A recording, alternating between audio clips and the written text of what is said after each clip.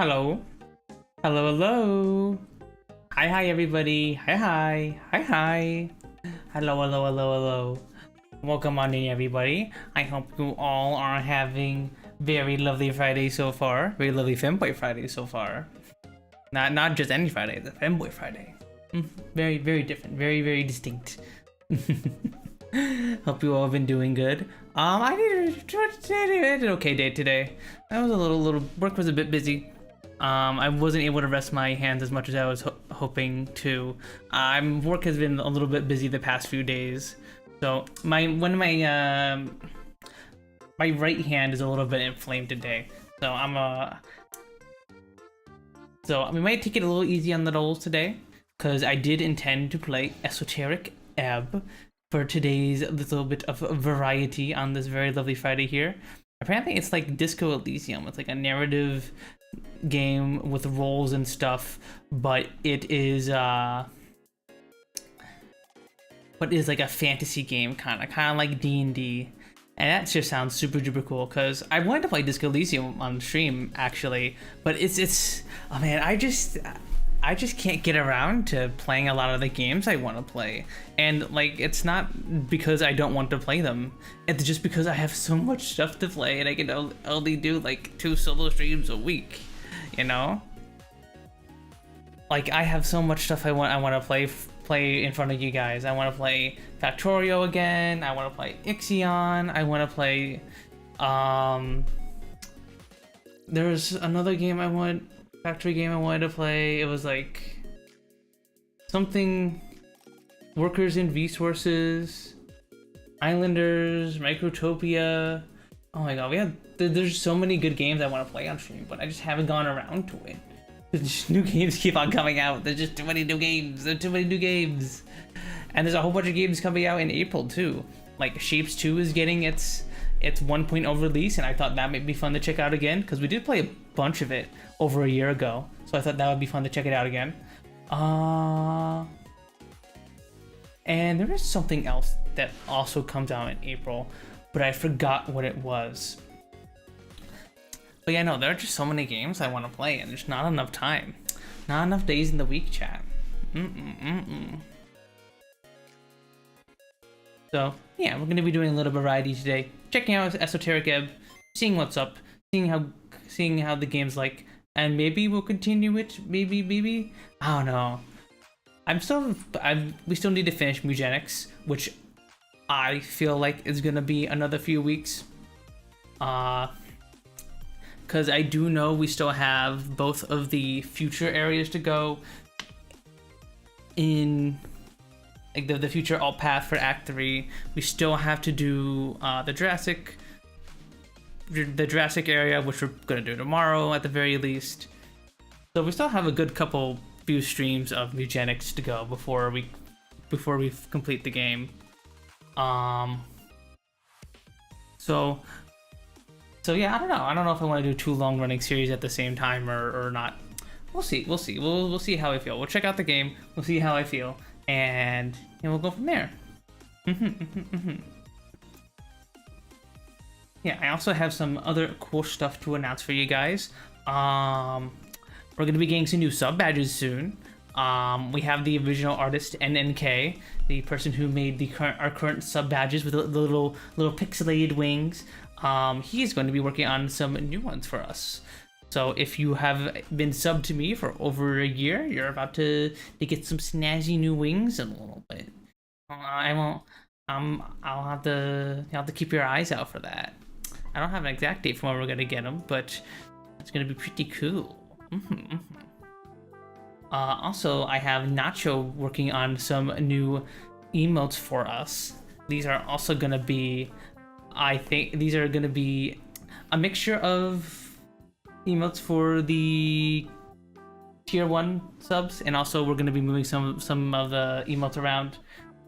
Move a few emotes into the rare categories, because basically all my emotes are just for tier 1 subs anyways at the moment, and I have a bunch of empty slots there for like bits and for tier 2 and 3 subs and stuff. So we shall see.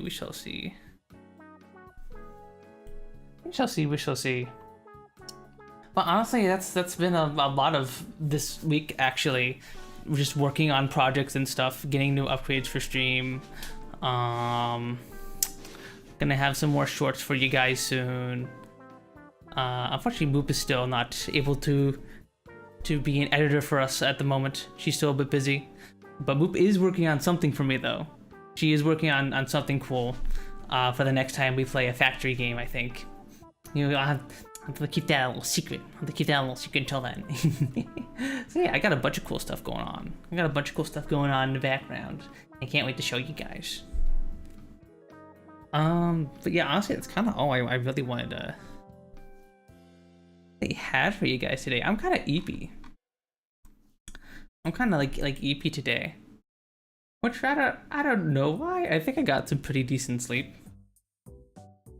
Got some pretty sleep. Yeah, but I feel kind of tired for some reason. I don't know. I think I gotta just like force myself to do the doles. I gotta do the doles. I gotta get the blood pumping, the brain going, so we can get right into Esoteric Ebb. So yeah, that's what we're gonna do, I think. Let me get you out of way chat, and let us move on over to the doles. I'm gonna do the doles today.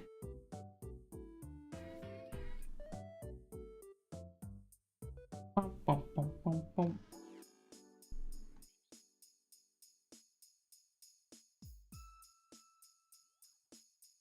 There we go.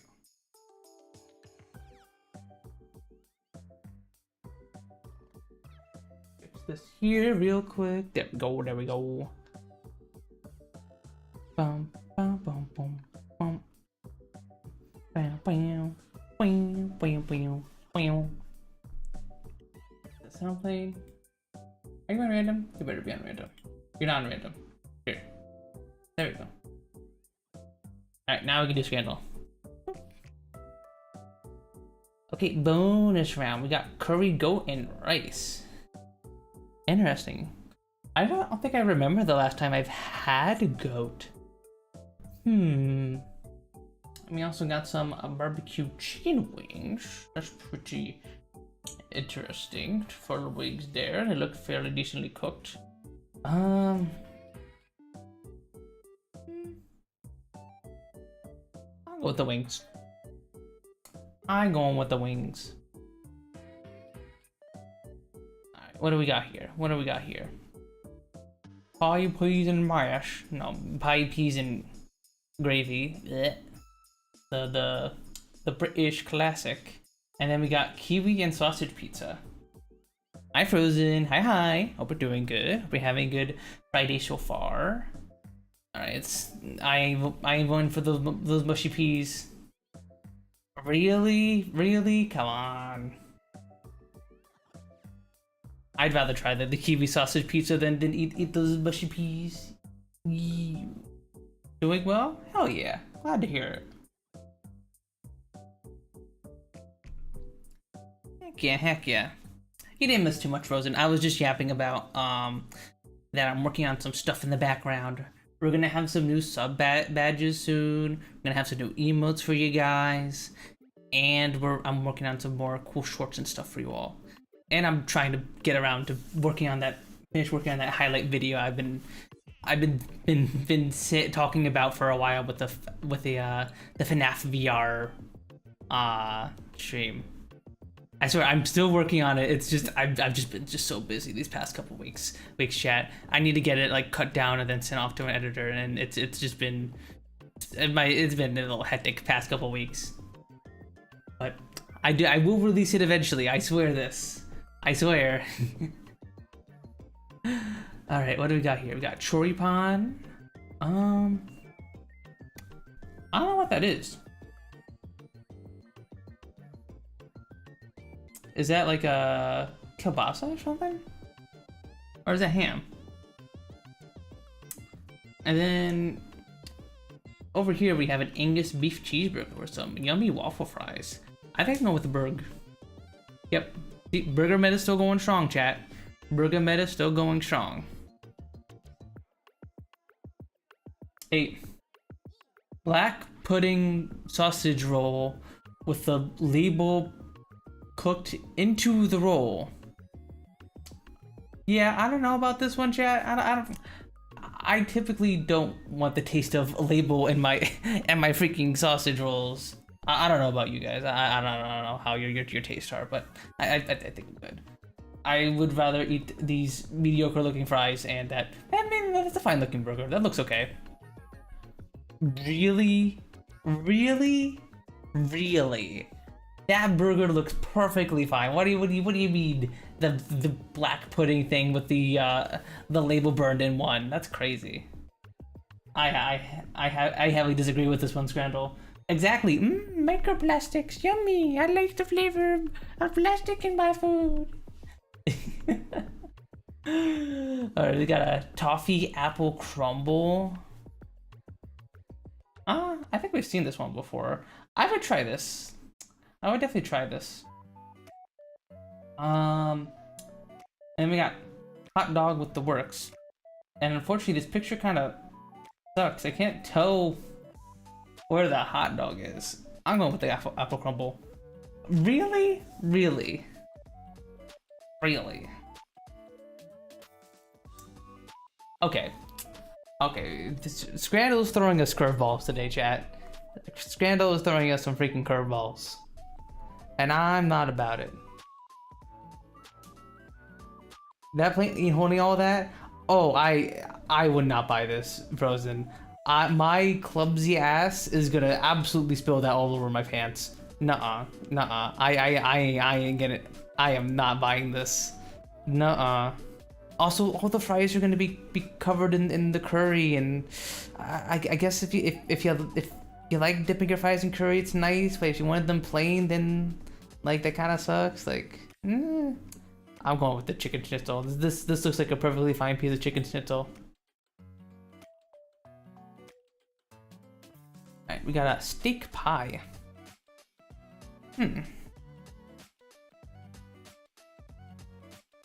With mash and gravy.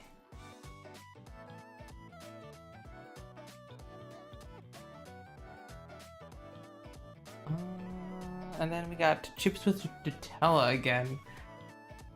Oh my god, chat, you know, is it a sign that I'm cooked, that I'm starting to recognize so many of these? Does this mean I'm cooked? Am I cooked, chat?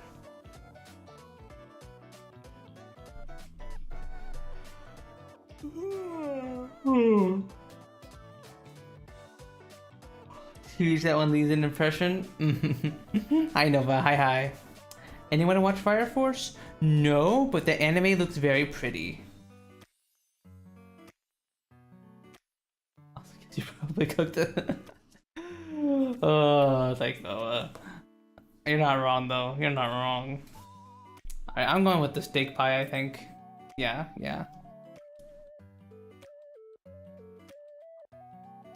Have you watched the newest season yet? Okay, so you've seen it then, Frozen. Is the anime good?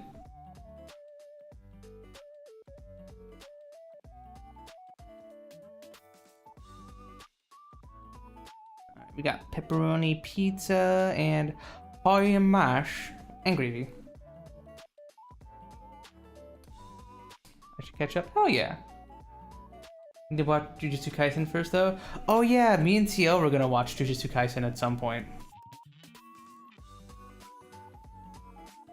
Sia was asking me to watch that with her, and at some point we're gonna watch that.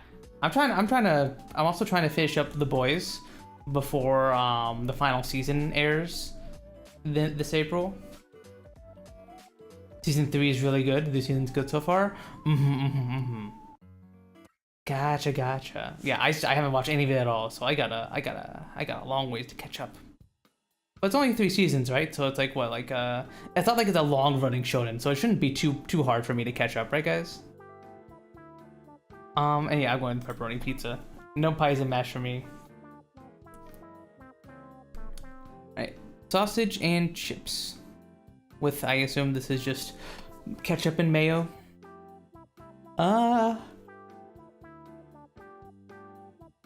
my god, see, I'm telling you, chat, I don't know why I'm so eepy. I don't know why I'm yawning.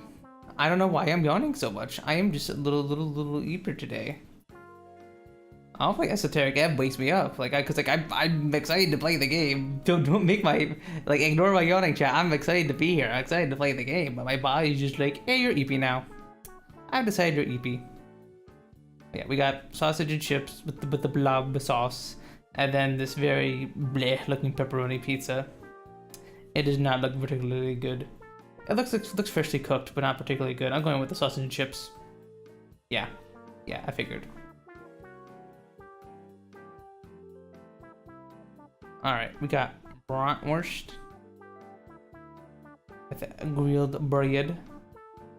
I mean, that looks pretty good. That looks like a pretty good bratwurst. I wish I could tell how big it was. I guess it ends probably around there. But like, yeah, you know, bratwurst with on a bun. Well, I guess it's not on the bun, but like, you know, with bread and mustard. I need it. And then we got jerk chicken with plantain and rice. Honestly, I downed this. I downed the jerk chicken. I love me some chicken. I don't know if I'd eat this at a stadium though. This seems like a pain in the butt to eat at a stadium.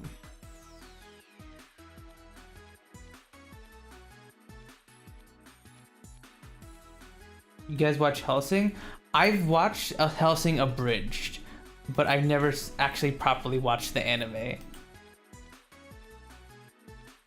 And that Hellsing abridged is so funny. I'm going with the jerk chicken. Yes. That part is cool. That's another anime I should probably look at or skim through. That's a chicken burger. I mean, it looks okay. It doesn't look, I don't know, it looked like a chicken patty than a chicken burger. I don't know. But, you know, at least I know what I'm getting compared to this hot dog. I'm going with the chicken burger. Yeah, I don't know how you call that a hot dog. I don't... Is this... What is this? What is that? Is that like a fried hot dog? Like a deep fried hot dog? Because, like, you know, if it's just like a corn dog, then, like, you know, that's fine. But, like, I don't know how this is a hot dog. I'm currently playing Persona Q. Ooh, how's that, Noah? How are you liking Persona Q? I never got around to playing the Persona Q 1 or 2. I played a bunch of 4. I played a little bit of 5, but that's about it. So I haven't played much of the spin-off stuff. Alright. Which has more monthly searches? Cast Lightning Definition or PayPal? It's gotta be PayPal. People gotta be Googling PayPal all the time to, like, get to PayPal. Yeah, exactly. Rugby or PayPal? It's gotta be PayPal. That's 30 million. You ain't beating that. Rugby or Michael Jackson? He was pretty fun? Hell yeah. Hell yeah. Rugby or Michael Jackson? Because Michael Jackson is still, like, very culturally known. But it's going up against rugby. I'm gonna have to go rugby. Really? Is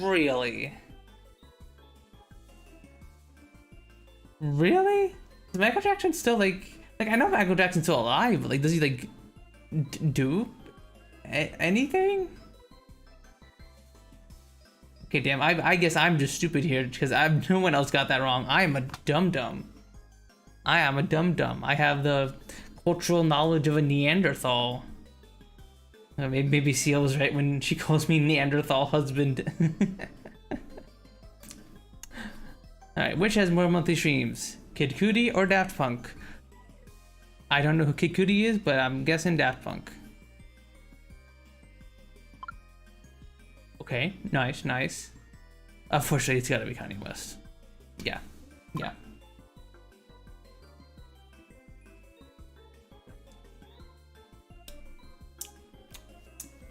Lord or Kanye West?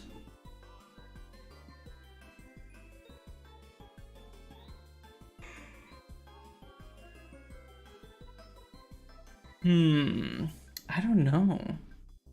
I guess I got to stick with Kanye.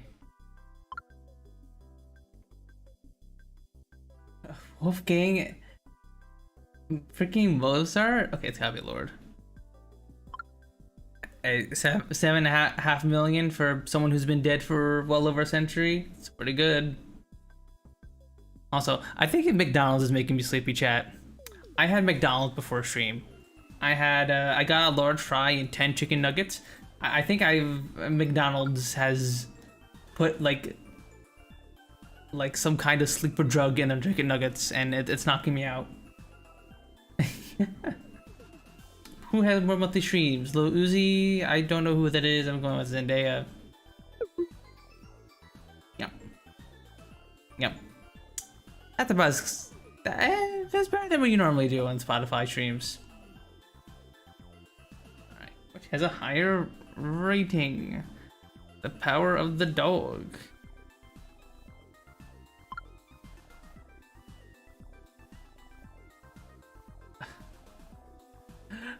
Airplane mode or Fargo? Yeah, I think Fargo.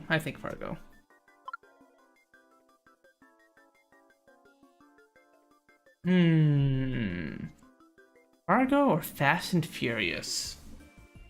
Gotta be Fargo. Apocalypse Now. Probably Apocalypse Now. Okay, we know Money Plane sucks. You know, I'm starting noticing a theme.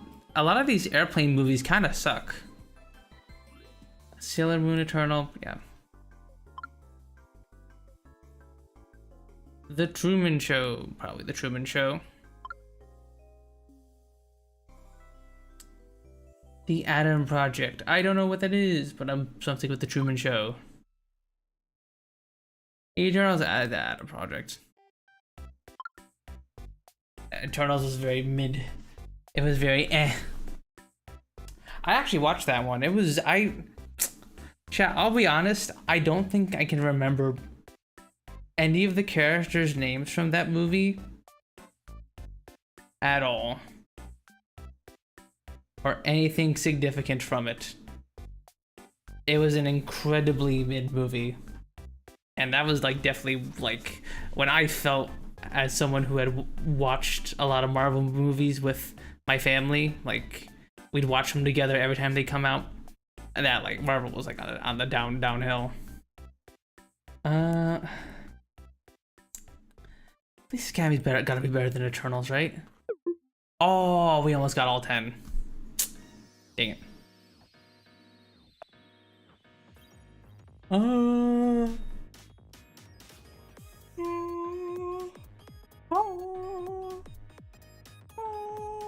I don't know why I'm in the opera now. We're going Seedle. Chat, I'm in the mood today. I'm in the mood today, chat. I'm in a little eepy mood today. Alright. Let's try and guess today's Minecraft item.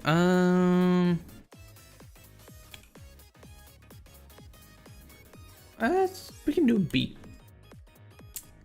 Okay, it is none of these.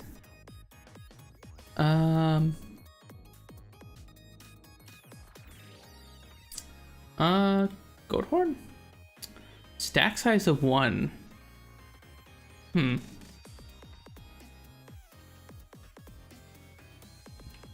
Is it like a chest plate maybe? Or chest in a boat? Okay, can we make it in the crafting table?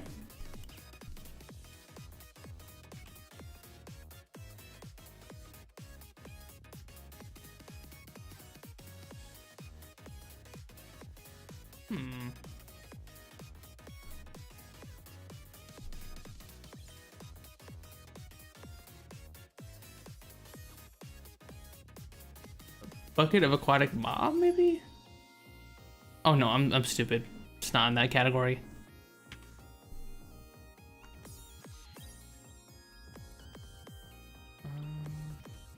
Shoot soup, no. It was the banner pattern. Okay, okay. I'll take it. I'll take it. I can't believe I guessed it that easily. Oh my god. That's crazy. Do the mob. Now we'll start with the creeper. Okay, it's 20 health.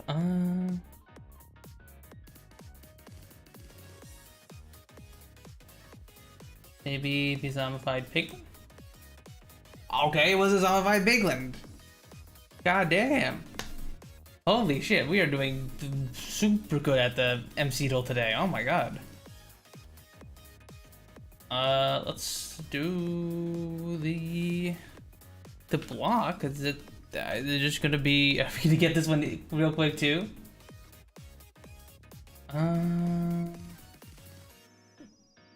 Couple deep slate. Okay, stack size 64, not flammable. Newer. Is it just wait.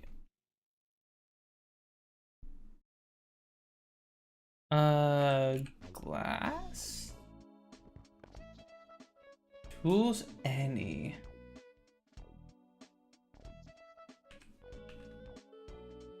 Is it leaf? No, these are flammable.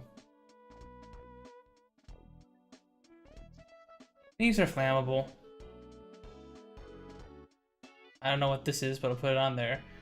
No.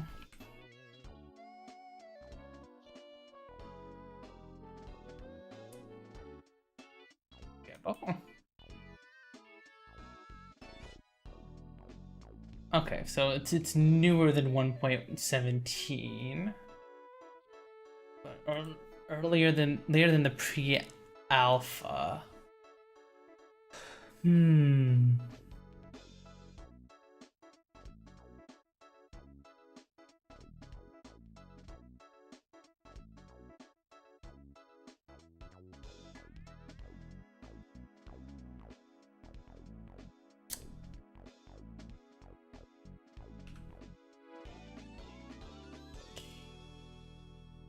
Okay.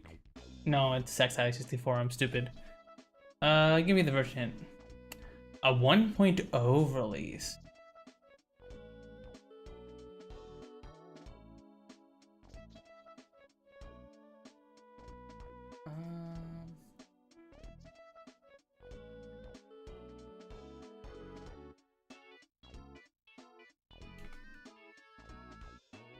Endstone? Is it endstone like an any block?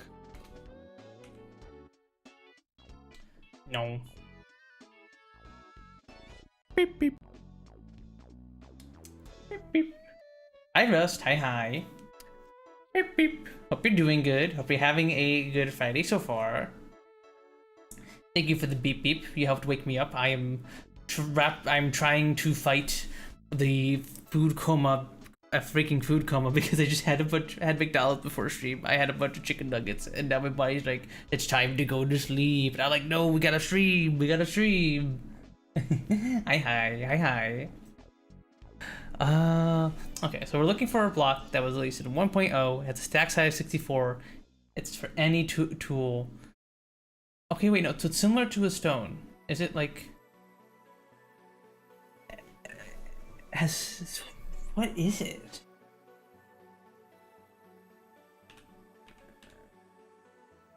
Not the end chest. What else was released? What the? I'm trying to think of what 1.0 actually added to the game other than the end dragon and the end. No, I added the strongholds, right? Was there any like new blocks in the strongholds or like in the nether? Netherport? No. Apparently netherports are not flammable for some reason, which you think they would be flammable, but I guess they're not. Weird. I learned all sorts of weird facts about Minecraft through these doles.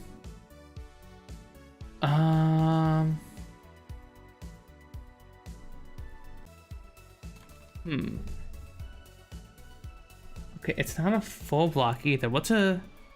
Is there any other like plants or something that were added? I don't think so, right?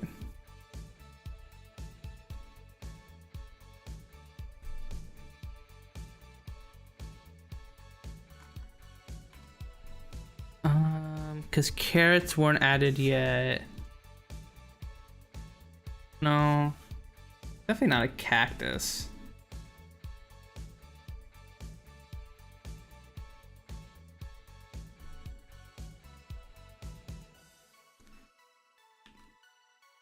Is it glowstone?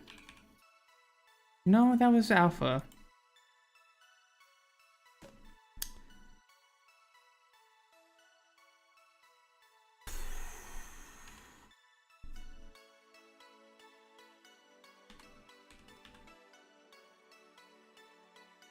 Yeah, no, it's not, definitely not. Wait, I'm stupid. Solution starts with a D.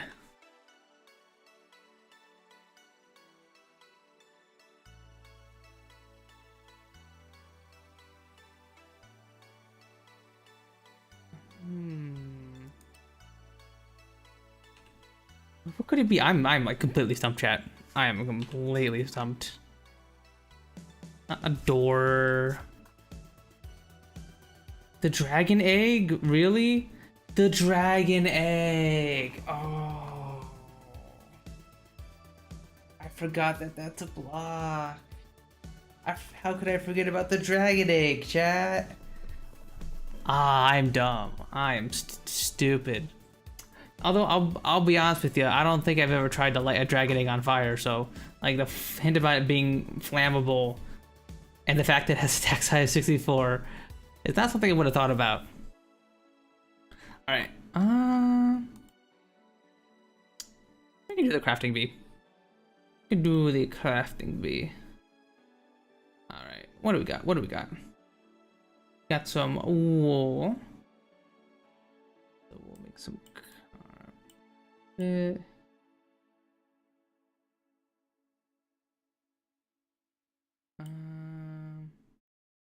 Oh, we can make a bed. Wool, and you is blue dyed wool. And of course we have our wood. So let's get all of our wood plank stuff out of the way.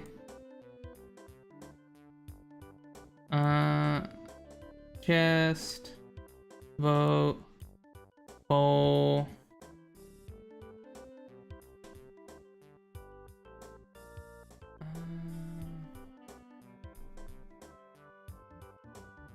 Oh yeah, half plank. The other quartz.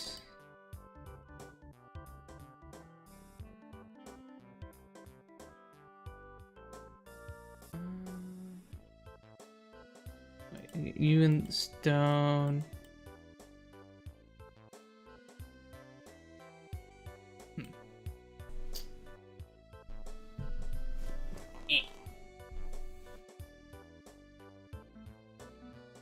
Another quartz and a redstone torch, I think.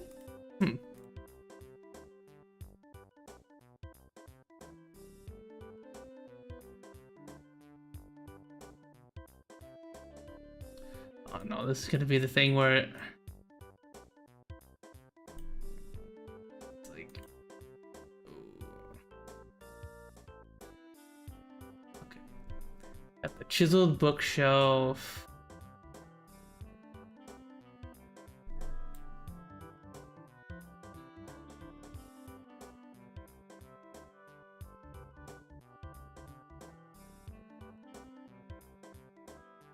Was it like this? What was it? We had this earlier on. We had this a few streams ago. What did you do with the half planks? Alright, okay, we'll come back to you. We'll come back. We'll come back. The stone, brick. get furnace with you guys. Interesting.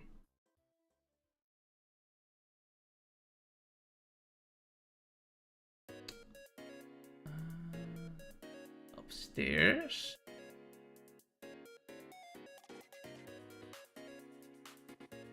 Half-lock. Can't I make something with you?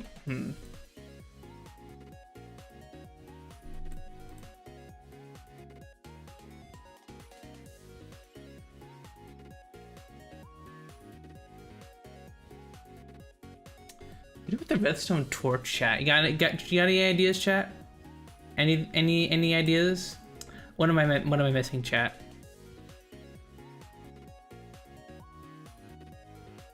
Is it the quartz and wood?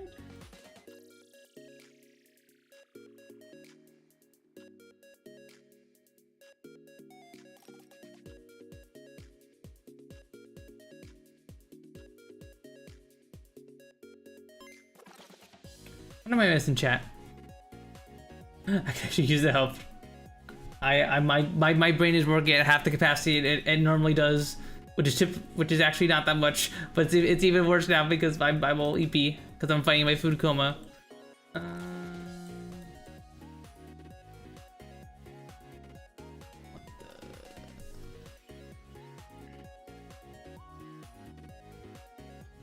Let's.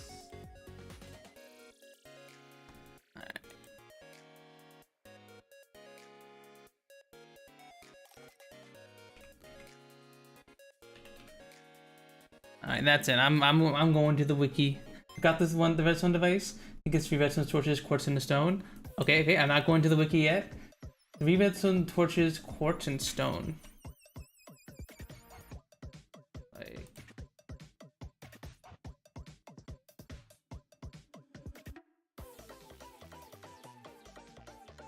Like something like this, or like no.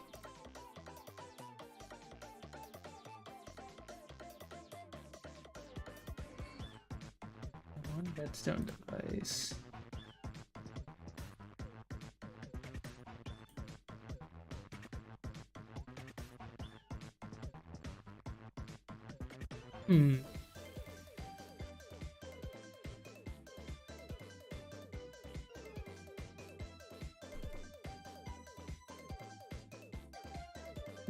I might be wrong.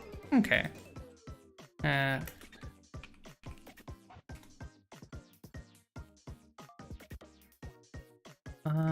Okay, so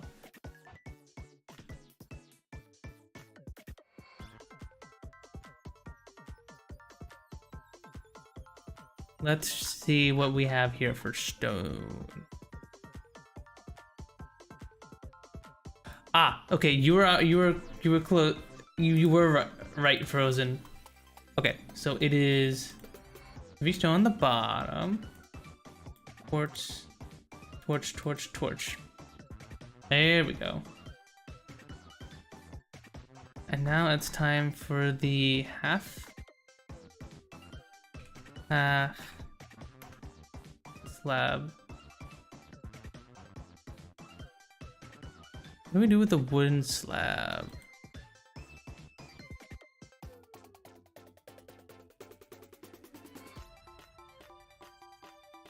What do we do with the slab?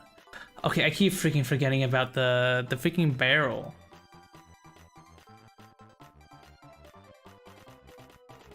Got the barrel, and then a composter for the slab.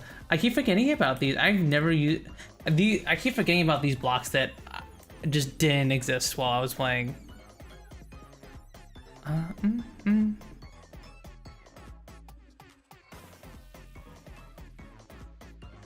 Let's see. Okay, and I'm missing something from planks.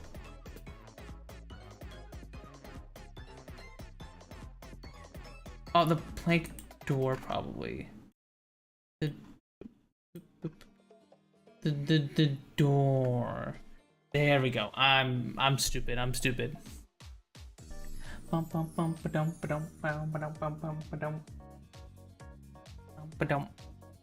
Okay. Okay, chat. I'm still a little EP, but I think the doors have helped me get out of my food coma. I think we're ready to play some Esoteric Ebb. I think we're ready. I think we're ready. All right.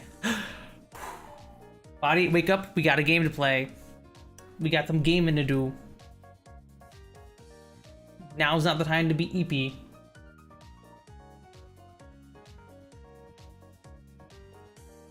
Alright.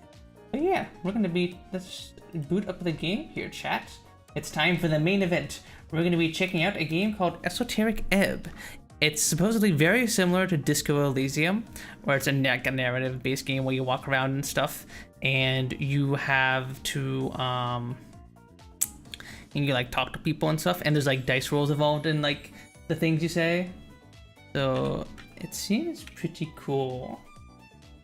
Esoteric Ebb. There we go. Esoteric Ebb. Let us boot up the game, everybody.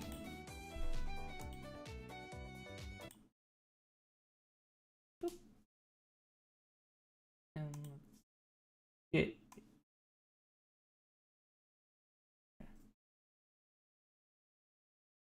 okay. Can you see the game chat? Yes, you can. Can you hear the game? Now you can. Okay. Alright. Game volume seems fine. Alright. Let's see. Let's play with the sound a little bit.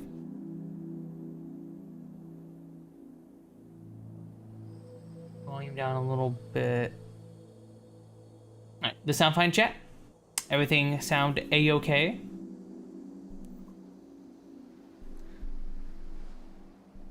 Got some very lovely ambience here playing in the background.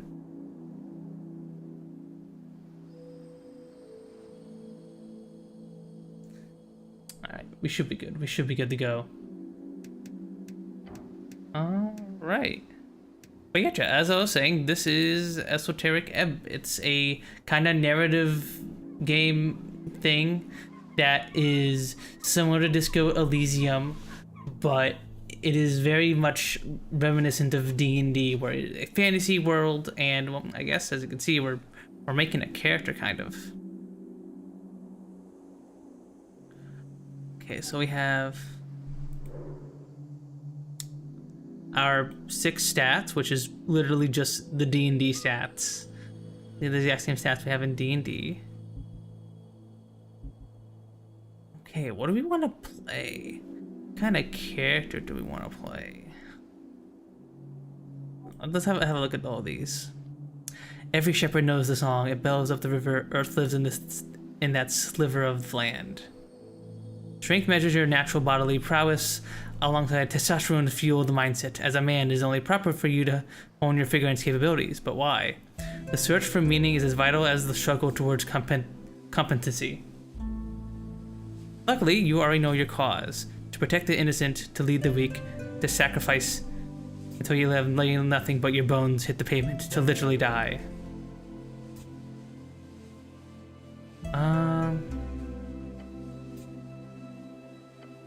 Background focus. Okay, so we have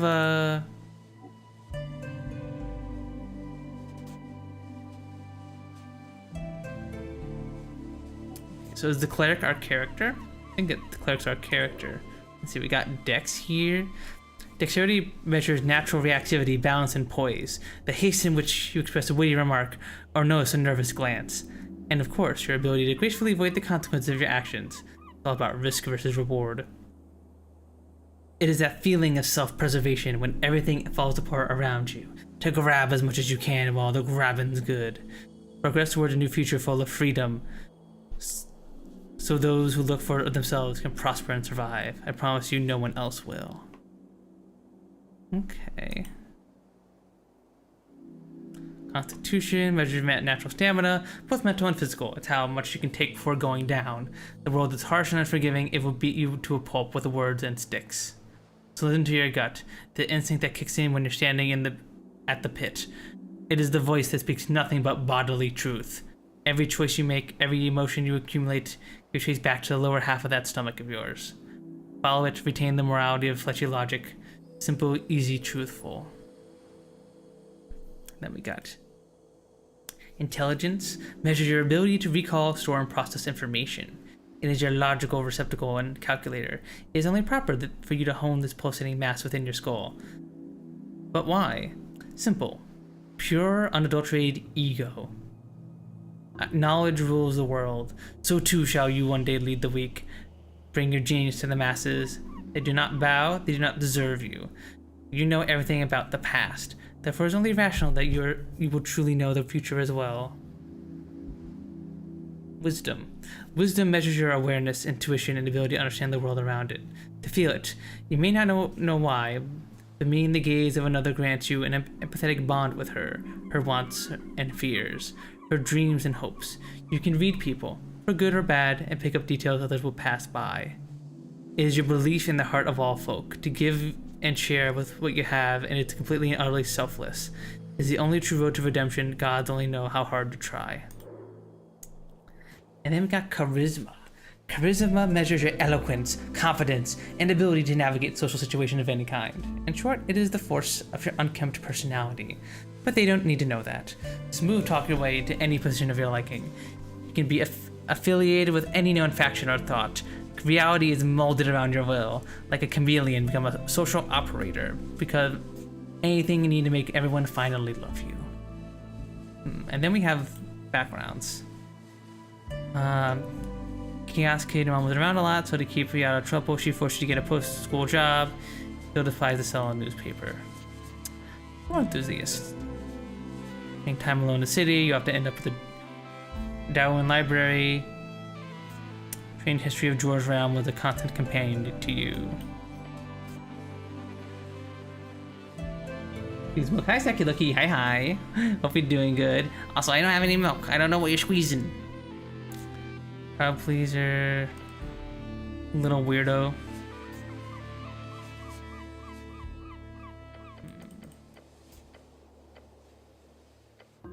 Dead cleric.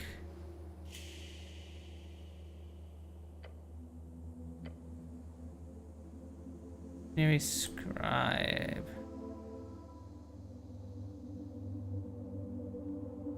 That sounds kind of cool. But no.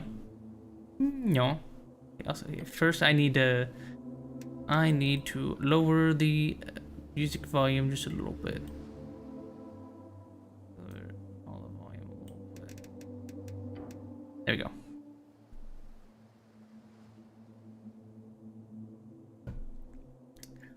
Okay, I think I like the idea of a revolutionary scribe, and I think I want to be proficient in Dex, intelligence. I'll probably want all of these at least at 10. I don't get any minuses. Dex. Probably want like a little bit of Constitution, never hurt anyone. So we're very dexterous. We have a little bit of intelligence to us, but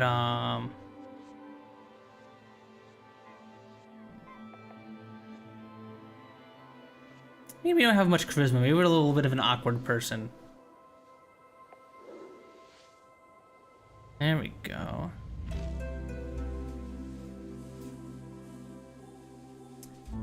Yeah, let's do that. Let's try this. We are a... Okay, this mouse pointer is so tiny. I need to change this. Is there an option for this? I want to create this option.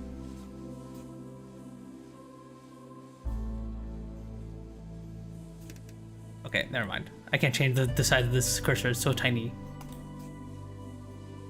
Okay, I think this is good. We'll roll with this. Let's get right into it, chat. 5 days until the first ever election. An explosion erupts at the heart of the city. No one wants to deal with it, so they send you. Not a very charming pick exactly. Yet quick and nimble, ready to get the job done. Complete your quest in any order. Don't be afraid to make interesting choices. And remember to get a ton of loot. Hell yeah. This campaign would take you from level 1 to 6. We'll play for about 5 to 8 sessions. And a jury to have to put together. Hope you have a good time. Okay, so we are like in basic actually playing a D&D campaign, huh? We have Speak with Dead. Speak with Dead. Okay, no, this is literally just a Speak with Dead spell from D&D. Interesting.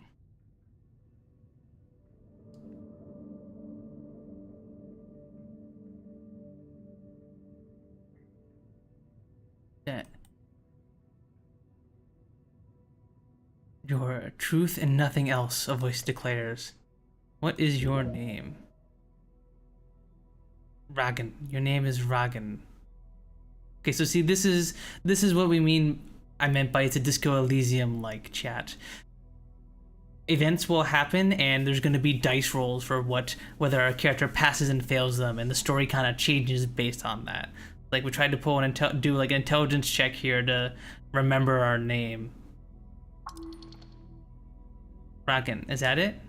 I don't think I called that very often. Ragan? That doesn't sound right. No, no one calls you by your name. What? You are often referred to as cleric. So my name is... Yes, speak it. Ragan. Correct. You answer another question from the darkness. What is your occupation? You are dead. Dead? How can you be dead? You're thinking, aren't you? Dead does not mean gone. What are you, a fucking poet?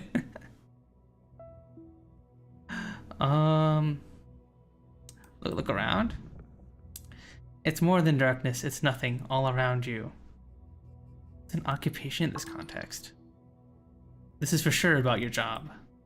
You know, the job. Your class. Tell the voice about your class. It sounds like we're a cleric. Class, what class am I? Lower class? You're a high class scoundrel, the best of the best. A sneaky little rogue. Dashing one at that. Class conflict, what was that? Takes a while before the next question is posed. What is your current goal? Goal? It would be nice to get out of this dark pit for one. We need to find out who blew up the tea shop. The goblin chieftain, she needs you.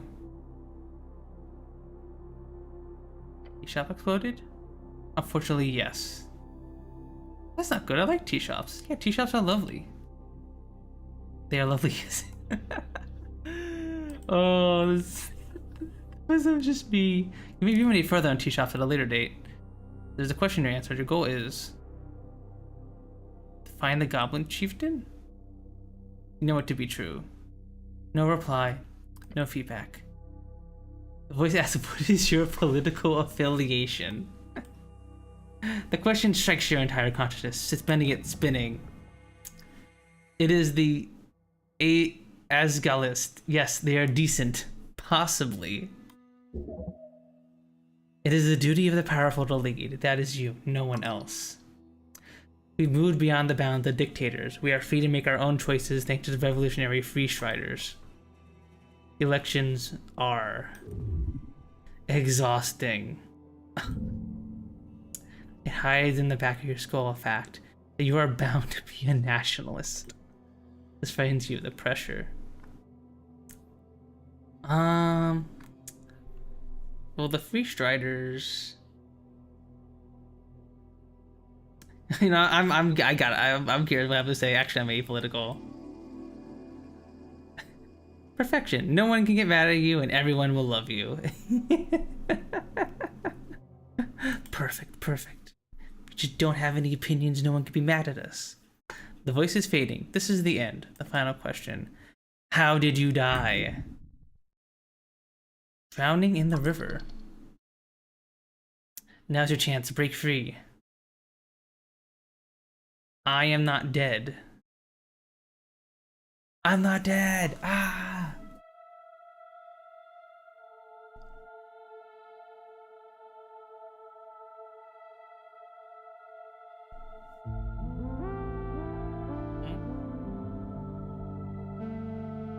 That's us chat, I think.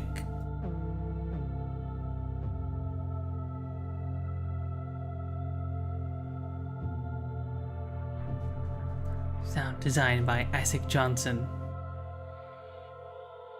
Music by those guys.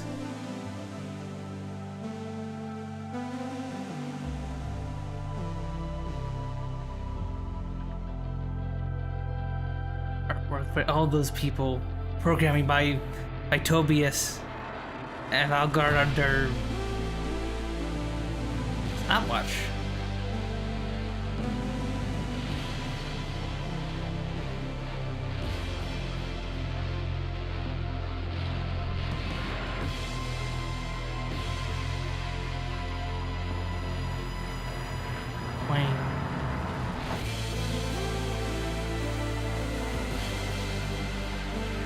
Oh, we're falling somewhere.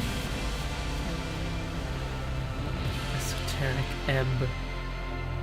Also, this game is loud. This game is loud. I'm sorry, chat. Game is loud.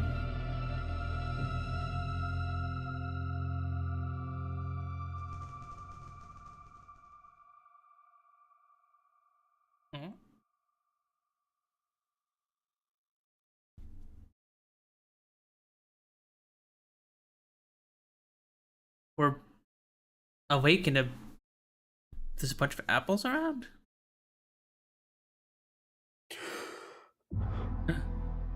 Day 1. March 22nd. A fresh start. Your body aches. It's stiff as if you slept for days. Don't sleep in the armor, dumbass. True. True. Ready for your glorious quest to continue. Check our stuff. What stuff? Your hands dart around your pouch and uniform. Panic, sweat. Your legs shake. Tears begin to form. Are you about to cry? Where's my straw? A circular stone chamber, a storage for apples and corpses. Those piles of apples. Is this Tolstad? I see apples and corpses. Get the fuck out of here now. Huh? Wait, what's this about a quest? Oh yes, a quest. You're on a quest to save the city. Interact with highlighted words to receive a glossary entry. Or to be blessed. Earth, your god. Save the city. Yes, save it from the jaws of democracy. She said divinity from the early majority. To those who with suffrage, they vote to enable the preferred government, a truly massive and effective process. Okay, so I see another reason why this is a Disco Elysium. Like, it is very, very, very, very. There's gonna be lots of discussion about politics and stuff. I don't know. I think democracies are pretty neat. I like the idea that change can happen through discussion and stuff, even if it has inefficiencies. Yes, everything is off, but your memory is intact. Your quest was given yesterday. Remember the tea shop? Man, what a quest is. Yep, the tea shop that blew up. Easy job, it would done in a day or two. So cute. Hi. Aw, thank you, Luffy. Hi. Hope you're doing good. Hope you're having a good Friday so far. I'm not cute. No. Actually, you know what? No, I'm not cute. Nope. Not cute. Is the job I've done this before? Well, maybe not this particular type of job. Previous experience lies more in basic Earth Guard militia service, as well as a few years at the towers. It's not an investigative person. Rogue sorcery was not your main subject, but yes, you've read a lot about these types of fiery events. They are not too common these days, however. This incident does not appear overly complex. Wait. How much time do we have? Until the election, duh. Which is in 5 days. Patriarch was very clear. Handle the tea shop before election day. Patriarch. Top clerical rank in Noveric.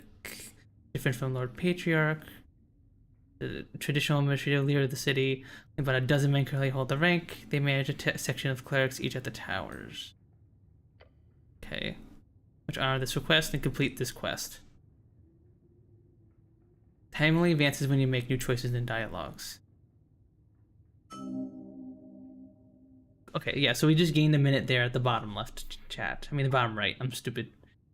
I'm okay. The food coma from the McDonald's nuggies is starting to slowly go away, but even I still can't. I'm so stumbling on my words. Oh my god, chat. So just to be clear, I need to figure out who blew up some random tea shop. More or less. We got like 5 days to do it, so no stress. Think about this first. Time is limited. It's a lot to. You feel dizzy. Ow. Ow, we just took damage. The weight of the Uthgard uniform, a dull pain takes hold. Your body aches. Its contents rotting. You must consume an apple now. There are many apples here, and corpses. Corpses? What the hell is this place? If your stats to fire low enough, chimes will appear in your mind. I thought I said crimes appear in my mind. Like, yes, crimes. We shall commit great crime. Uh-huh. As you do, your fingers touch upon cold steel. It is covering your entire head. Locally known as a helmet. We'll keep the helmet on for now. Alright. So we click to walk around. Easy peasy. I see an apple there. Can I shall behold the apple. An apple. Looks better than the ones in the pile. I'm gonna yoink this one real quick, I think. I'll just yoink that. Can I eat it? Consume the apple. Nice. Got our hit points up. Okay. Actually, let's look at this screen here. We got some plot for feats. Interesting. I also have some equipment here.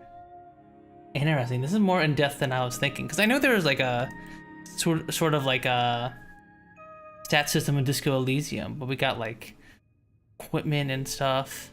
Very interesting. What's this? This isn't yours, is it? Jirax? Tattered cloak. I guess I'll grab it. The cloak is brought upon an iron slab. As you grab it, you immediately feel the dampness spraying into your gloves. Oh. It is light blue and tattered, and it was once yours. An Uthgard cloak add-on. It's been ripped to shreds at the base. We can still use it. Please don't. That thing is disgusting. Disgusting. Oh, let's bring out the water. Let's bring out the water. The filthy liquid falls to the floor of the stony chamber. It's still quite wet. Should I wear this? No. Of course you should wear it. The hood is the perfect tool for any decent rogue and or ne'er-do-well. But if it's a little damp, you have to wear it. I mean, I am a rogue, so yeah, let's wear it. I mean, I guess we did set myself up for a rogue build, so let's do it. Let's embrace it. Let's be a ne'er-do-well. Let's just be a rogue. You reach out for the fancy red pouch of holding. Fight everything, you are now a rogue. Gain 10 XP for choosing this class 2 times. The cloak easily slips inside into the extra-dimensional space with a satisfying slurp. I really love my pouch of holding. Yes, you are very lucky. This kind of magic can go upwards of 10,000 crowns. Of course, you don't truly own this pouch of holding. It's property of the state, treated as such. Shut up, it's yours. You can do whatever you want with it. It is mine. I put on your cloak and rob some people. Reallocate some resources.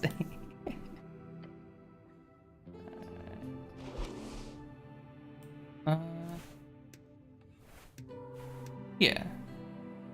Okay. Yeah, we have like -7, down to 7 in charisma. We'll wear it. We'll be a little thief, a little ne'er-do-well. What's this? The shrine. The runes fill your senses as you approach. Shadows fade. This monument is hollow, void of all life and divinity. And worse, it's covered in rotten apples. Take a shrine left in this state, it's an insult to Earth and all his people. Indeed. You're very much aware this is not the worst you'll see. Fight hard to keep Earth's dream afloat. The city is lost, but is not yet lost. How poetic. You're also aware the city is very much in need of change. A change from what? An honorable lifestyle? A peaceful city for humans to prosper in? Change from stagnation and a mire of decay. Earth's crusade brought triumph. The corruption brought after his fall was due to exactly that kind of filthy rhetoric. You're certainly allowed to be wrong in your opinion there. Let's just remove these apples. Yeah. It's not taking long for you to move some of the nasty apples away from the front of the shrine.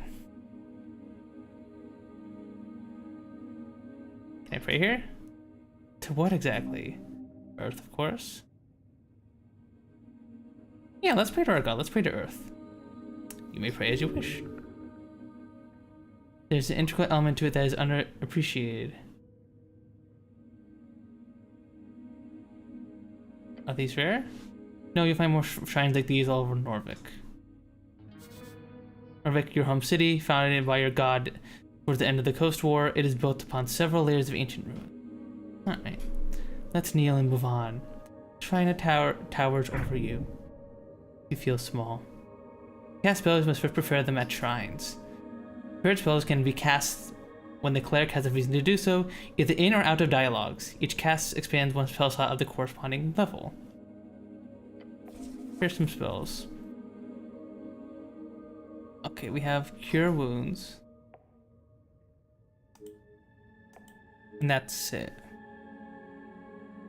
Yeah, so it's literally just following D&D rules. Spell DC plus your Wisdom or Intelligence modifier. Only have the one spell. Okay.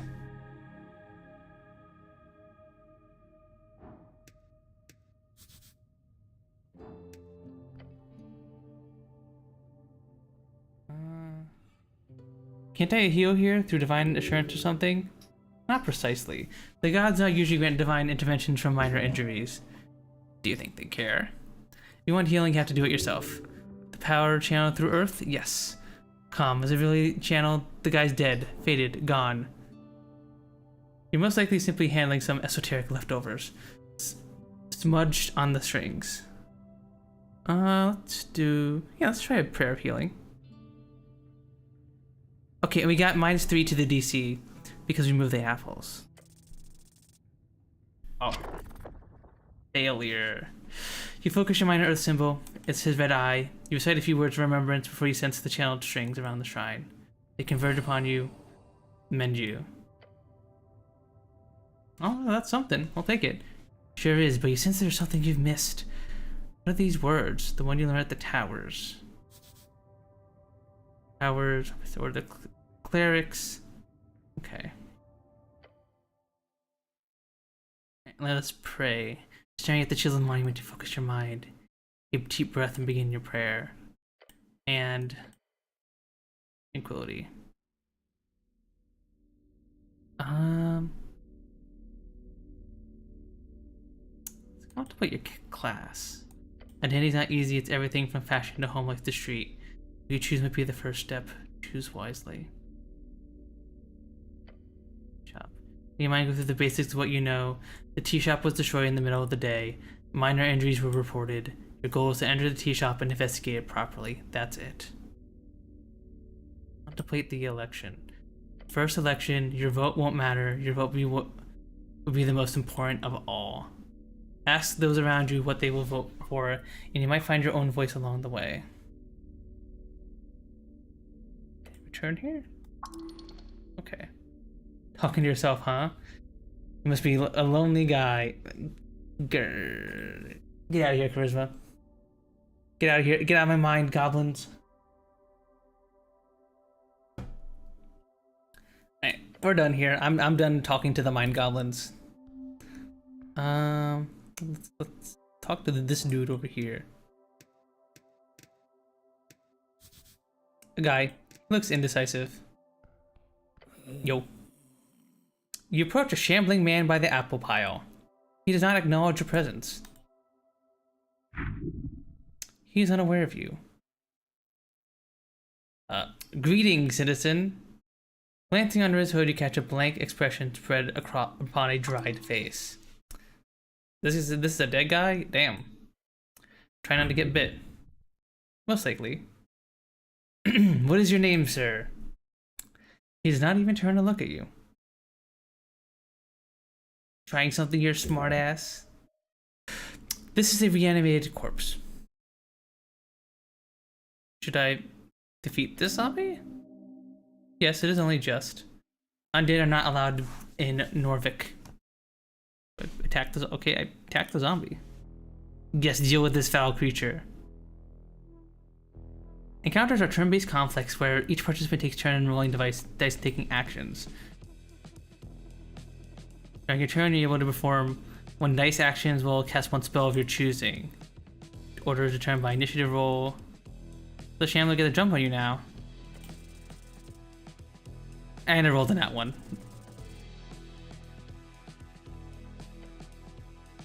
Fight. How are you slower than a damn zombie? I don't know, man. I'm still waking up. Get off my ass. Zombie stands there. No, he's reacting. It's just taking some time. Your turn. Show him no mercy.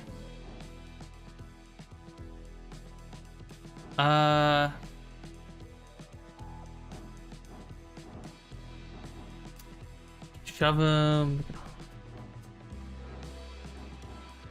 Let's try and trip him. Yeah. Your sneaky maneuver works. The zombie turned his gaze towards your fist, and then the quick whack began to stumble backwards. There you go. The zombie is hostile. Neck snaps around, the withered face now facing yours. Yeah, you really pissed him off. You can tell since they're such a people's person. Ow. The zombie bites down on you hard. It hurts, even through the armor. This undead abomination must be apprehended before he causes more damage to innocents. Does that include you? Try and de-escalate, just a tip. Let's grab him to get his arm. Okay. Whew, we just barely passed. Successfully grab his arm. Your thick gloved hands wrap around his frail wrists and keep them stable. He's not getting away now. This ends now. Again, the zombie snaps his mouth at you. This time he latches on hard. That's gonna be Bruce tomorrow. Why aren't you dodging? Okay, we get advantage because we have him grabbed, so let's finish this with a sucker punch. Oh no. Strength, knock him out. No, your powerful iron fist seemingly gets no weight behind it. As it hits the zombie's hide, it feels like hitting a damn wall. Your fist cracks. You hit at a bad angle on its protruding rib cage. Great job. The zombie appears unmoved as you stumble backwards. It is no longer hostile to you. Did it take pity on you? You and your violent ways? This fight is over. For now. abandoned grown leaf. Oh my god, did we fail to kill a zombie? Did you just fail? We really just failed to kill a zombie. Oh my god.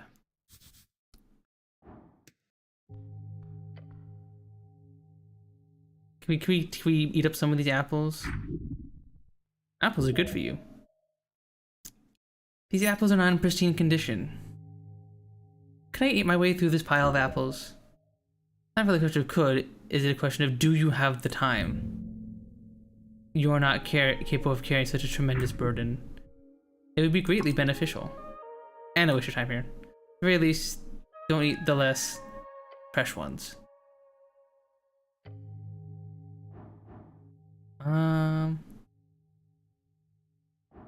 Yeah, try eating the apples. Ow. You look upon the challenge with fear in your stomach. This will be your end. Uh-oh. Okay, I thought we were gonna get like a poisoned apple or something and then die. This game looks so fun. Yeah, I'm having a lot of fun with it so far, Loopy. I'm having a great time. We haven't even like gone anywhere, and I'm having fun trying to fail to defeat this zombie here. The zombie that's just chilling here, minding his own business. Digging in, the first apple goes down the hatch. Looks smooth so far. Another one. Number 2 goes well. At first, then you feel something rumbling. Oh no. Ow.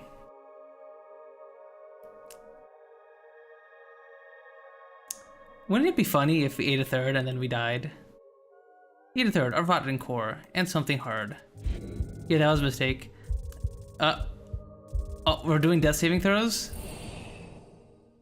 Okay, okay, so it's more D&D rules. We have death saving throws, okay. Yeah, no. You want more apples? Shut up, stomach. We're good. I'll play this game today. Thank you for showing me go game. Heck yeah, no problem, Loopy. Hell yeah. That's like one of the best parts of being a streamer is when like you play a game on stream and it convinces other people to check them out. That's one of like that always just makes me smile when knowing that I'm helping show people new games. That boy couldn't handle that oozing stuff, huh? Your thoughts are interrupted by the sound of something light and hard hitting the ground. Small, sharp rock.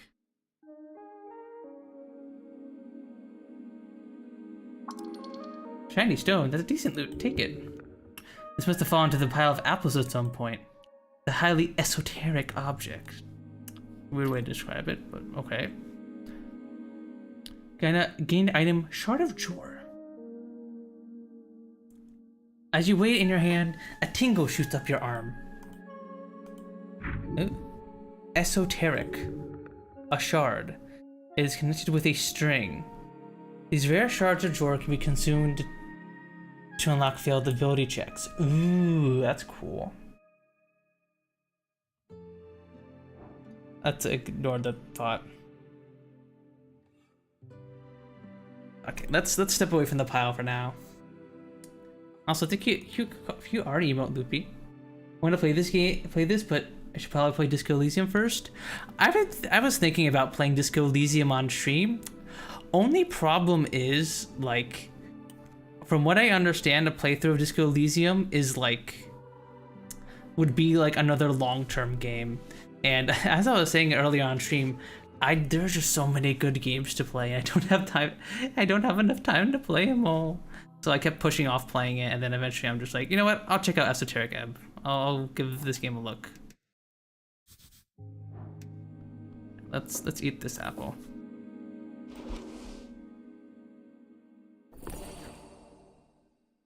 Okay, let's eat.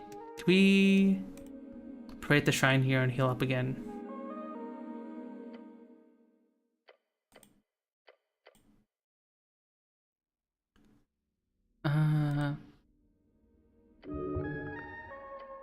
Yeah, let's see.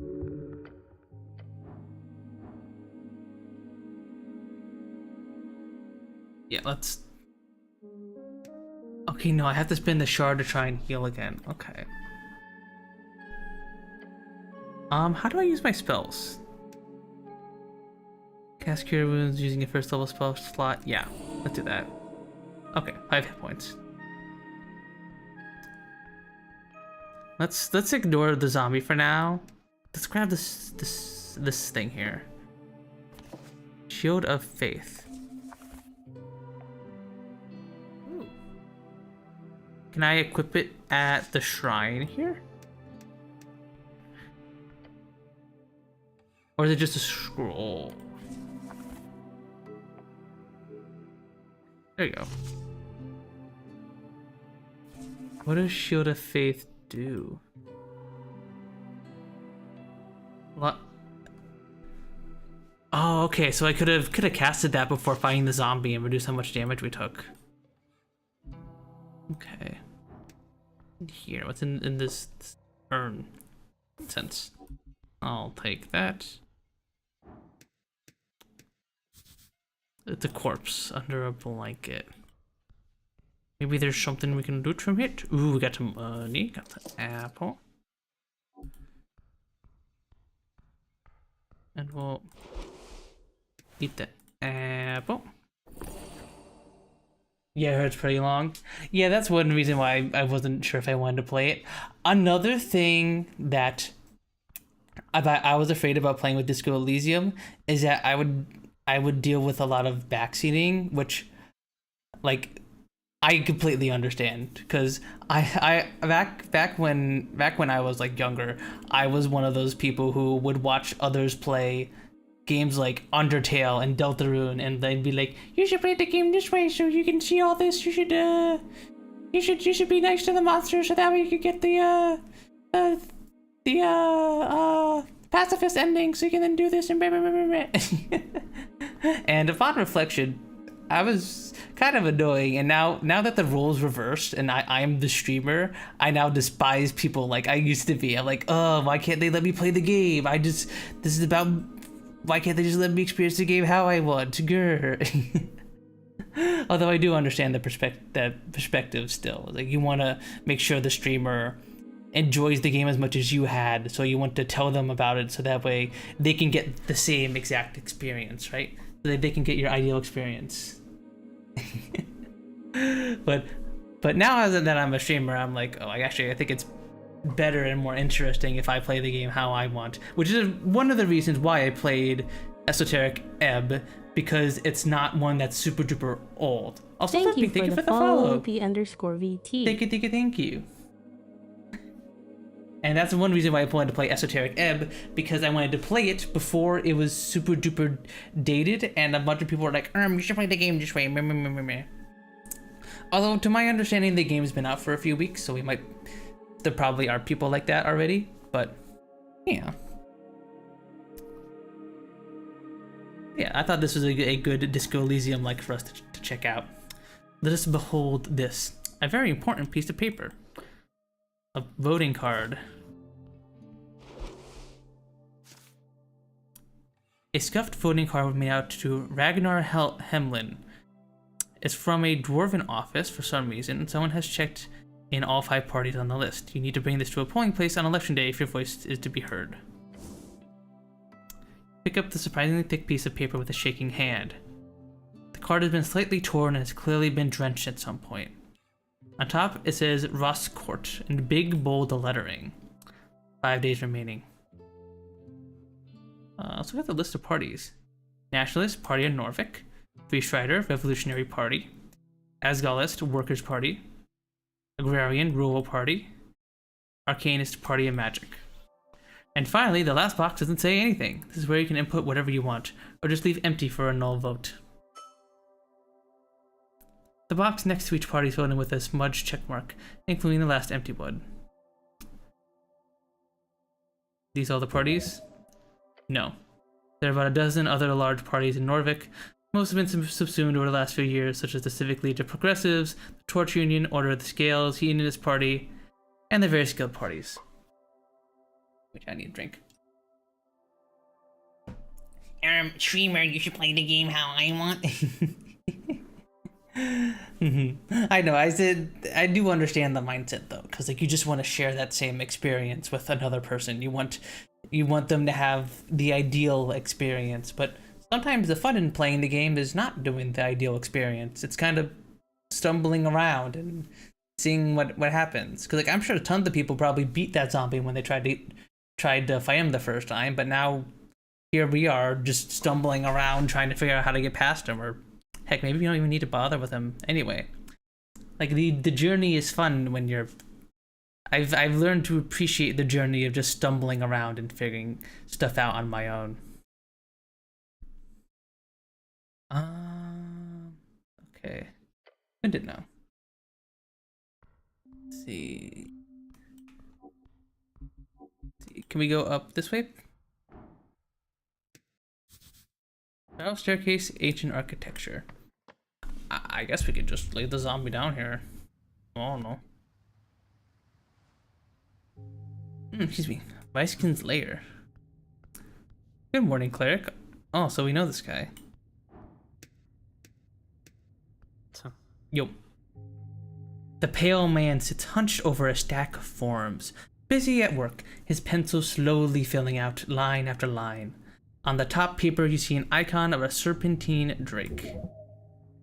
A great perch. These are official documents of the city. This is the Great Perch of Norvik. Up and about, are we? Wonderful. Death. This is death.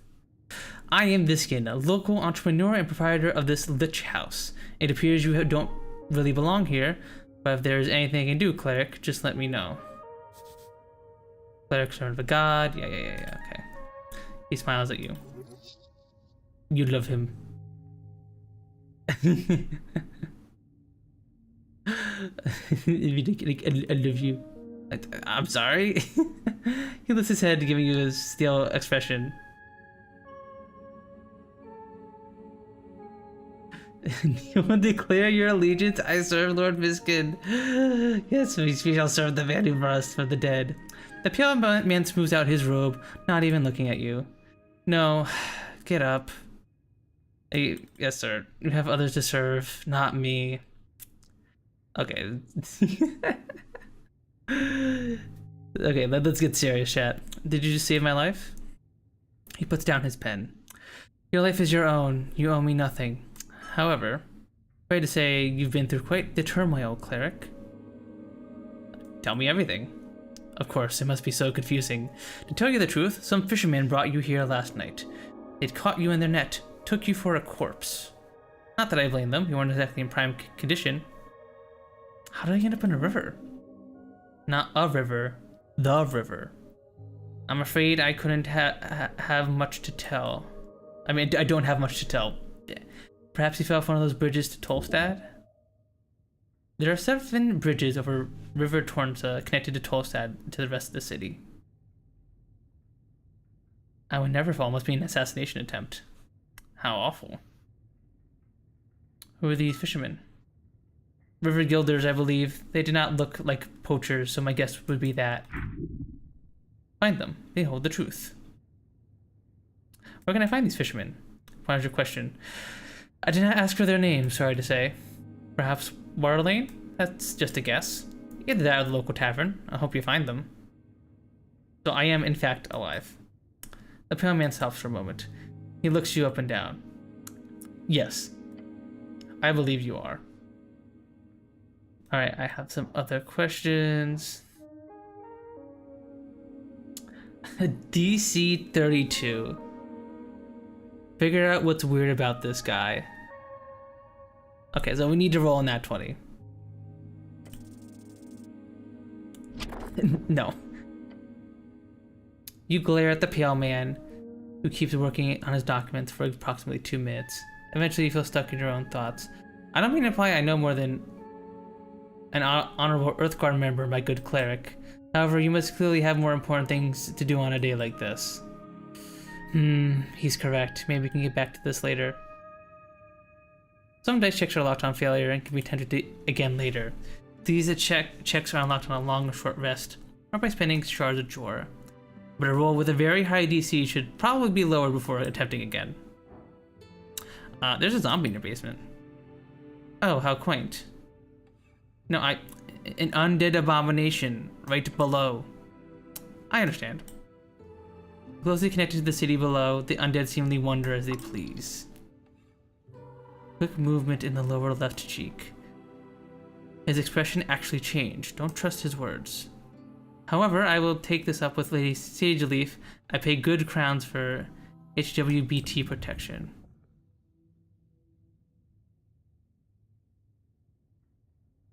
I kept moving apples down there. Oh, the apples? Fascinating behavior. You don't seem very alarmed about this. No, I don't know, chat. I'd probably be a little alarmed if there was a zombie in my basement. I'll show you undead creature will cause no trouble here. He gives a rare smile and turns to the kobold by the stairs. Isn't that right, Ost?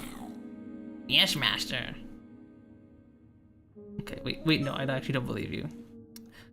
What do you mean, cleric?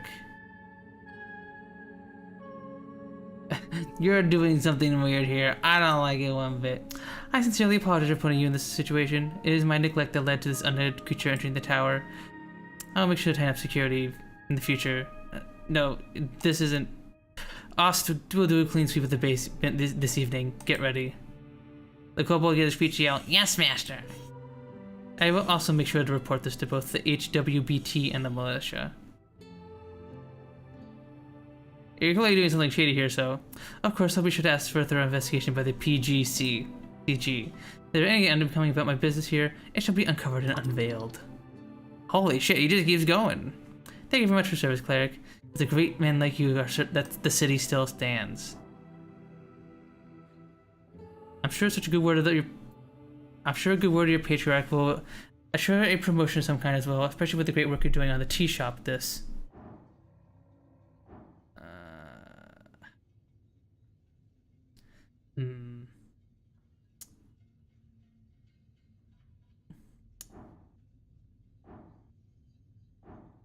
Let's give this incredible ordinary power.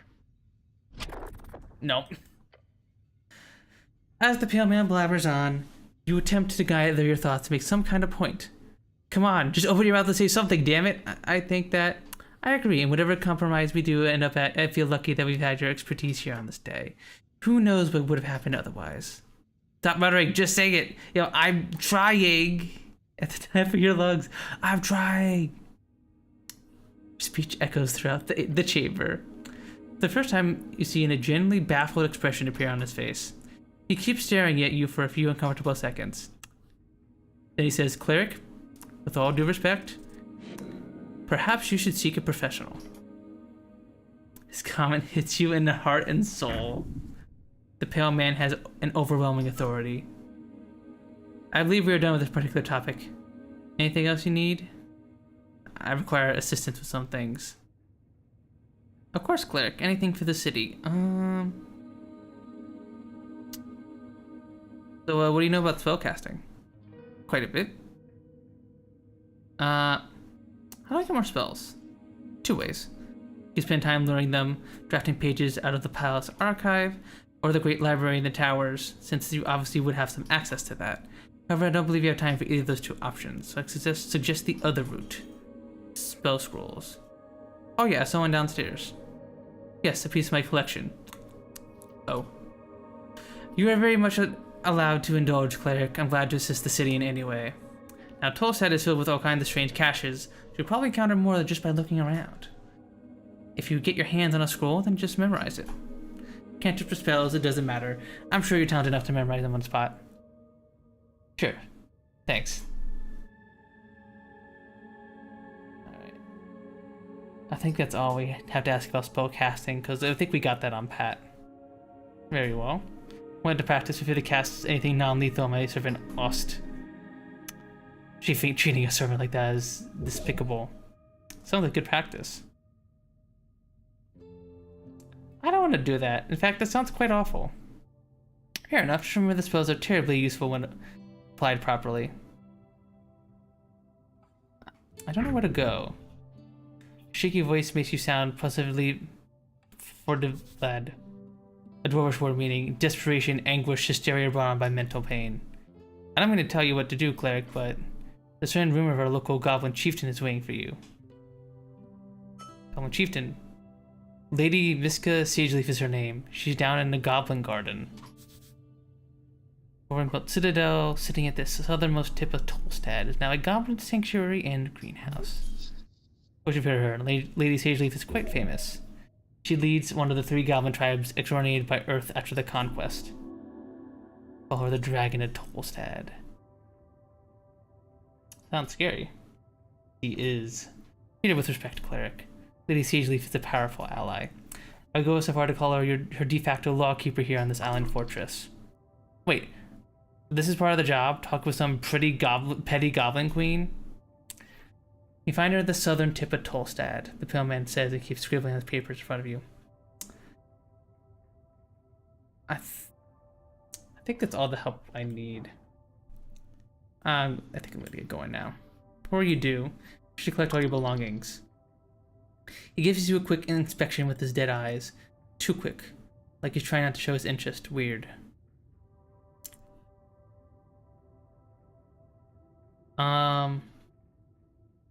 What belongings? Quite a lot. Your uniform, your cloak, also a voting card. A peculiar voting card. Every party had been marked on it. I'm assuming it's yours. Yeah, sorry, I'm indecisive. That's a mood. The pale man ignores your comment. I asked us to lay the surviving pages of your spellbook to dry over there, he says as he points across the chamber. Then looks at the pocket watch on the desk. This is an esoteric pocket watch. You may have it, cleric. It will surely prove useful to you. Beyond that, you should be good. Yeah, got it. He turns his face towards you and smiles. If only every government employee were as devoted as you, cleric. He's a stern impression. Good luck on your quest. His words burn a hole in your heart. Leave now. When exploring the city, you move faster by running. Do this either double click or hold shift or left trigger. Alright, let's go. You may no cause trouble.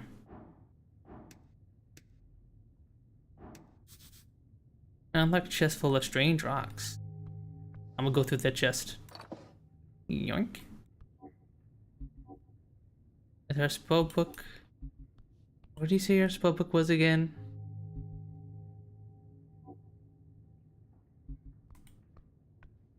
Did this sit over here?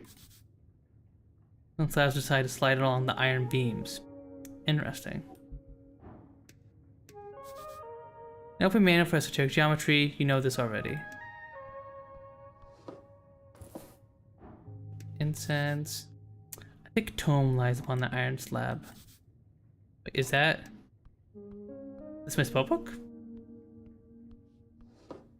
Ruined prayer book. The book is ruined. Most of the pages, while dry now, have been completely drenched. Only a few pages of the soggy, brackenish papyrus pages are readable. They appear to contain some kind of indecipherable symbols. Ascani writing, of the most basic kind. Wait, oh no. Someone attempted to dry this to the best of their ability. No, no, no! By Earth! Our spellbook! This is your prayer book. So many hours wasted. This would have... You would have to rebind the whole thing. It is ruined. That'd be expensive. Let's get your hands on a new one instead. A chant book is able to sustain humidity, not underwater excursions. You should have protected Earth's chants more carefully. What a disgrace. I don't know, I guess I'll take the book.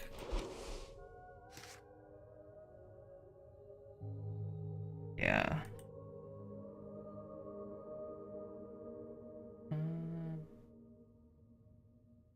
Okay, we can use incense to recover spell slots. Gotcha.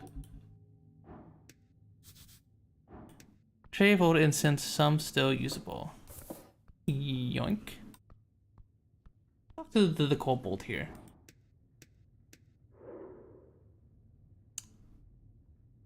Uh-huh. I don't think we can read that. Is that like dwarven or something? So if I hold him...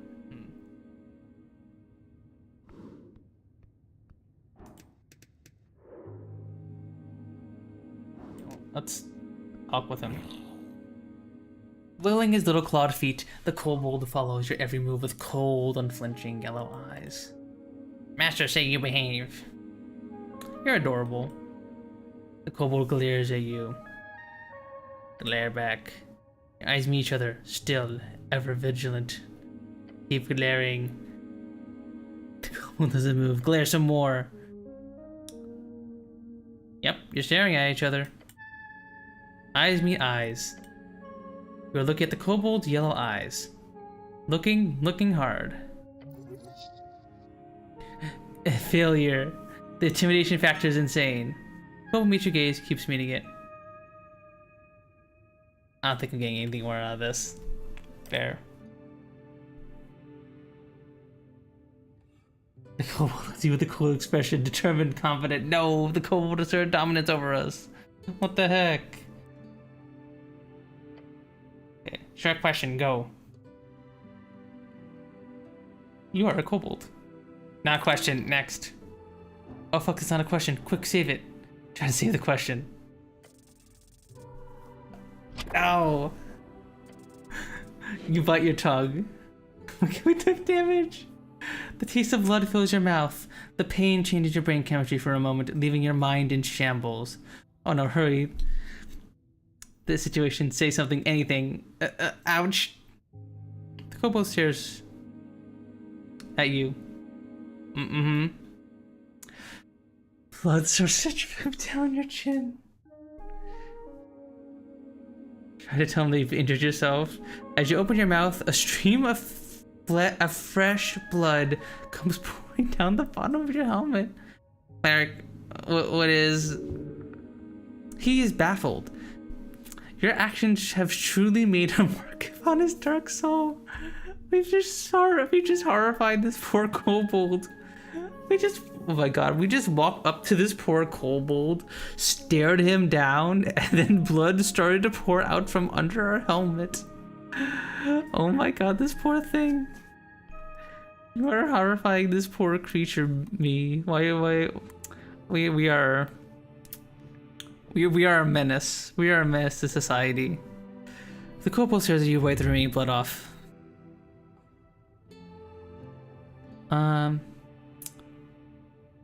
Where were you where the tea shop incident occurred? Incident? Tea shop blow up. Boom. Big boom? Big boom. When it happened, was at water lane on mission. What are you doing at water lane? Milk. Doing milk? Deliver. Oh, he's a little milk deliverer. Deliver milk? Yes, side hustle. Kobold just keeps getting better and better. Kobolds don't even drink milk. I want to know more. Ask questions about the book. The kobold stares at you. The milk situation is intense. Who buys the milk? Humans, waterline humans. They pay many for fresh milk before dawn. Side hustlers are always smart. You should do a milk run later. It pays. Where does the milk come from? Cows. And where do you get the cow milk? Market. Can I have some milk? No. Valiant effort. Do kobolds produce milk? Probably produce milk. No. They're draconic in nature. They lay eggs. Do you like milk? No. Milk is a form of pure vitality, nature's most precious liquid. I also don't like milk. Yeah, let's repair a relation with this kobold. Smirk, confident laugh escaping your lips. Turn toward the ceiling, smiling. I also don't like milk. Your comment has made a dent upon the world. What a stance! As a human, who could have ever thought such a thing about you? This is why they should all follow you. You are a worthy leader. Ed didn't react.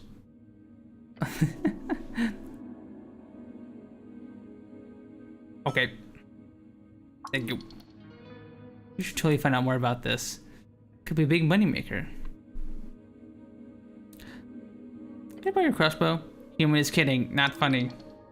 Make greater use of it than this puny creature, just take it. Kobold snorts, go away. Don't let this slide, just take the crossbow. Okay, Okay, no, we're not gonna freaking fight this kobold. Don't take the crossbow. No, the kobold. I like this kobold. I'm not gonna steal his stuff. I thank you for your time, kobold. Is there anything else in this room that we're missing? Jorah left his mark across the bands. Today is the universal sign of magic. The red eye of Earth. Let's look through this guy's corpse.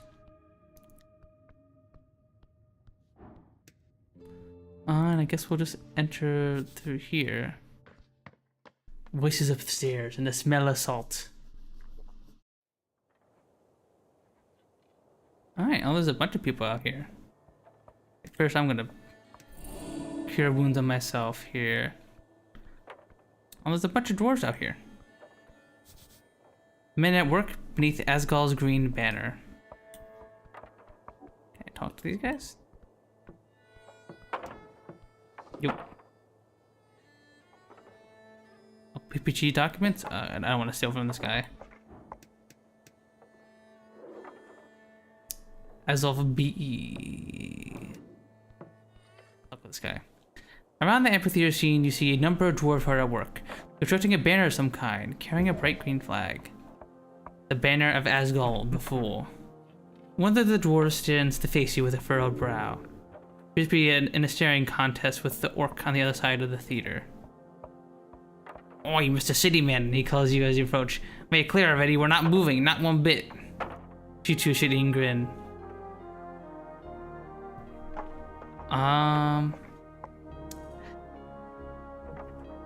That's no way to greet the cleric of Norvik.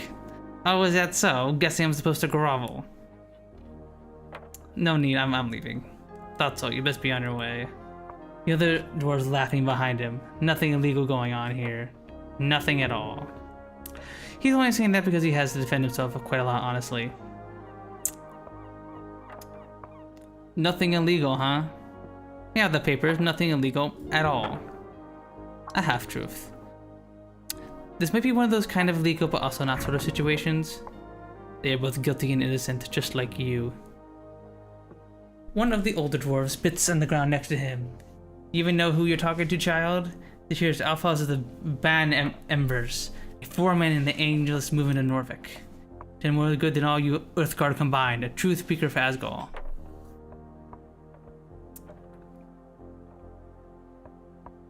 Damn, that's a lot of good. See me exaggerate, she gives the older dwarf a stink eye. I'm also not in any way proud of my heritage. Nobility is just a poisonous hierarchy. Typical talking points. He grins, just wanted to make that clear. You boys setting up a play or something? A play? We're holding a rally for the cause. This evening, workers across Tulsa will gather here at the wards of Asgal. Turns with Orc, and no one's going to stop it. Hear laughing coming from across the theater. Papers, Alphas.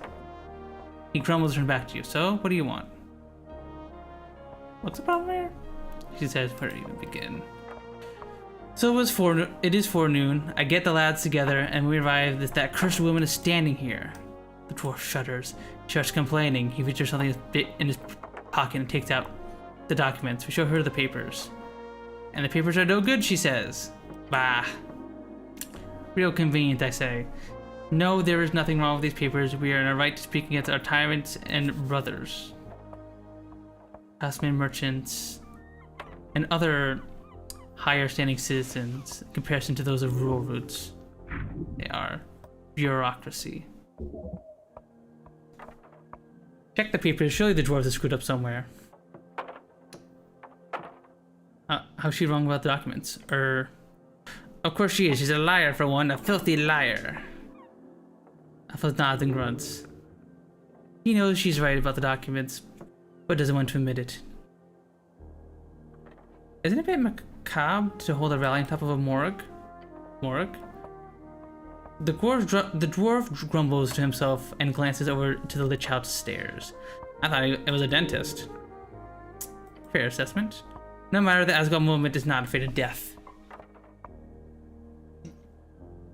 Sorry, chat. I had to take a drink there. My mouth is getting almost tired. I'm yapping so much this stream. Agent Vera, I hear big words from the orc behind you. Big words, Alphaz. Dwarf grits his teeth. Damn orc. Can I see the papers? He gives his commands a glance. Why? Let's try. Yeah.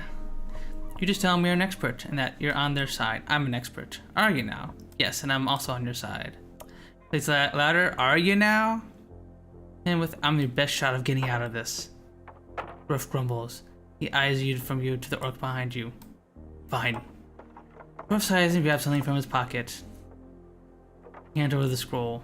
Touch with these documents, Cityman. Oh boy, we hand those to the orc? This could all be over right now. Tell us we're in the wrong, I dare you. Because we're not, the older dwarf joins in. Take a step back and check it out. Let's see what's actually going on here. We can examine certain items in your inventory to access unique dialogues. Okay, let's look in our inventory here. Check out these documents. It's quite light, some kind of magazine paper. Unrolling it reveals a short statement about a political rally at the Circle Square. Permission of public gathering accepted. It says in big letters at the bottom, followed by signature, T.O.S Magistrate Nicholas Darrow. The actual text is archaic and typically bureaucratic writing style. Let's examine it in detail. You scan the text again, checking for spelling and phrasing and terminology. It is perfect, not a single error. Except the date. It says their rally is supposed to be held on the 16th. The document is perfectly legal, but it's expired. Look at the date. Yep, it's expired. What document? It is not. Stop looking. Uh-oh. Okay, so I guess the orc lady is technically in the right here. The orc observes you with great interest. Let's talk with her. On the edge of the ruinous amphitheater, you see an orc sitting on one of the many loosened stone blocks. It looks like she's waiting for something, or someone. Excluding an air of authority around her, the large woman gives you a wry smile. Her tusks are gleaming. Spot the merchant's mark on her jacket sleeve. The heart, the initial of the Norvikian Free Strider Regiment. What's this? Now often we get an Earth Guard around here. You sure walk around like a damn advertisement in this drab uniform. She presents her palm to you. Here's my name. I'm Second in Command Guild Agent of Tolstad. Nice to meet you. Be nice to her. She's a free strider. The new way people on the East have overthrown the old wizards and gods. For years, the revolution has slowly crept into the city. Now it's time to finally join the free cities and get rich. Make sure she knows you are a cleric.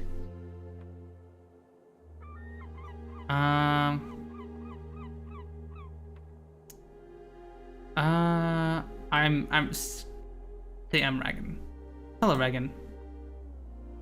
She shoots you another smile, waiting patiently for you to say anything. What's the deal with the dwarves? Oh, them? Complicated as anything.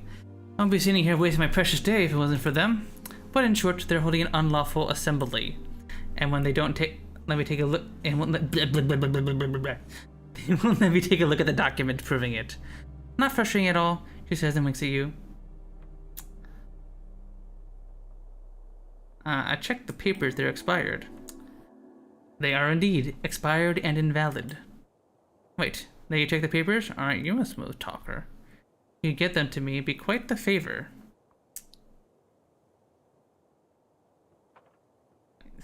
Explain it to me from detail from the top.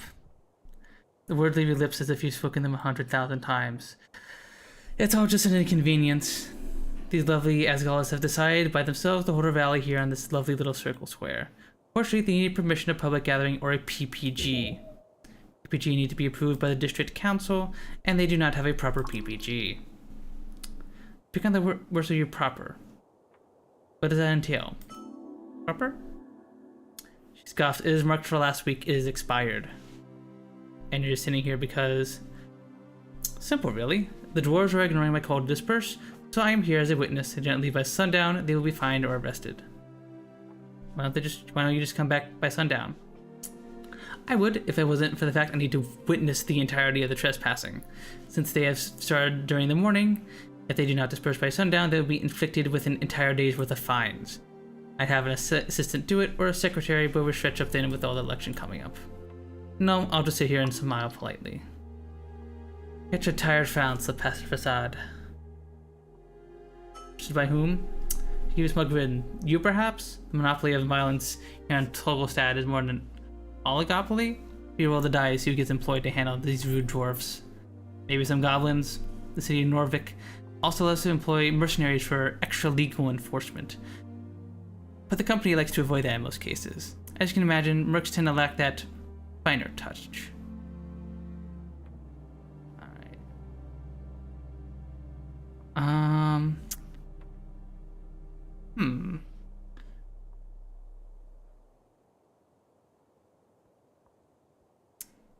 Well, our dexterity is saying that we should probably be nice to this person. And wouldn't hurt to make some friends. Well, let's do it. I would love to enforce your justice. Let's say justice, but sure. Trouble would be at least exciting, but this is just dull. I'm only give them a handle of PPG documents. They can simply hand them over to the city and go home already, or rather head back to the office and complete the draft for their marketing meetup. Sorry, I got a lot on my plate. If you get her this PPG thing, then that'd be a pretty easy way to clean up this mess. She'd be totally in your debt. So, should I just hand over the PPG thing I got? Yes, she would surely reward you for it. With the document in hand, she could simply hand over to the magistrate's office and let them deal with it. It would be a good idea. Alright, wisdom says it's a good idea, let's do it. She mumbles and eyes the papers. I'll be damned, how'd you get your hands on these? They trusted me with them. He did, by the gods, aren't they naive? She ended up, her figure towering over you. He gives you a nod before walking over to the dwarves. I'll pause. What, you giving up, orc? She holds the documents. I believe you're missing something. He shared the PPG papers. His jaw drops. How did you... Dwarf glares over to you, his face red. You just made an enemy for life. You... Death crack. Are you really gonna waltz into a jail sentence, Alfonso? Would you rather just walk away? Dwarf glares at Vera's smug expression. Fine. The dwarf roars and looks like he's about to charge at the orc. Foreman? The older dwarf mutters. Bah, boys, pack it up. With Vera standing by, a grin on her face, the dwarves quickly scurry off with their stuff. As the circle square grows quiet, she turns to face you. You made a friend today, human. She pats you on the shoulder and tells you when you have time, come visit the trade post down in Waterlane View.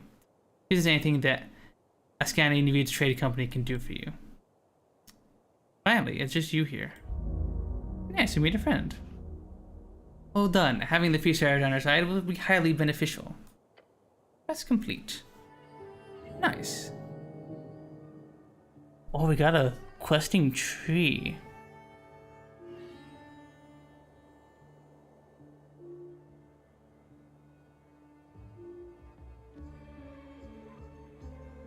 It's a take root.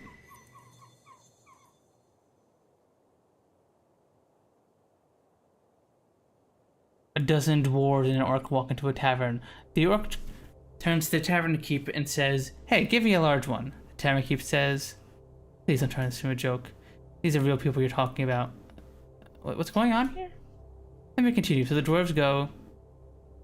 The dwarves have struggled as a minority for decades. They deserve respect, nothing less. The political struggles never. No, really. What's going on? You are divided, but a truth will be achieved. Whatever. Look, the gist of the story is the orc is hard at work improving this shitty little city. The dwarves are annoying and stupid. Got it? You believe for a second the orc wants the city to improve? No. You've seen too much to ever believe such a lie. Okay, so we're having like an internal debate about what we just did, I think. Some kind of debate, hey? One way to put it. The revolutionary freesider will bring freedom, democracy, and riches to Norvik. Last part being the most poignant. Let us focus on each of those points, one at a time. Oh, come on. Freedom, freesider would only focus on helping the rich, and so on. Democracy, they do like that, but they're really corrupt also. Ridiculous. Riches, refilling saves. They might bring a lot of money to the city, but they're also going to factory owners that are already rich folks. Yeah, because they actually work. This is silly. Without free riders, you want to probably be a farmer. Who the fuck wants to be a farmer? Farming is good, healthy work. Don't change the subject. I feel like I should make a decision here. Yes, you must retain the spirit of the Agalian Revolution. After completing a quest branch, you can allow it to take root in your mind. When doing this, you must also make a choice between available feats. Take a deep breath, stand up against the ever-growing weave of capitalism. You should choose Exilian Spirit and Speech. This feat, you can restore 1 hit point for every hour that passes. Greed ain't so bad. To be able to unlock a better life for yourself, who wouldn't want that? You should choose Money Talks. This feat, you gain 50% more crowns on pickup. Ooh, money's pretty good. Money's pretty important. I'm gonna take Money Talks. Much choice. Now that you keep an eye out for opportunity. There are crowns to be made in every corner of this stinking place. Feels like you resolved some conflict in the world. Resolved a conflict and unfortunately kind of told the dwarves they weren't allowed to assemble here. Yeah, maybe we were kind of a jerk. Oh, simple hammer. I'll equip that. Take a con up. Let's see what's down here. This goblin artwork. A green face is splattered across the facade, staring wildly toward a flaming sky and the dragon spread across it. Or something like that. What does this tell me about the state of Norvik? Nothing. All folk seek a belief. They have simply made one out of the supposed dragon lady. A coherent thought from the red one? Impressive. They should worship Earth instead. There we go, back to insanity. Strength really wants people to worship Earth.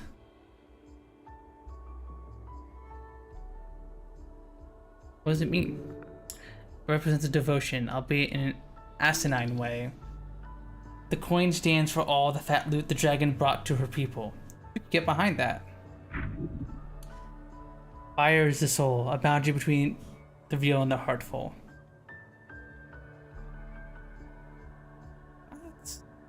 Place your hand upon the wall. You take a step forward, the painted stone surface is smooth. This is no cheap dwarven rock, this is Gate-era architecture, disguised among the rest. Truly ancient. You an esoteric urge to communicate with the wall. Tell me your secrets.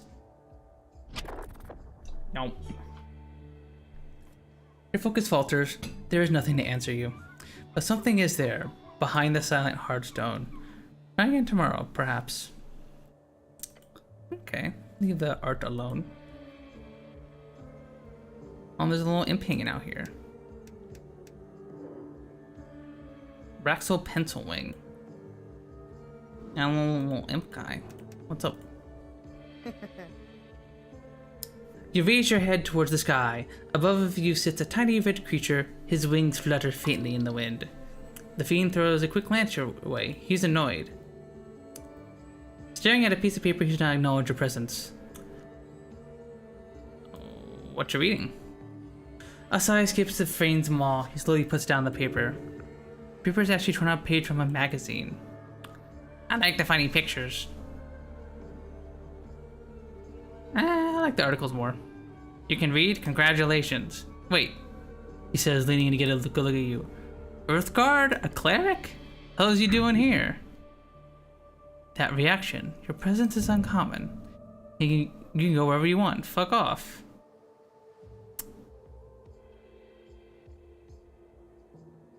I'm not allowed, Tolstad. Of course you're allowed, but just not often you guys are here. I, for one, am very happy for your presence. This place has gone downhill since the city let goblins and tree striders run amok. Need some damn order in this place. Wise words. If you need legal advice, just let me know. Gives you a tiny sharp smirk. You should be aware of the fact this is literally a devil. A good little devil. Be careful. Devilish advice can bite you real quick. Can you give me free legal advice? Oh yeah, I'll gladly assist a member of Earthguard any day. Actually free? Well, then that's the case. Just ask. Should I invest in stocks? Oh.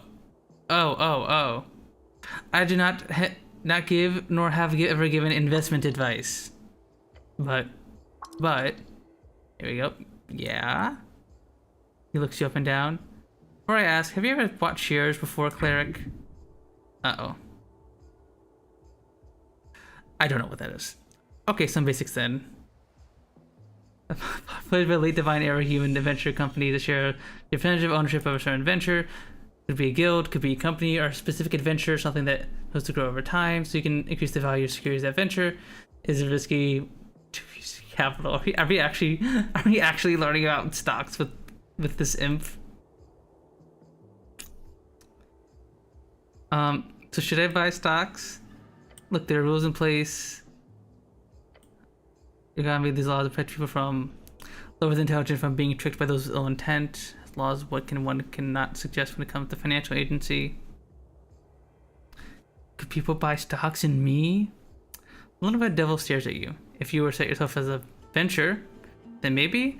I mean, you could convince someone to invest in you, you know, without breaking any laws regarding investment advice. I'd be impressed, so why not? Or the risky sounds like free money. Good question. Imagine you invest in an adventuring party. They go into the Verdun Hills to dive into some Gate-era tomb or an esoteric era filled with talking cats.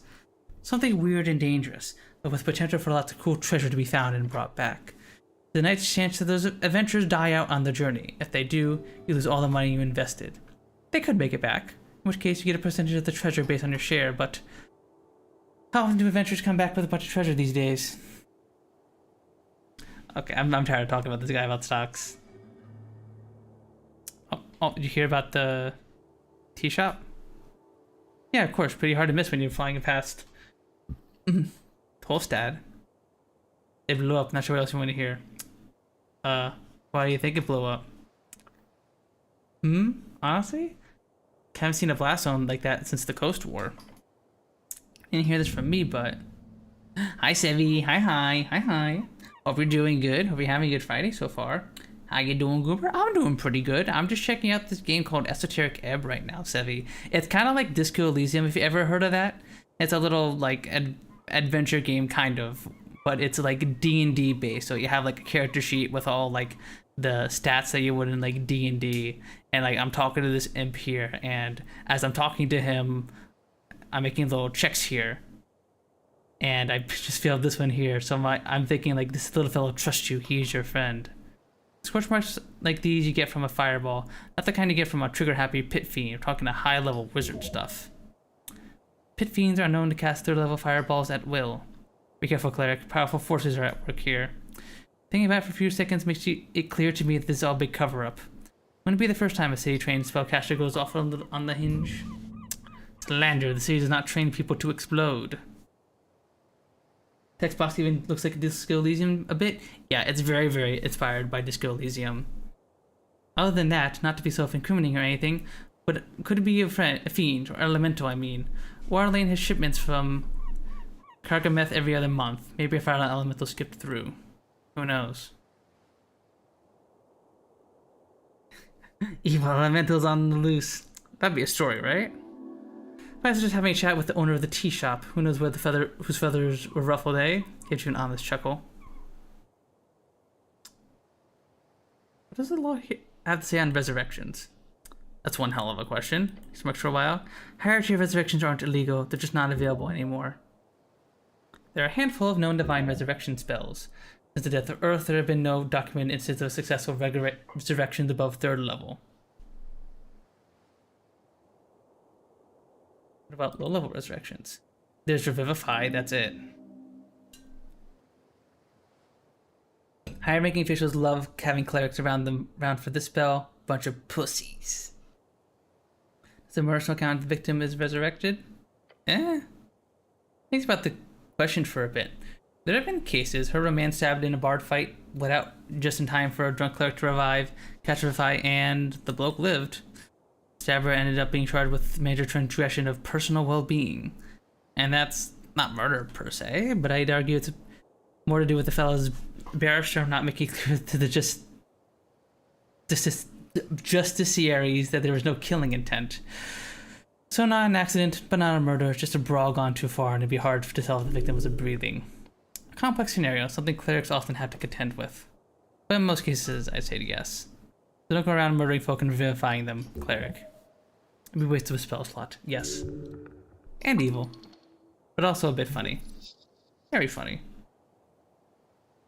Okay, I think that's all I wanted to know about resurrections.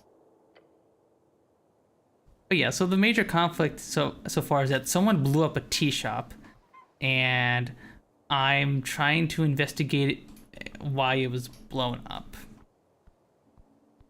And so I'm just walking around talking to people at this point. What cat? What's up, cat? On the edge, the ledge overlooking the garden, you spot a black cat.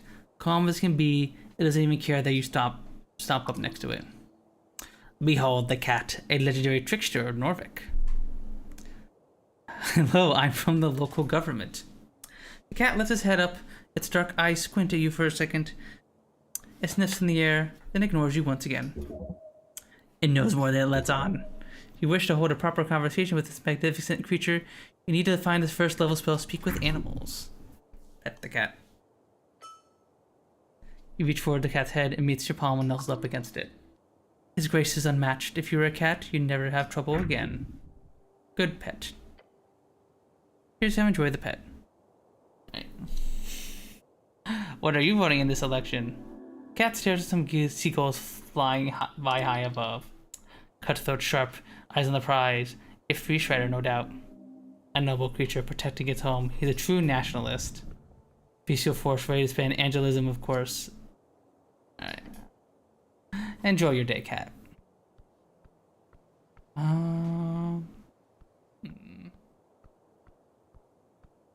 This barrel. An empty barrel. Yoink.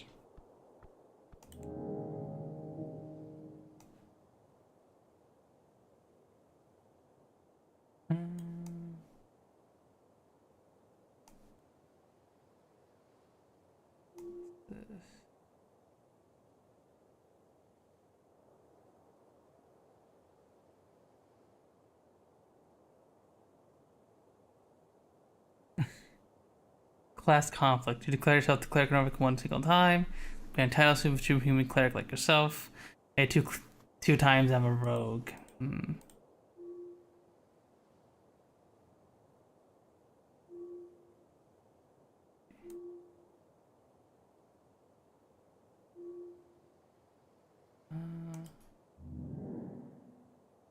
Okay, let's talk to this lady here. Can I speak to you? No. I guess not.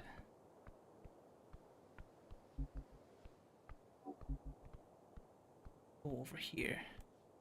There was some goblin we were supposed to talk to down this way. Your eye land upon our series of papers nailed to the wood facade. Getting out information to people, how did they do it? One possible way, papers nailed on random walls. You'd be surprised how effective they can be. Some of them are torn or unintelligible if you catch your attention. This seems illegal. Advertisement requires strict approval from the government. Tear them down, rip them up.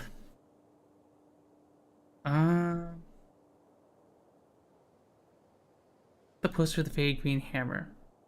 A sun-faded symbol covers up most of the large poster, the hammer printed with green ink. Asgalis, those who share the plight of the common folk. Gather ye workers, Asgal said, no gods above, no kings below, only folk. Rally on the 22nd of March. Useless sentimental garbage. You can't just gather people like this. The city is surely against their erroneous collectivistic behavior.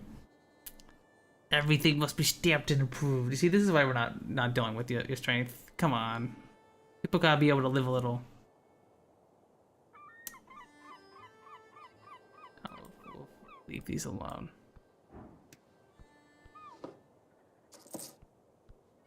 Money.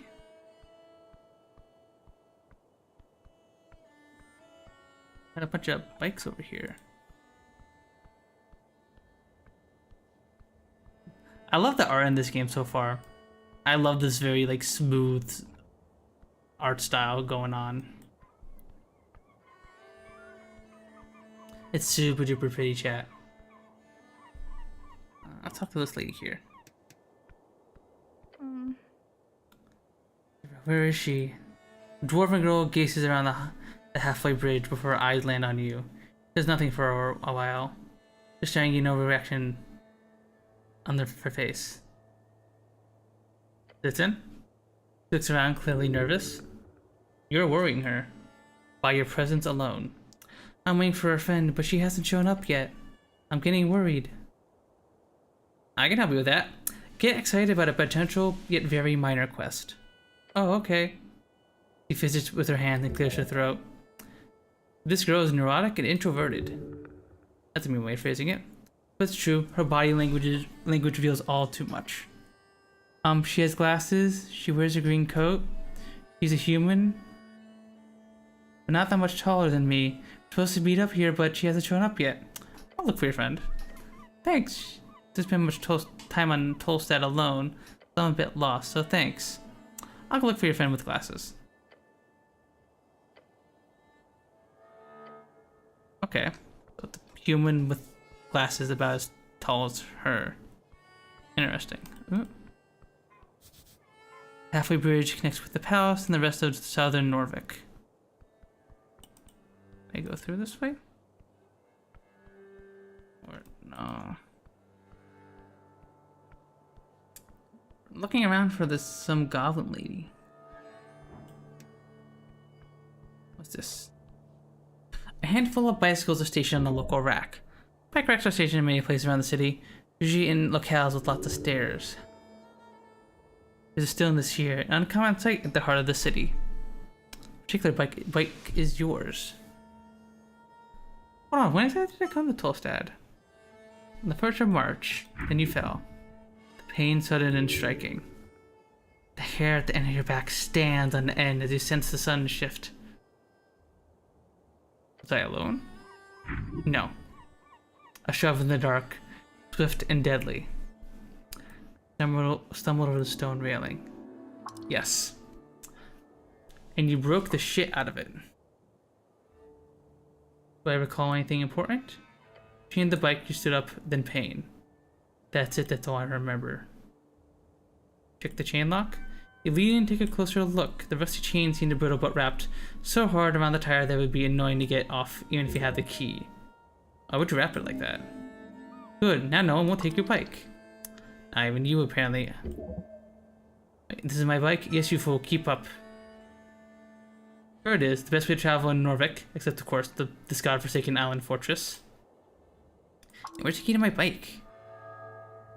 Could gain the key by a quest. That does sound like a quest you would get. Sounds like a shitty quest. Find the missing key, the mystery of the bike key. Something like that would be perfect. The key is probably in the bottom of the river along with the rest of your dignity. Okay, well this bike is very helpful to us.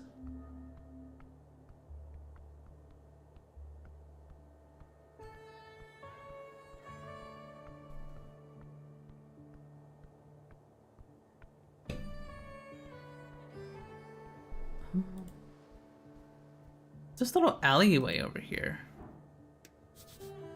It echoes inside. This leads to Pillar Crossing.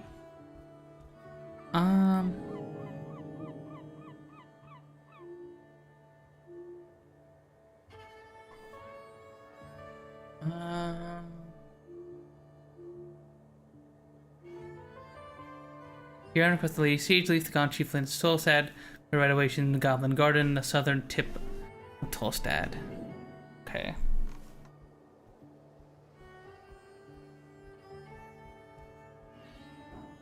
This shrine.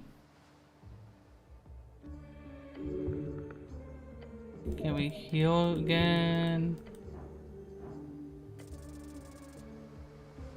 Nice, nat 20. Focus your mind on Earth's symbol, his red eye, and you remember the words. Watch upon me, Earth, shepherd of his folk. Pick up the burden, lend me your strength. Nice. This is the prayer of healing. Ooh. Sadly, you are unable to cast second level spells at this time. Won't be long until you will be.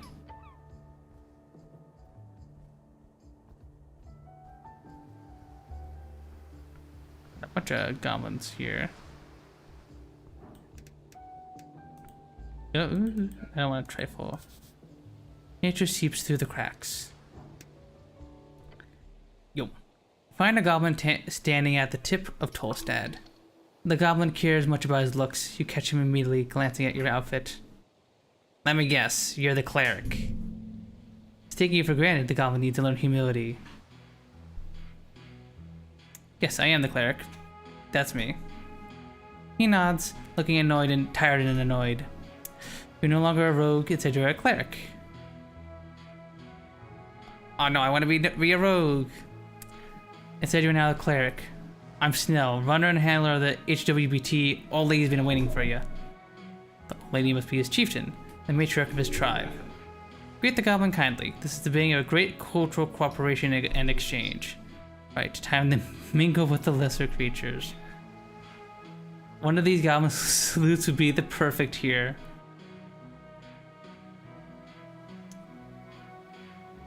Nice to meet you, Snell. Perform a traditional goblin salute. You raise your arms into the air as one should when greeting an uncivilized tribal goblin. Why are we being racist to the goblin? He's being charmed, of course. Cleric, what are you doing? Do you understand and respect your culture, goblin? The goblin does not respond, nor does he raise his own arms. Instead, he simply stares at you. His expression speaks of pain. Please, cleric, stop it. You feel great shame. Scouring your mind, it becomes clear that the goblins, in fact, do not have a cultural salute. What you do remember, however, is a salute from old Earthfolk play where goblins were played by green-painted humans who ran around with their arms in the air. Oh no, lower your arms. The goblin clears his throat. The goblin looks around, clearly struggling to find the right words. Okay, right. Head down to the garden throne, but there's this claw towards you. What's with all this? You look like a human shit. He's insulting you. The gall, you should teach him a lesson. I died and I was reborn. Now that's, he says, pointing at you, that's a good excuse. He laughs and motions down the stairs. Just dust yourself off. Tell me more about this lady. Sure, for starters, she's the most powerful woman in Norvik, considering there was an explosion yesterday right in the middle of her territory. I think it's about time you do a damn job, cleric. She's spooky? Yeah, real scary. Insult her and she'll bite your head off. Then she'll scorch your corpse to dust. He laughs across his arms. Yeah, but seriously, she will fuck you up if you annoy her. Okay, lead me to her. Good, but just make it perfectly clear, there are some ground rules. Don't say anything stupid, don't climb the trees. Stay away from the edges, and he grins, showing off his polished fangs. Enjoy the garden, cleric. The goblin scurries down the stairs. He seems to be in a hurry. Your body trembles. A dragon sounds dangerous. Keep track of her fangs. Look over the river. The cold Ascani wind seeps through the cracks of your helmet. Earth be blessed, he is always with you. Follow him down the stairs. We do so with great stride.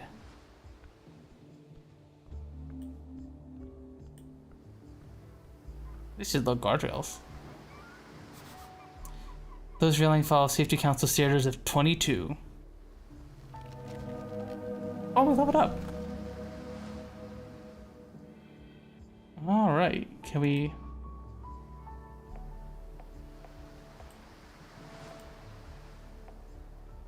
Okay, we can only put one stat up. I guess we'll keep going into Dex. I don't know.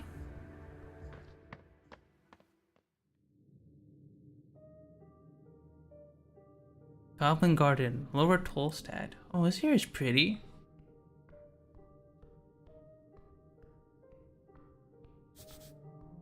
Stomach twist. Beware her illusion. What else to talk to?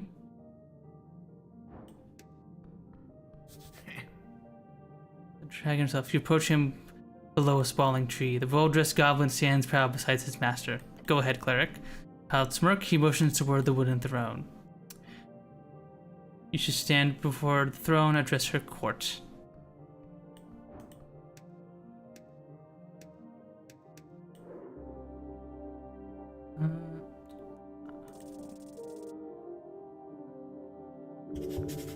Oh, so I had to roll, okay. Something is very wrong. Her eyes are striking your soul. Hold on to that feeling or you will be consumed. Let's talk to this lady. You approach the throne. The sprites flutter, their glow illuminating the trunk of the great tree. Its roots far below, its branches holding up the dirt ceiling above. On this throne sits a tiny goblin, her smirk as bright as it is threatening. So this is the dragon. Yes, I can see it. It glares magnificent. Cleric of Norvik, of earth and river. Her shrill voice echoes throughout the chamber. She's talking to you, you're the cleric. I was assured by your masters, top brass of the palace itself. Her words are tainted in disdain. Her voice causes you to shiver. They told me a cleric at the highest standing would arrive within the hour. So tell me, human. Dominion, she has control here. Why am I sitting here waiting? It's not that late, it's only been like a day. An immense presence, you have no power here. Oh, I'm making so many we're failing so much.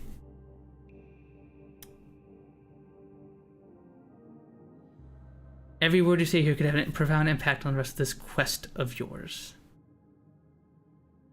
It's only been a day. A frown spreads across her face. She clicks her tongue behind a set of sharp teeth. Your insides are trying to become not. Her force of personality is enough to break you. You should appease her. Hers is a frightful presence. Can't take this much longer. You need to get out of here. No. Okay. Whew. We're not frightened. You brace your entire being as you meet her glare. With inner trembling energy, you resist. Lifts her chin. You stand. Good. The dragon leans in her armchair, letting out an exhausted groan. It is vexing to watch my shrieks descend so far. Are you even aware, cleric? A local business caught up in an inferno. In the middle of the day, right on Pillar Road.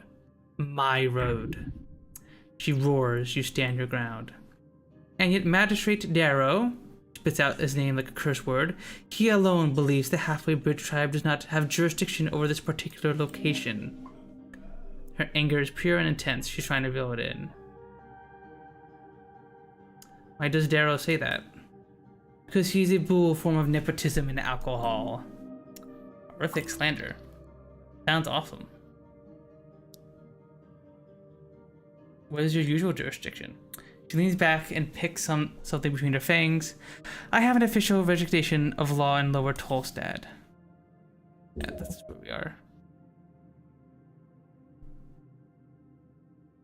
The magistrate speaks for the city. She claps her hands together. See, this is what I've been dealing with. Blind faith in a failing system. She lets out a frustrated groan.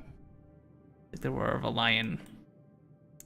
And where exactly is the tea shop located? She tells you it is, or was, rented out of a corner in the central fort, just above the holes next to the pillar. She snaps her fingers toward the goblin to her right. That means part of the core foundation of this island's fortress. Therefore, that property is legally an underground rental unit. He says, bowing his head. Lady. My people have been handling that damn crow's contract for years. But no, suddenly the entire unit goes up in flames. That's when my people no longer have the right to enter the premises to deal with it. To clean up even. No, suddenly it is the city's business and we should keep our noses out of it. Corruption, plain and simple. Sounds shady. A structure grabs you. Her sharp glare stabs you. Normal business in Norfolk. So she thinks someone blew up that shop intentionally then. And don't get me started on the actual effect this has on my people. Snell, she says, and beckons toward the comely Gomlin. He approaches Ruth and takes a bow. Lady Sageleaf. He then turns to you. The magistrate says that it was an accident involving a fireplace failure. They've yet to send anyone who can actually investigate the scene. You want to check it out yourselves? Of course. The lady glances at him, which he responds by making a nervous face. He's embarrassed. The explosion occurred on the 21st of March, just past noon. 3 minor injuries were reported in the area. Luckily, foot traffic was low at the time of the incident, so despite the massive kaboom, no dead folks. Thank the gods. The gods, Her voice almost purring. I wonder. Who were the injured? We only managed to get the name of one name in the chaos. A certain Frank, son of Frank, was said to have walked away with lesser burns. That's the sort of prefix used by Earth folk. A human, most likely. He was apparently dressed in fancy yellow outfit, whatever that means. Beyond that, we only have some conflicting accounts. One person said, quote, he looked kind of like one of them judgineers you hear? A real adventuring man. End quote. Another thing he said was looking to get rid of trouble, headed straight down to the stairs of Water Lane. Hi, Kiss Me. Hi, hi. Hope you're doing good. Hope you're having a good Friday so far. Playing a bit of Esoteric Ebb right now. It's a Disco Elysium inspired game, and I'm having a lot of fun with it so far. Disco Elysium, but D&D basically. Either he went down to the dungeon or over to Water Lane. Got it. And remember, if he's wearing yellow, he's got style.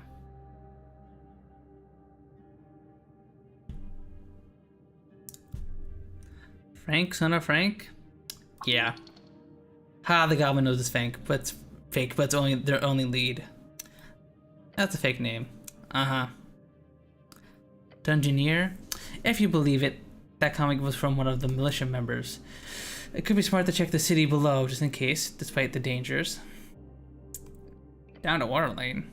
Yeah, seems like he's heading down in that direction. You know, down could mean a number of things, Water Lane included. Anti-yellow outfit. I'm assuming some type of reads-in fashion. Was he allowed at the time? Was he inside at the time? I doubt it, considering the state of the building. Why was he there? We don't know. Where is he now? We don't know. You just let him leave? I wasn't there, cleric, but yes. Militia did let him leave since they were busy dealing with the fires. Although one of the militia members mentioned him just calmly walking away down the stairs. Maybe down to the crossing or somewhere else. We don't know. Anything else you do know? Snell gave a nervous look to his master before answering you. We have theories, but we need proof. The lady raises her claw. The unveiling has begun, cleric. Secret in the ashes. Corruption, madness, she claws at her win throne. Politics! Bureaucracy wears her down. This is clearly the work of a rogue spellcaster, someone who cannot go unpunished. A spell would indeed be the only logical answer for such destruction. A rogue spellcaster? Is there an anti-magic task force here we can call for? Why, yes, there is! She points with a sharp finger. You! The Arcana Clerics of Earthguard, one of the few authorized spellcaster groups in the city, often use the task force for esoteric events, accidents, and magical assaults. Lady clears her throat aggressively. I declare a joint venture. The Halfway Bridge tribe shall investigate the tea shop on Pillar Road and bring justice to those who seek to harm the peace. This Earthguard city cleric shall follow along. No creature foul slain shall escape my rage. Well. Hi, Fab. Hi. Hope you're doing good. Hope you're having a good Friday so far. I'm playing Esoteric Ebb right now, Fab. It's a Disco Elysium inspired game, but it's like very D&D inspired as well. Like we have a character sheet with all the basic D&D stats, and it's a fantasy game. We're trying to investigate why a tea shop was blown up, and we're talking to the goblins here, and they think it's some kind of corruption thing. How's the game? I've been keeping an eye on it. I've been having a great time with it so far. I've been having so much fun. Unfortunately, there's a lot of reading, which is kind of, par for the course with these games. But so far, I'm having a lot of fun. No creature foul or fair shall escape my rage, not even you, cleric. The words seep out from her maw, burning the air. Her rage focused almost entirely on you. Well done, you pissed her off. For what gain, exactly? The goblin needs to be taken down a peg. She does not rule the city. And do you? No, but I serve. It's great to hear it. I love both games. I love book games. Yeah, I've been thinking about playing Disco Elysium for a while, but unfortunately, it's a very long game to like play on stream, from what I hear. So like, I never really got around to it. Every goblin in the chamber looks down. Lady Sageleaf is in awe. She is theirs to serve. The dragon has spoken.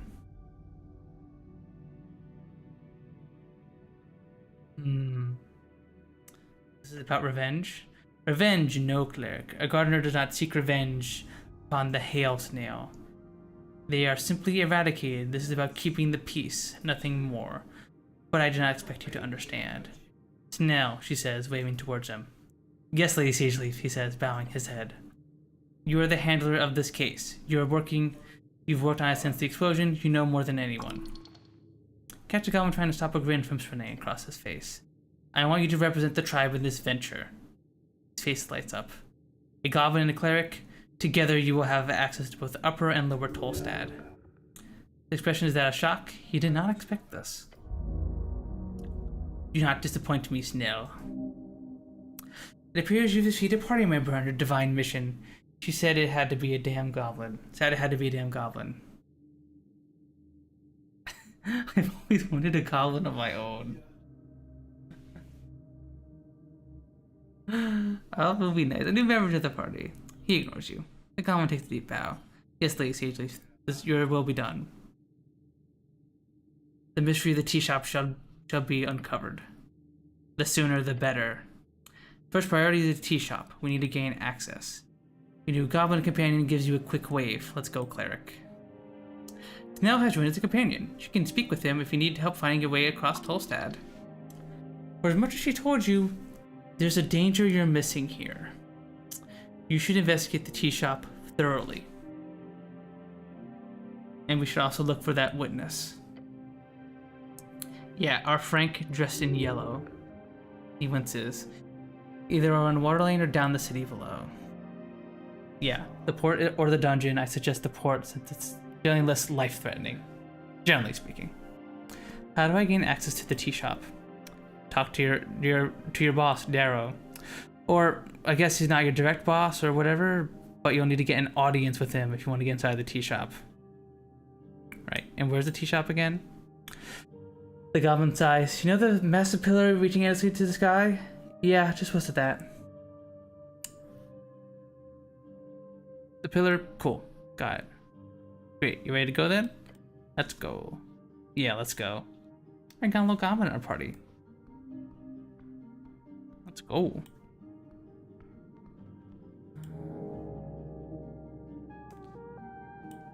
Okay. There's a little questing tree system here. And when a quest resolves, you can like choose to like lean into more like a bunch of different classes and like your political leanings and stuff. Because just like Disco Elysium, this game is very, very political fab. I was kind of a narc. A bunch of dwarves were assembling unlawfully, and I took the papers with an expired and gave them to an orc lady, and they had to leave. Alright, anything cool we can check out over here? A potted mushroom tucked away in the corner. I'm taking this mushroom. Did you just rip those mushrooms out of a pot? Maybe. Why would you do that? What? It was cultivated there. It was a potted mushroom. Oops, I didn't mean to do that. Wow. Sure, you know what you're doing. You were doing pure evil. Nature is yours to mold. Someone worked hard cultivating these, and now you've just taken them. Stop it with the sermon by the gods. You put these plants to better use. Just take whatever you want. Can I put them back? No, you'll have to live with it. Literally no one will care. I guess so. Yeah, this goes really long. At least it's totally voice acted, if I recall. Yeah, I remember they released a patch that voice acted it. Unfortunately, this is not voice act, so I've been voice acting everything by myself, and my jaw's starting to get a little tired. But I'm having a lot of fun though. Okay. Anything else for us to explore while we're down here?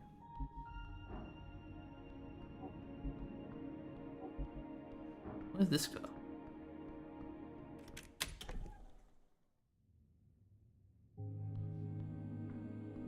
Oh, this leads back to the apple. All the zombies gone.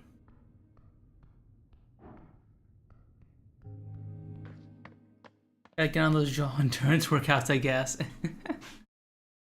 Start mewing. Mewing it. City below, the city below the city. Okay, so basically we're like...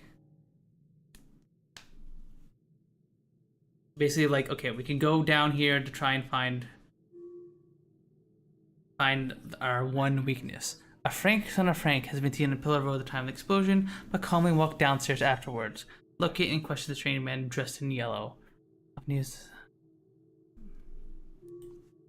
I went down somewhere. Our tea shop is unaccounted for.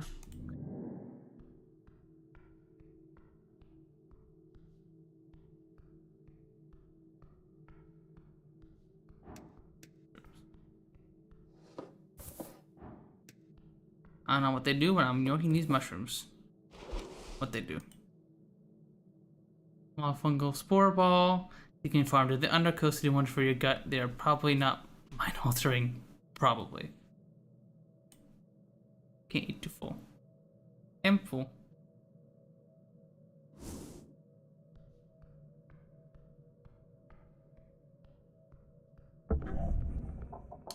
Something soft latches itself to around your ankle. There's no time. It is a trap. Uh-oh. Good thing we are very dexterous. Let's try and avoid the trap. We failed. It tightens around your boot. With a violent tug, you're forced to the ground, hitting the back of your head on the steps. Before you can even react, your entire body's been dragged over to the edge. Cleric! No. You're falling, but not far. The painful snap your descent is stopped, and... now you're simply left hanging. Seems like I'm in a bit of a pickle. The goblin leans over the edge with a frown. The mechanism is below. I can't reach it. I could try and grab you once you make it up here, but you gotta do most of the work yourself. Can't you get a rope or something? No time. Just take a deep breath. You can make it. Alright. Okay, so we get a little bonus because Snell's gonna help us out. Okay, surely we get this, what, a 45% chance, chat? We got this. Okay, no, we don't got this. A deep breath. You heave yourself forward, grabbing the rope attached to your ankle. Your muscles strain. Pain. The weight is too much. You've been hanging here for too long. You must try again. Your quest cannot end here. One more time, cleric. I am not telling the old lady you tied him on my watch. How long can I hang like this? Not long. Your skull is pooling. Within minutes, you will lose control of your mind. Okay, that's a DC 6. Alright. Oh my god, we failed again! A deep breath, you heave yourself forward, your muscles strain. Too much blood in head. Come on! It's down to a DC 3. It's a 2 again. No. A deep breath. You're so forward. It's all dumb. That might help. You're getting closer. The DC0. Oh my god, if we live chat. Oh my god, imagine if we freaking died there. That would be crazy. You feel the numbness spread as you heave upwards, one glowing gloved hand grabbing the rope, then another. Through sheer power, you pull your entire body weight upwards, climbing higher and higher until a green claw grabs your hand. Your goblin companion groans as he helps you up. You roll over the edge. Your fingers dart around your ankle, desperate to remove the latched rope. You rip it off and toss it to the side. Free. Safe. Alive. That was awful. Goblin stumbles back. Fucking hell. You realize you've been holding your breath. Your lips are probably turning blue. Breathe. I need to breathe, damn it. Air fills your lungs. You are alive. Thanks, Nell. You know, that was a nasty trap. I don't think I would have noticed it either. Still don't let that happen again. Let's go.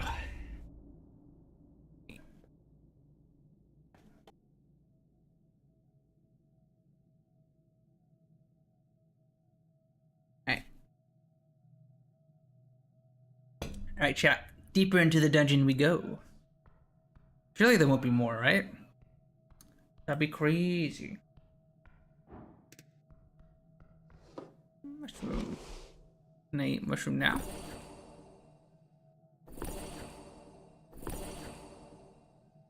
Really, these mushrooms, not bad.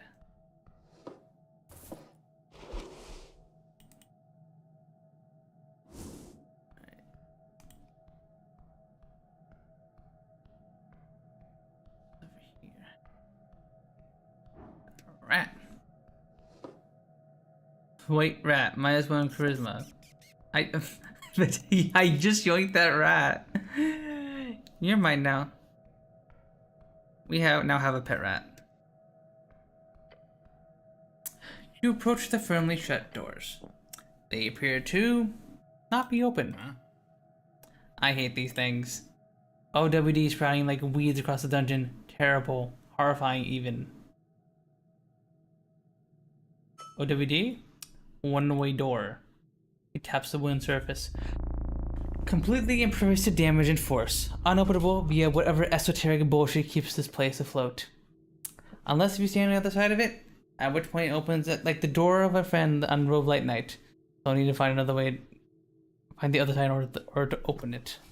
Logic here, yes. Alright, well, we'll have to keep an eye out then. Anything over here?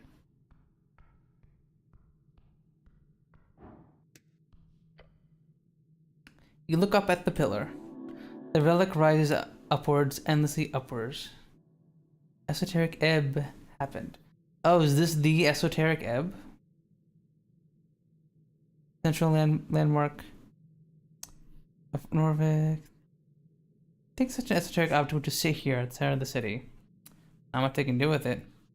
Just a highly magical rock left over from a time before time, remaining until the end. A gate to another time. It was a bit broken, cracked. Yes.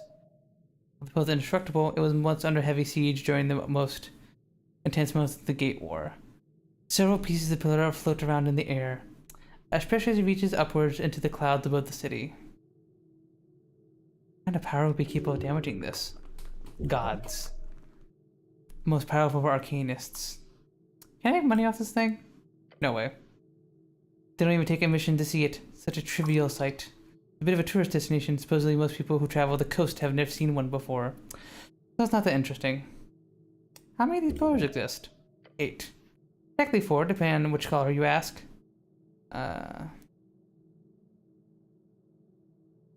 Where's the best one, right? Center of Earth power, so yes, this is the best one. But the fact is, no one managed to make use of them in any way, despite their esoteric nature. So the pillars of Jor are relegated to being visual landmarks seen across the coast. We do nothing with it. Just a rock to you, a slight, tingly, esoteric rock. You know, as I attempt to focus on it, learn from this ancient relic. As you do, the air itself tingles. Power. It worships you unintelligibly. Let's touch a pillar. You place your pillar upon the cold surface. Your body quakes, standing in awe of this ancient object. How many battles do you think it's seen? How many deaths? How many noble sacrifices given to one's god or king of people? The thoughts stir in you a deep sense of longing. Perhaps one day you will join that sacred sensation. Perhaps right now. No, later. Talman does not want us wondering. Oh, the wall here is a door. You take something usual from this section of wall, specifically this ornate skull. This is the doorway. Wait at the wall. Glance at it. Oh yeah, this is just the passage to the crypt. You know about all the secret doors down here? Just this one. It's right by the roots, so it changes every month or so if we don't keep watch. Gotta make sure it stays closed. Ever since the cleric stopped doing delves periodically, the undead issue's gone a bit messy. Can't be responsible for every cranny and nook with skadoodling bones. Skadoodling? It's a phrase. Sure. Want to check inside, you should probably hit that tile there.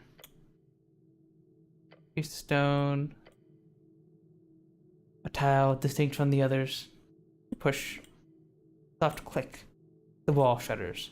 And slides open.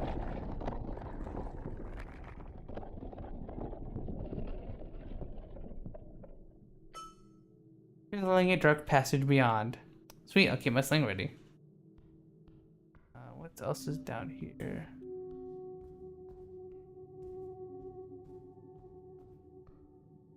It's the city below the city. Push companion. I mean, what are we doing again? And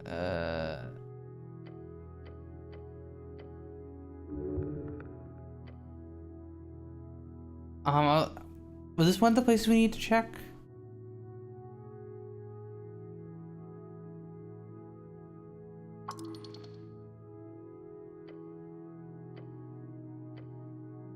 Tea shop, no casualties.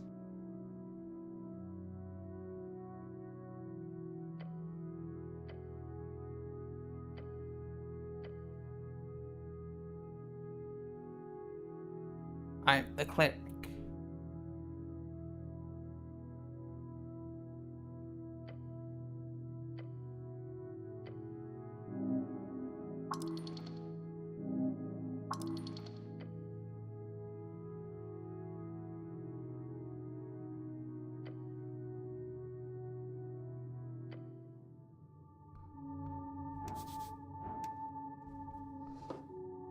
Take a mushroom.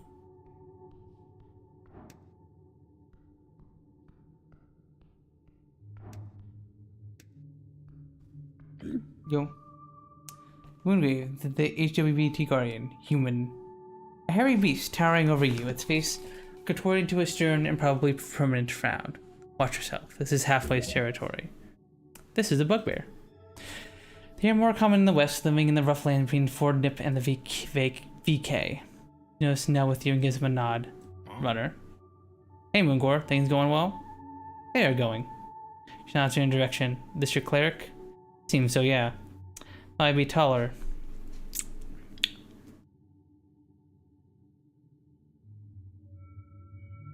And this creature's now? Moongor keeps the root safe. He's a champion of the depths. No monster will ascend, not while I draw breath. Cheers as always, good to see. Bugbear places a hand on her weapon. Do not cause trouble. A morning star, beware.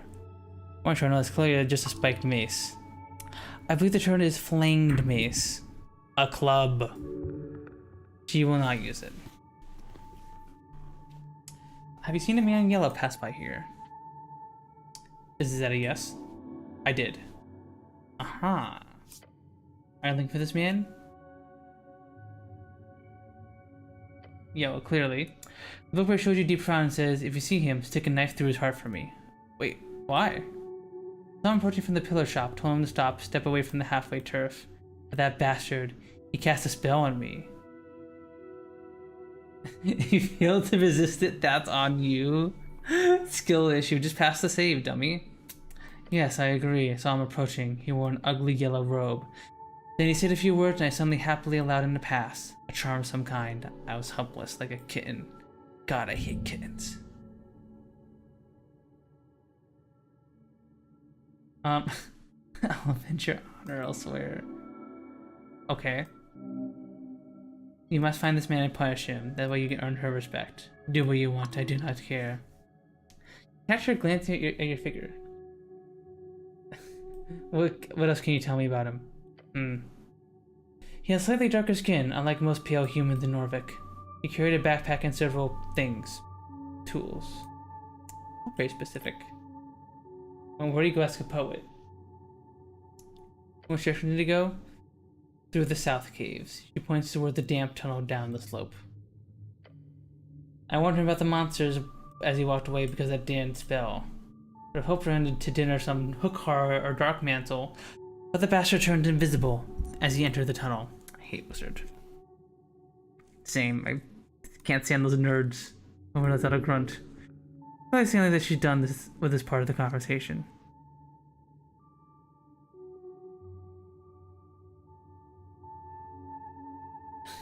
Like a great warrior and woman. Are we trying to flirt with this random bugbear woman? Went to the mushroom lady. Who's that? More good to turn around and just grunts at you. That's Nissir. She's our druid. Do not disturb her. Not that you would be able to. She's deep in meditation, far from here. Leave her alone. But I need to talk to her. I'll find her in the garden later. She spends her morning down here and returns to her office after lunch. I have cooked her a lovely mushroom stew today. Eat lunch together? Yes, it's part of my duties. That sounds lovely. I'm great cooking, so yes it is. Yeah, that's supposed to what we got? No, of course not. Got this kiss, it can't just get away. Please? No. Just take it, then leave the convo, sneak up on her, snatch it. Only suckers ask for things. That would be stealing. Yes, it would. It would be wrong. Oh, yes. So wrong. So bad. Let's do it. Okay. Okay. Okay. Nod our head and leave. And we're just gonna do. Good apple.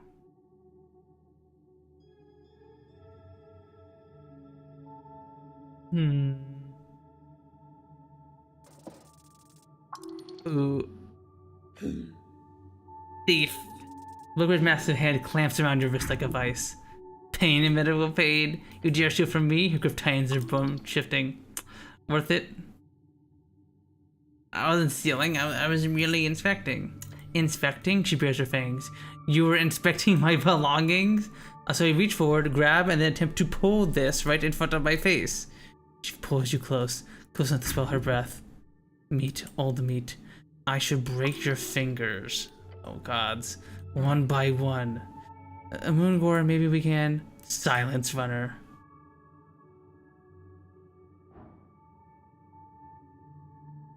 No, shuts his mouth.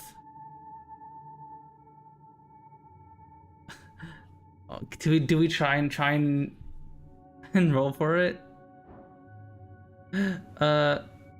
What do you want? Crowns? I can pay. You think I can be bought? Not some corrupted city guard human. They just have rules about thieves in halfway territory. Oh no. But I am feeling generous today. Not look generous. You will receive one strike. She raises her open palm. It's the size of yourself. Try to dodge. You attempt to move. Her grip holds you in place. Nowhere to go. The impact rattles your skull. Ouch, 6 damage. Stars, many stars. You hit the ground hard. Consider that a warning. She looms over you. Steal from me again and I'll take the hand. Stay on the ground for a moment. Get up, thief, you're embarrassing yourself. She returns to her post, eyeing you with disgust. I guess a lesson learned. Possibly. Do not test me again, human. Not back away. Yeah, maybe that wasn't the best idea. Alright, I think they want to fight you. High top from this bush. Nope, I'm yoinking it. I yoinked the rat. It's mushrooms. Eat these mushrooms. I guess she probably doesn't want to talk to me now at all. I'm just gonna. What's this? Oh. More mushrooms. Nice. The cleric. Okay, so she doesn't want to talk to me right now. South Cave, beware monsters. Alright, well, we goes down this way. The cave. A tall stone mural stands before you. White main craftsmanship. 3 serpentine figures carved and painted onto the surface. Each coiled intertwined with the others. The colors are faint, but you see there are greens, reds, yellows. What's the meaning behind the mural? Basic religious art, nothing interesting. This was a sacred image. Further down this path there should be an actual temple. Find out and learn more about these noble creatures. What are you making these wonderful artwork? The freaky serpent picture? Oh. There's a ton of these all over the place. You either got snail memorabilia or these lion style pieces. Anything else? I say 90%. From what I learned in school, it was snails first, then lion, then trolls, then humans. Then goblins, of course. Don't you dare stage a coup. You can't stop me. Yeah. Do what you do, then let's keep moving. The Southern Temple was always filled with scary shit.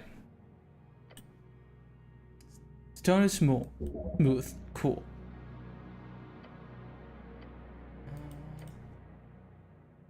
The top serpent has sharp teeth, predatory.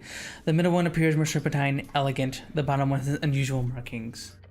Let's leave the mural alone. The mural alone.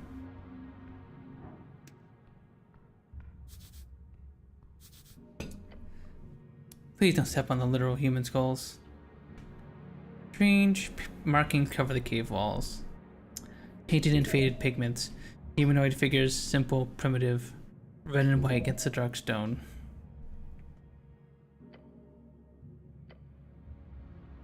Crude stick figures. These look human. They do. Human at least. 2 arms, 2 legs, round head. Count the figures.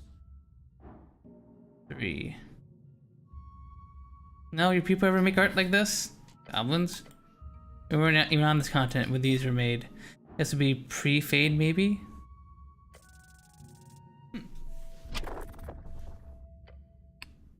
These are old, but that's just a guess.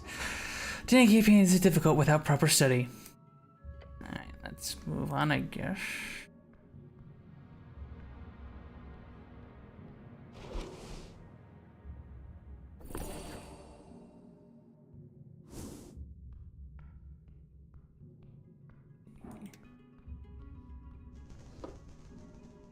Dust. Wonder what that is. What that does. Is there a little hat over here? Fancy hat. A yellow hat? You got this with fabric. Yeah, this is like 1,000 craft work of esoteric cloth. Whoever dropped this is either rich as shit or has run from something real dangerous. Your companion looks around, a bead of sweat rolling down his brow. Our Frank must have gone through here. Keep an eye open. Mine now. A fancy hat.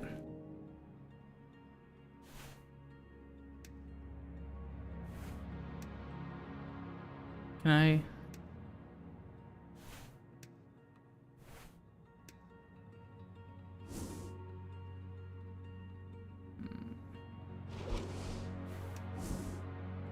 I don't think I need to wear it.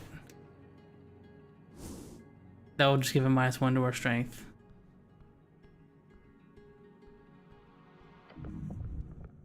A sinking feeling appears.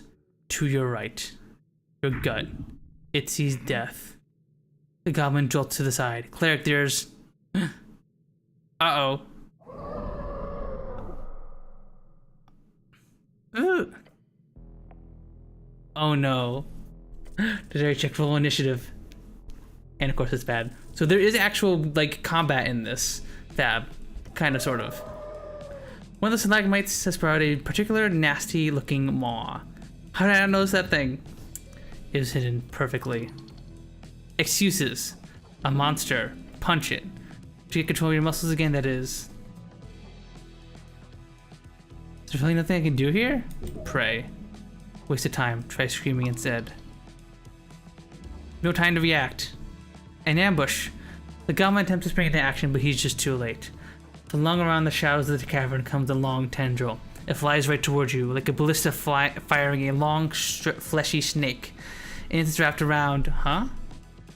You're everything. Oh no, he's got us. It's got us. Damn, it's tightened its grip and flails you around. Your ankle is crushed. You breathe through the pain. Ah. And then the tentacle pulls back, dragging you, flinging you against rock and rock. Grab something, don't let it... The roper has you, its tendril fastened like a locked jaw around your entire leg, as it attempts to pull you towards its maw, dragging you in like a fisherman with a thick catch on its hook. Now's not the time for a smile. A simile. Your prey. But you will break its stomach once consumed. No way, you're not getting anywhere near that maw. Slither like your life depended on it, because it does. Still a chance, find an opportunity. You're feeling sick. Alright, let's slither. Okay, we pass. You spasm. You spasm harder. Each loosens the grip of the beast. Following the violent flinging, you kick and flail and rotate and dance like a beautiful dance imitating a fish on land. With a final violent limb toss, the tentacle actually loosens quite a bit. That should make it easier? Shit. Your companion rushes into action, taking out a sling. Try grabbing something. Grab what? The ground, I don't know. Take the swing and fires off a bullet in its direction, striking right at the center of its mass. But the bullet just bounces off and it lets out a horrendous hiss. Balls. The tendril pulls you closer, but it's clearly finding you difficult with all the struggling, so it slams you into the ground.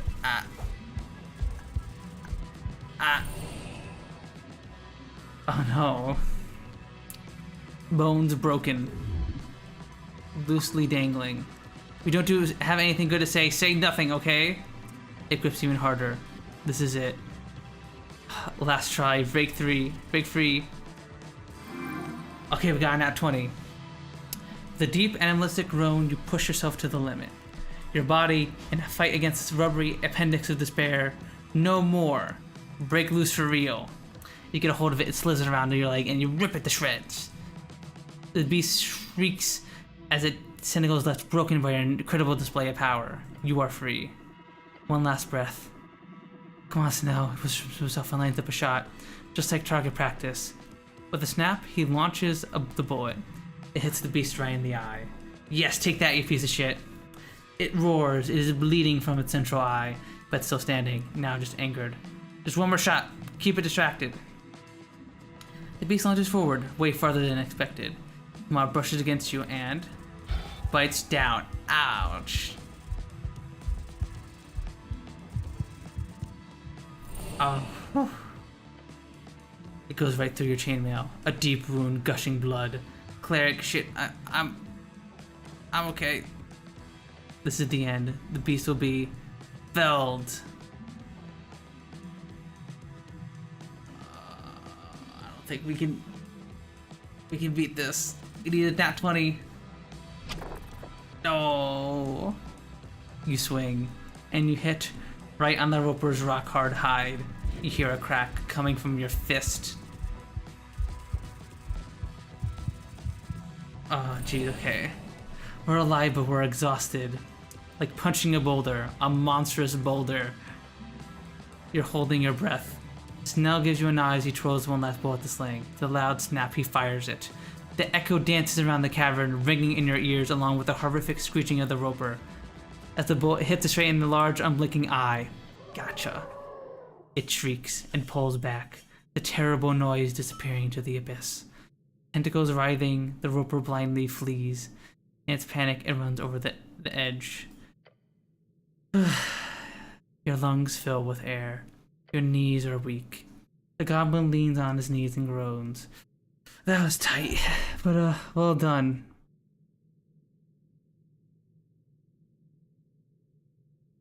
Thank you for saving me. Oh, Jesus Christ. Yeah. That was dangerous. Dang. We lost 4 levels. We're down to 4 levels exhaustion, chat. So we have a -4 to all of our DCs. That's crazy. Esoteric lockpick. You need to work of any lockpicking job. Dungeon continues far into the west part of Tolstad. Okay, we're not going to the dungeon proper.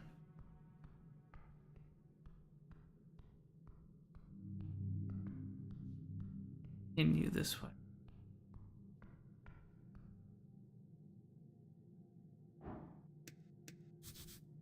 A grand engraving of the divine era.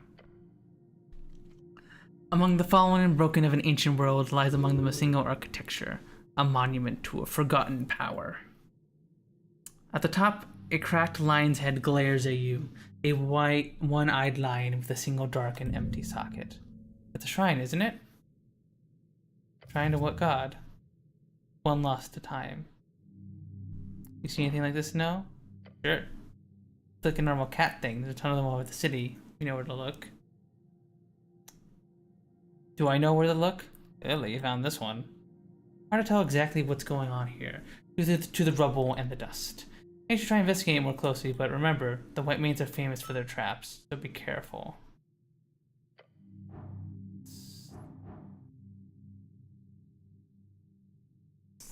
Let's investigate the shrine. Okay. Oof. Your gloved hand glides over the markings on the top front of the shrine. Something there, inside the stones. And it's text. Tracing your fingers, you realize something is written, faintly scrubbed down over the centuries, into the surface of the shrine. It says, Our ojo rojo vigilia tus logros. Take a seat back a moment to yourself. A red eye watches over you. Does that mean something? Probably. They wouldn't just write on the shrine for no reason. He shrugs. Honestly, they might have, but who knows? You glance upward at the lion's head, the eye socket. Perfectly sized for a gemstone. This is obviously a secret you would be able to trigger in case you insert the correct gemstone. Raichu! Hi, Cynthia. Insert a gemstone here. Need to find a gemstone or something to put in this weird thing. How you doing, Cynthia? I'm playing Esoteric Ebb right now. It's a basically like a Disco Elysium inspired game, but it's like D&D. It's really fun so far. Raichu.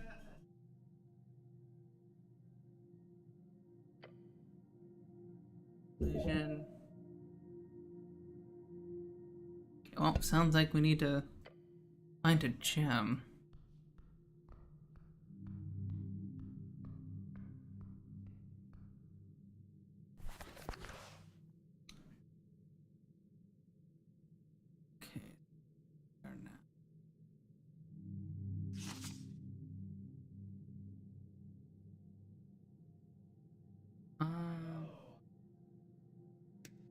Okay.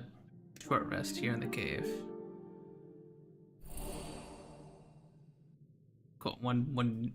Got 1 health back.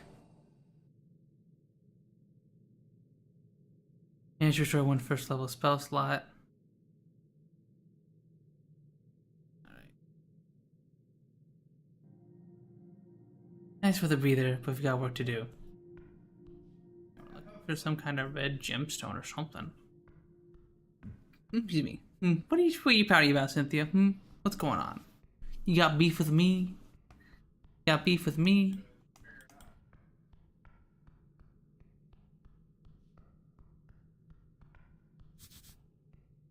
Who put these barrels here? Another one-way door. Doers. City below the sea. Here, Potion of healing. Ooh. I will take that. Thank you, thank you.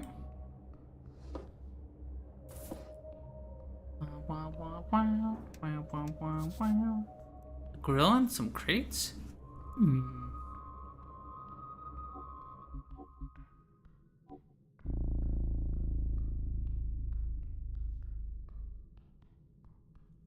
Heck is this thing? There's an esoteric pocket. Avoid it.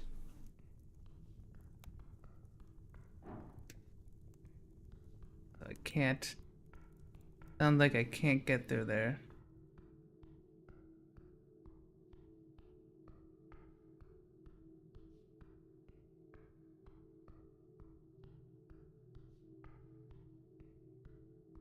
Over here, Ooh. Oh, and those are definitely some red eyes. That's a statue of a minotaur. Oh, the door closes behind you. Your companion lets out an audible gulp. Face the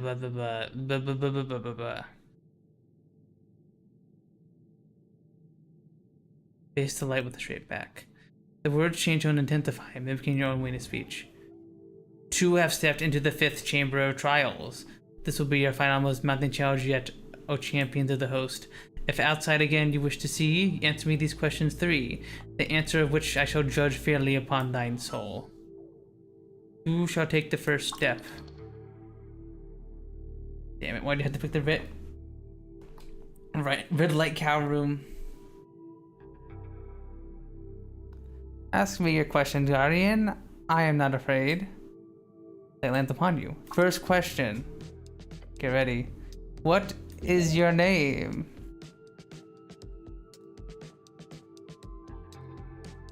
Not this again. My name is... Wouldn't it be funny if I said something completely unexpected here and turned out to be the correct answer? No. Fine. My name is Dragon. Let blind you for a moment and you feel the chamber shake. What is your quest? To solve the mystery of the tea shop that blew up. Again, the eye of the cow glare into a fiery beam. What is your greatest fear? To be abandoned. For the third time you feel that rumble, along with the hot gaze of the Minotaur. Oh, didn't ask me what the flying speed of a swallow is. Didn't commit to the Monty Python reference. For third time you feel that rumble, along with the hot gaze of the Minotaur. Then it turns to your companion. The chosen will be you. So now in response to the shocked scoff. That's easy. You sense the relief pass over him. The goblin stands up straight, facing the light. Go ahead, Guardian, ask your questions. What is your name? My name is Snow. As the statue grows stronger once more, what is your quest? Catch him glancing to the side for a second. Quest is... Be quiet, I have the conscience to fuck this up. Quest to serve Lady Sageleaf. Again, it rumbles. You get to the crescendo of the final third question. Nothing bad yet. Very nice. Now looks confident. What is the scholarly definition of numinism? His face drops. Panic. What is the scholarly definition of numinism? That depends. Arcane era scholarly definition or divine era scholarly definition?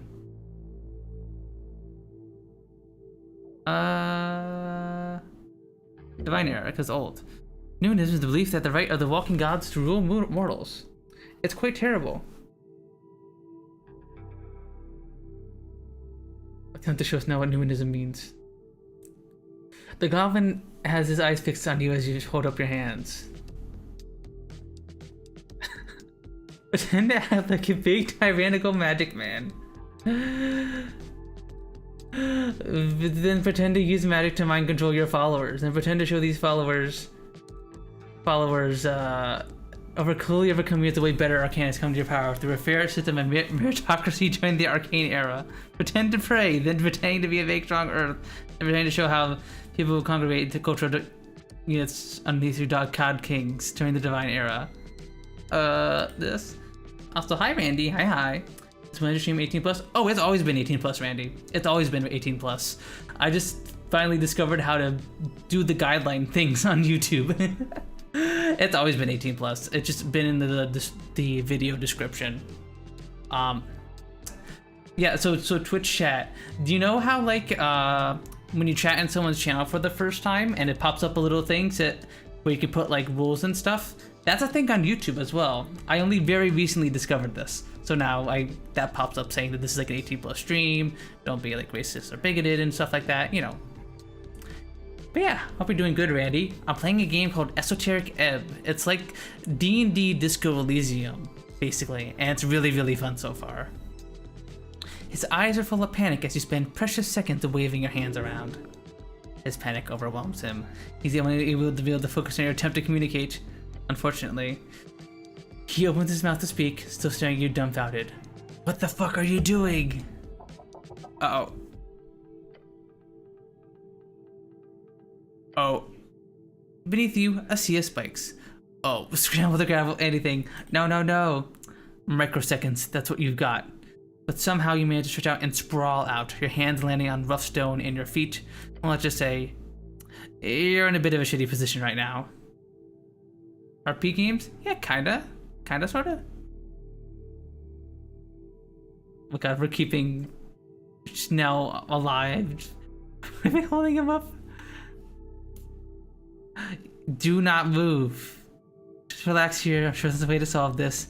Yeah, good. Keep holding. The goblin attempts to step down your lower back.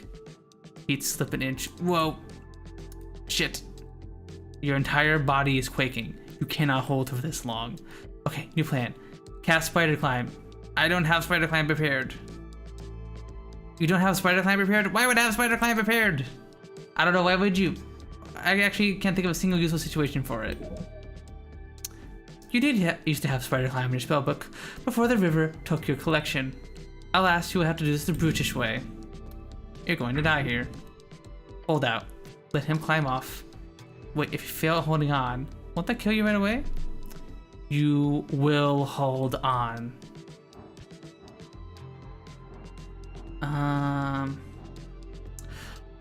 Hold out. Well, let's now climb off. Uh-oh. Snell, climb off carefully. Right, okay, careful. He shifts his weight to one side. Your left foot slips. Careful! I'm trying! He takes another step. Your right hand looses his grip. For one terrible moment, you feel yourself falling. Try to climb off, I got this. You don't. The goblin lunges for the edge as your body drops. Ow. Cold iron everywhere. You hit the spikes at an angle. Your armor takes most of the impact, but not all. Cleric! I'm okay. Then you feel something pulling. I got you. Many agonizing seconds later, the goblin manages to fish you out with a combination of his sling, parts of his shirt, creative profanity. The voice stares up at you to do. You have braved the pit of wrong answers. Wobbly but firm, we're alive. You stand. Step forth and close your prize, the plundered eye. I hate this place so much, your companion mutters to himself. Divine rule, numinism and walking God's rule. I don't know that. Why would I know that? It's basic history. The goblin gives a frustrated but ultimately relieved sigh. The statue is now incredibly silent, and you hear an esoteric boom coming from the drawer beneath his legs.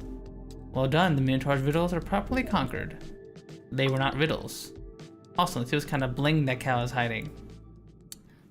Check it out. This the gem we need? Yes, we got this big cool red gem. Incense ball. Is this something we can equip?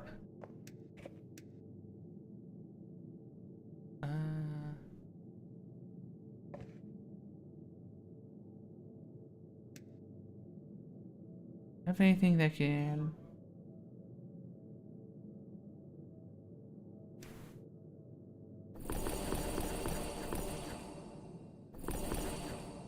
increase our intelligence more? I don't know. Oof, we survived the chamber with the Minotaur. Also, university begin today? Oh boy, are you ready to go to university, Randy?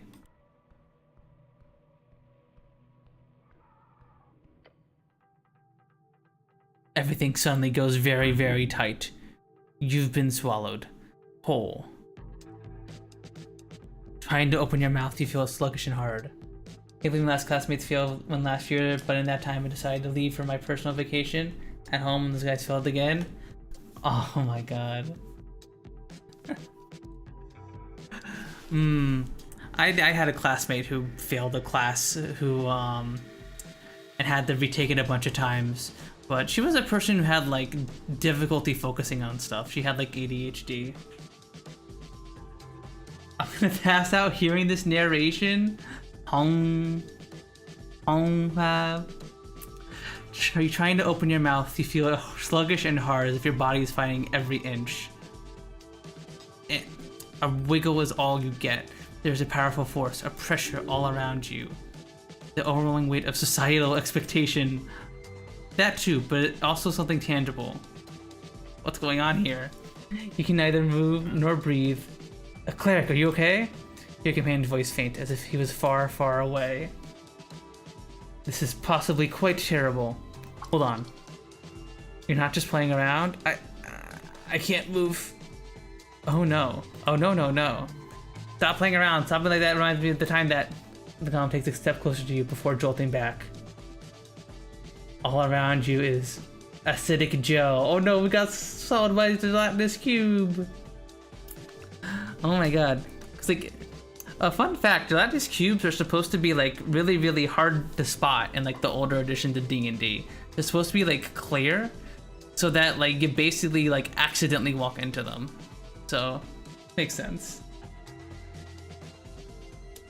If you like RP drama, play Darkest Dungeon so you're gonna lose your mind. I did play Darkest Dungeon 2 on stream, Randy, and I did play Darkest Dungeon 1 a while ago. And I love Darkest Dungeon. The whole series is super duper good. But I don't know if I'm in the mood for another Darkest Dungeon playthrough, man. That game took like so long to beat. I haven't beaten it properly though. It would be fun. One better two.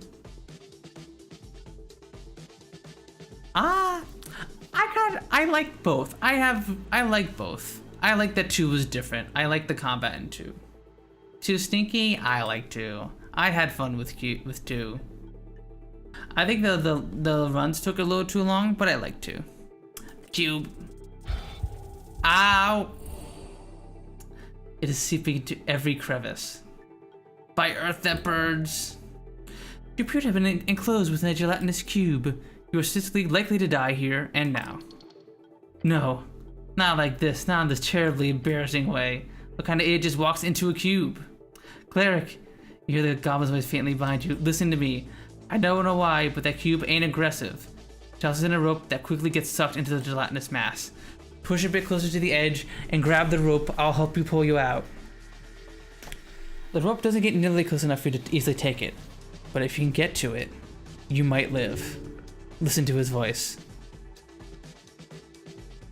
The goblin knows this horror. He does not want you to get dissolved. Oh no, escape the cube. We got an nat 20. You push and fight against this endless pressure of the translucent force of acid and pain, and then you cling to it. Let's go, Goblin. The goblin yells and pulls with all of his might. I only tried one and still got it. Oh yeah. That game is rough though. Like the final Darkest Dungeon bosses and like, you know, dungeons are really, really hard. I died a bunch of those I think a while ago and then gave up. They don't mess around. It's really hard. That's what you get for liking 2? What the heck? What the heck? Your muscles urge to stop, but the lack of pain in each limb as it escapes the cube surface causes you to continue. And finally, you pant and wheeze and cough up pieces of still sizzling cube ooze into the dungeon floor. Turn me into scuff. Alright, time to become Scuff.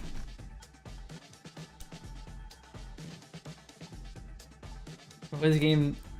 What WW? I can't believe I got scammed by the ancestor. Yeah, he freaking scammed you. He freaking scammed ya. He scammed. You've. Bro's caught in an eternal cycle. Go and then fold like the others. Pant and wheeze, cough of pieces of still sizzling cubes. Pain fades. Part of that is your brain not processing the incredibly horrific burns you've suffered. You best heal soon. Next to you, the goblin laughs. Holy shit, I thought you were a goner. Not yet. Good spirit. Oof. You turn around and look at the cube. The massive gelatinous cube just stays entirely still. It does not move, yet react to your presence. That's a weird one. I've seen a few cubes, but never one that just sits there. Really ominous, honestly. It's clear that this cube is, at the very least, not actively hostile.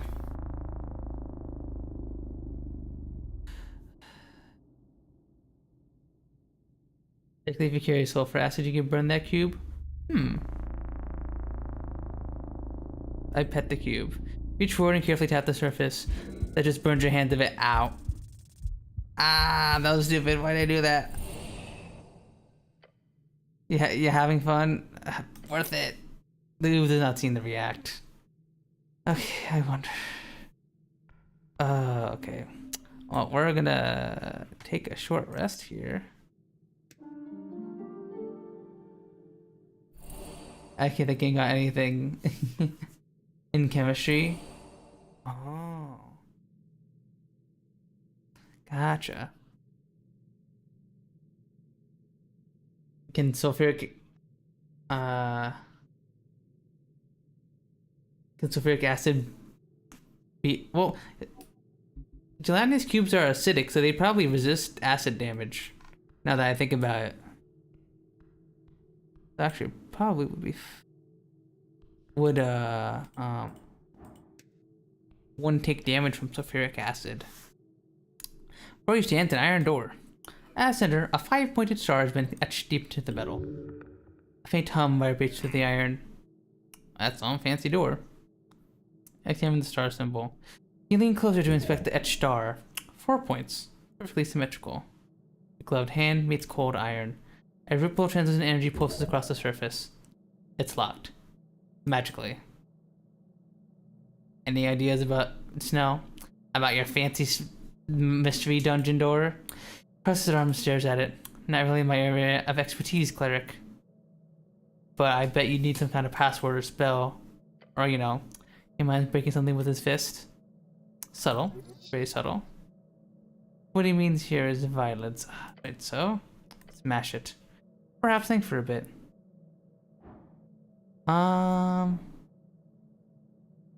Smash open the iron door? I do have a hammer, so... No. Grab the door. Throw yourself against the door. Muscle strain, your body protests. Not sulfur. Role plays as if it's adventure time and not sulfur. And like chaos do haha. The door doesn't move even a millimeter. Then the star symbol flares bright blue. A surge of electricity shoots through the iron with the blow. Okay. Oh, that's not too bad. The shock travels up your arm and through your chest. You stumble backwards, smoke rising from your gloves. That was a mistake. The door has defensive enchantments. Of course it does. Shit, that even hit me a bit. Good try, I guess. Your hands are numb. The tingling sensation spreads to your shoulder. Alright. Look for a keyhole. Touch the door's surface carefully. No keyhole, no lock mechanism visible at all. The door doesn't open with a key. It is purely magical.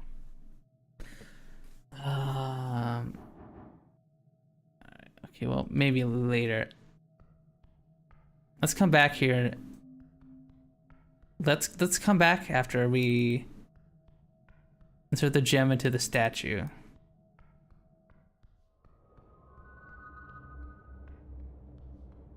We got what we needed, so let's go.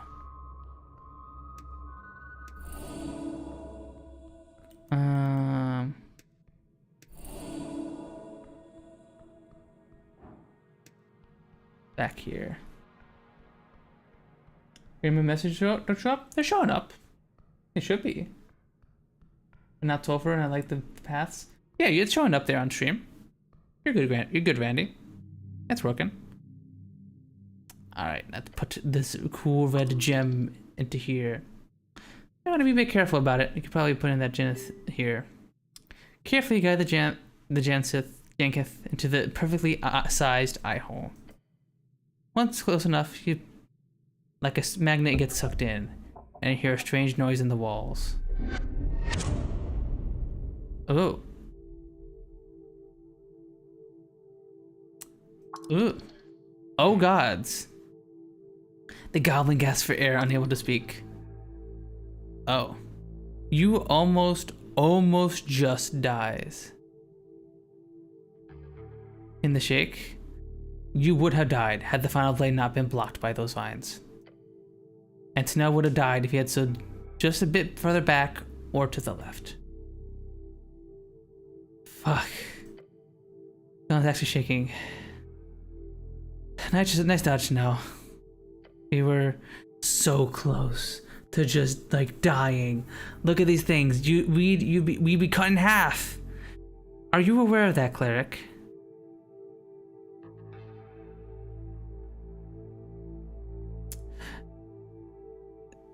Yeah, maybe. We'll see in a bit. I've heard delayed response is normal for these situations. Heard about a guy that got an arrow through his skull once, like straight through. The goblin tends to talk a lot when he's in emotional panic. This frickin' guy just kept walking like it was nothing just happened, like it was just... With a brash crack, the front of the shrine pops out of place. The goblin jumps. A deep, rumbling voice echoes throughout the chamber as a lion's skull begins floating out of the shrine, along with a ghostly halberd. El Vigilante Rojo descended Blanca. Uh-oh.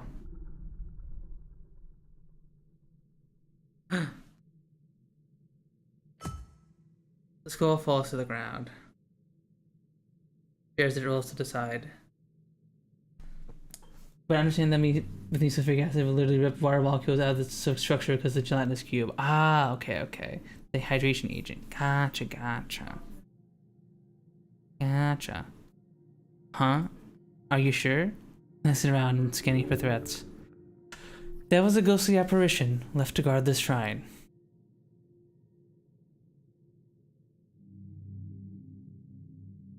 I don't think they planned for it to go that way. Once I agree with you.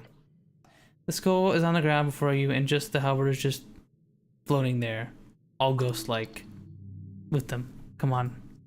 Guess I'll check them out. You kneel down at the cat-like skull on the ground. What you thought of this now? My head is empty, that skull cleric. Can we go? Hello, skull. Okay, I'll leave you to it. I'll take the ghostly halberd, I guess. Spectral halberd. Oh, we got a weapon.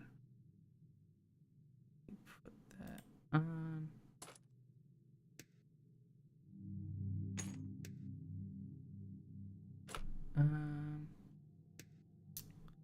Okay.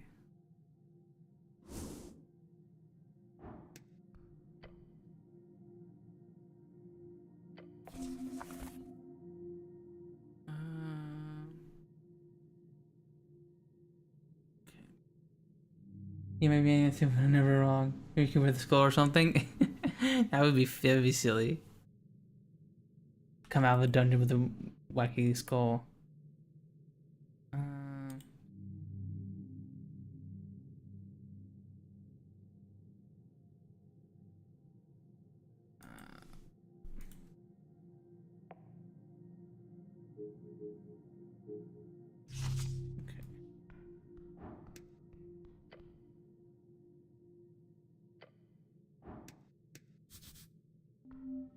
Alright, well I guess that's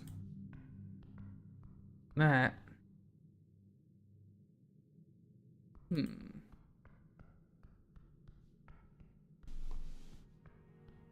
Probably possess you? I think I'm good. I think I am good. Alright, well I guess we'll Go back up here.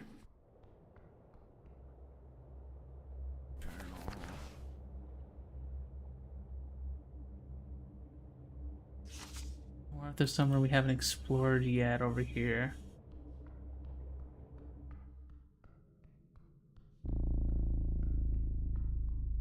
What's this game called? I'll add to my list when I buy my PC. I think it's got 62 games added. This is called Esoteric Ebb, Randy. It's in the title of the video. Esoteric Ebb. Can we push this slime down?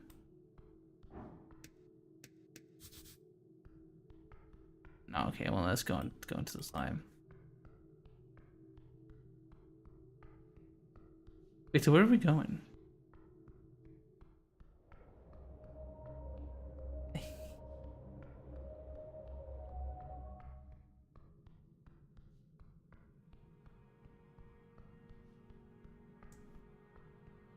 No, we're losing.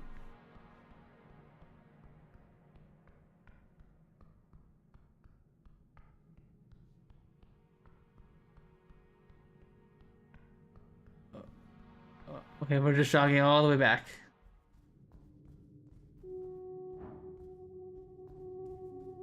I did not mean to do that.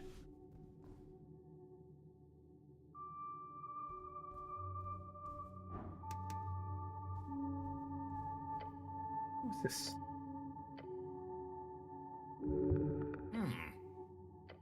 Fast look at this victim. Nasty way to go.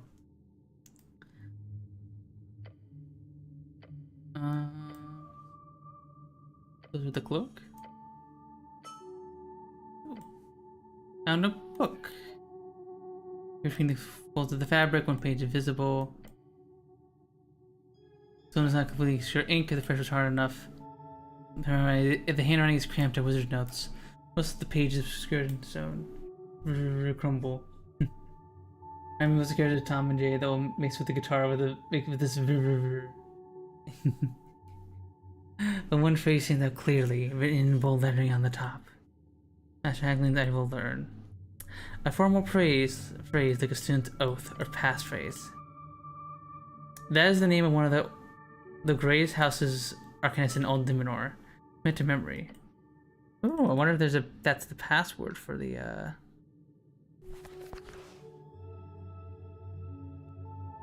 thing over there. I wonder.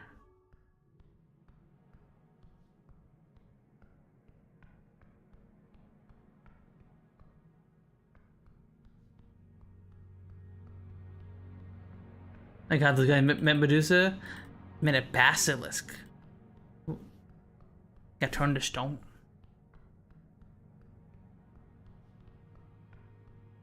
You know, you spelled it right. Right, Randy, you're good.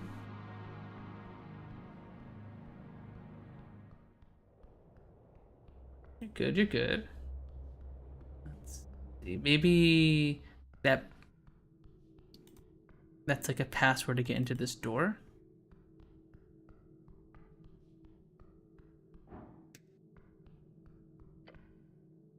Push iron door with start someone once more.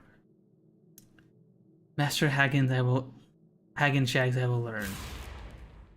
The door swings open with a powerful boom. The sound echoes throughout the dungeon hallways. Inside, you see a faint light emanating from within. Soft, almost inviting.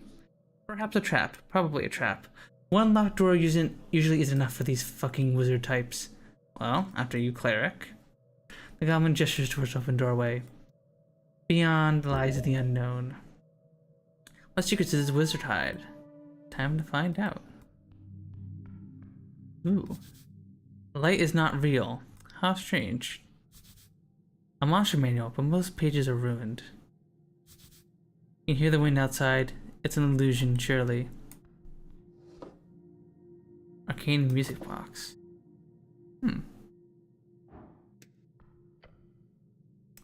Not a mimic sign. Stare at the sign. If your hand joins in on the staring as well. It does indeed say not a mimic. Figuring out what's off about this whole setup. Imagine being You're talking to your own senses organ like a maniac. Gotham's lazy. He's a little lazy, but he's helped save our life a few times so far. Hold on. Look at the sign. I've been doing that for a while now. What about it? Ask yourself one basic question. How is the sign attached to the wall? Well, obviously it's the nail up there. Yes, but look at it. Oh, it's not? That nail is not attached to the wood, nor does it hang upon anything else apparent. Attached to the back? That'd be a strange way to hang a basic sign like this. More importantly, why would the rope still be erect in this fashion? As if someone attempted to create a facsimile of a hanging sign, did not think through at all the logical steps involved with why the pieces are assembled. What about it? It's suspicious. Yeah, but that sounds about obvious from the start. What do I do about it? See those pebbles on the ground? Toss one of them at the sign. A basic test of corporeality. Corporeality. Alright? You have it off the floor and lightly toss it towards the sign. Expecting it to bounce right off, it instead just stops. Stuck on the surface of the sign. Whoa. The pebble stopped as if it hit a wall of soft, sticky honey. Huh? As you watch the pebble just sit there on the sign, you also see something emerging. Uh-oh, it's a mimic. An eye staring at you. It's a mimic sign! I knew it! Pointing it out. A mimic! A real-life mimic! Righto, hold on. It speaks in a harsh, sharp tone. Oh, it can speak. Appears there are eyes upon me. Me who hide in plain sight. Interesting. There have been documentation of mimics bred for greater intelligence. You can talk? Talk and think and breathe and bite. I do. All time. Befriend. I did not expect you to talk. This is kind of throwing me off a little. I talk often, no, but you understand? Yes, I understand you. Understand, that is good. In Colony we speak good, nice, forward. Using mouth is not as speak good. Yes. This monster is not mindless, and while the tendency to stem from survival, it is not the most evil of leanings. Perhaps you can, indeed, hear it out. I want some information out of you. Monster, are you a friend? I stare at you, unblinking as its maw slowly opens. I am friend. Friend. Well then, time to talk. Look, the goblin says, turning away from the monster. I won't trust a thing at the end of a 10-foot pole. However, if you can get some nice info out of it. He shrugs, trust but verify, right? So, I. Mission, wizard told to guard. Dash. A stash, eh? But room change place, chamber shift, time pass. To guard meek moves, feeding, guarding from people coming from not dungeon. The meek can talk. A lot. Ask meek. Are you guarding something? Yes. Mustache is gone, lost, or master took, but some is here. Can I have it? No, only master takes dash. Where's your master? Not here. Not here. Master gone, meek alone. You relate more to this monster right now than you do with most human street of Norfolk. Seems like mimic is pretty decent guardian. Indeed, a good wizard's pet. Every wizard requires a familiar. Bit too good.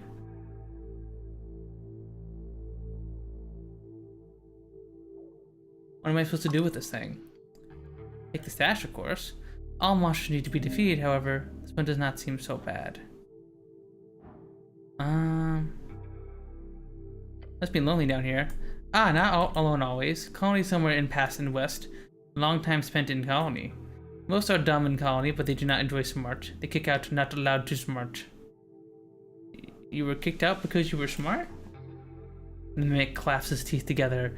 It is curse. Smart curse. How strangely relatable.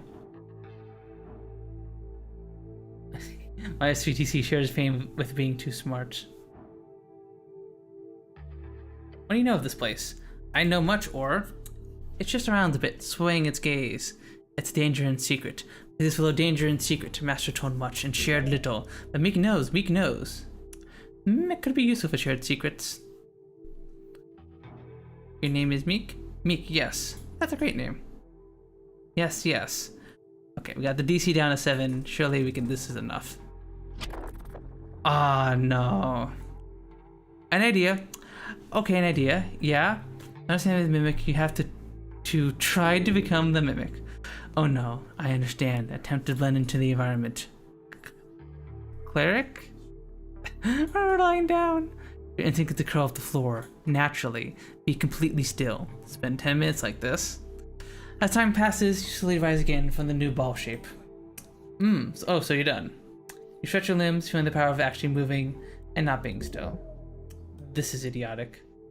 Did a man move? Alive? Yes, good. You know a little more about what a mimic life is about. Mostly it's feeling pain in your limbs on the floor. It might actually spending some time on the floor did allow you to think about the life of the mimic. But of course you need to. You gotta try again. Find to use this shard to show something. It'll usually help. Those shards are esoteric aligned string warping artifacts. Yeah, I'm gonna use one of these. Try again. The DC of 2.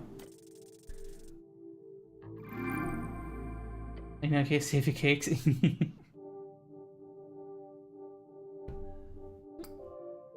Right. Well, this might seem pretty simple at this point, but you gotta convince this thing that you'll be its new master. Oh. And if you do that, well... Hey Mimic, Meek. Yes, yes? When was the last time you saw your master? Master? Yes, yes, master was... He fidgets on the wall. Master had a master say Meek should then... Meek not see master for long. Long. There we go. You made the gear start turning. Now hit him with the big one. Your old master's gone now, Meek. Oh, but... No buts. He's gone. But it's okay. I will be your new master. Oh. Meek's eyes go wide, revealing a horrifying nest of shiny pupils. Then it begins to shake. No, that does not. What? Only master can order. Old order, still fresh order. Maybe ask, what exactly was the order? Order? Master talk, guard Meek, guard stash. Guard Meek, only order by master. Oh, there's a loophole. Your guard Meek? Guard is title. Title is guard. So if you stop having that title, then you're no longer guard Meek, unless you don't need to follow the orders. He stares at you for a moment. It turns to your companion as well. Sounds logical to me. Yes, that works. But Meek is guard Meek. Not anymore. By the power granted to me by the city of Norvik, I now officially deputize you, Mr. Meek. What? Meek jolts around the wall. Your new title is now Deputy Meek. Congratulations. Want to join the party? A hard screeching sounds emanating from the monster that leaps towards you. Shit, the Gamaliel steps back. Embrace it. Embrace the Meek. Within the moment, you realize that the mimic has left its pose and turned into a cloak. Cloak, I am. If danger, I tell. A familiar has joined the party. Key familiar is equipped to gain bonuses and dice checks. Deputy Meek at service. Are you sure that's safe? What's the worst that can happen, Snow?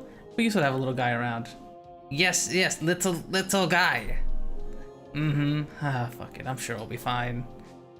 Let's keep the mimic around. Why not? They're trying to count that dumbass? Yep. He's my pet now. Let's go. Put Meek on. Yeah, we got him. We got a little mimic cloak. Scarf for the face. Flip around the grass to face you. Ahoy, hoy. Ahoy. That's what my own master used to say. Master don't like? No, it's cool. Ahoy. Ahoy, hoy. Yes, a mimic is a strange familiar, but this one is not half bad. Meek is very excited to join an adventure. You keeping out for traps and stuff? Yes, master. Meek know underground good. Meek will warn time for traps. Considering its instinctual nature, don't expect it to warn you before the trap is triggered. Sweet, might be creepy and have a monster around your neck, but if it gives you a bit of heads up to any trap being triggered, it'll at least give you a decent advantage. Just don't trust too much, yeah. Alright. Kind of sadistic. Nah, it's fine. Okay. Let's see. Can we go up here now? Or is that still blocked off?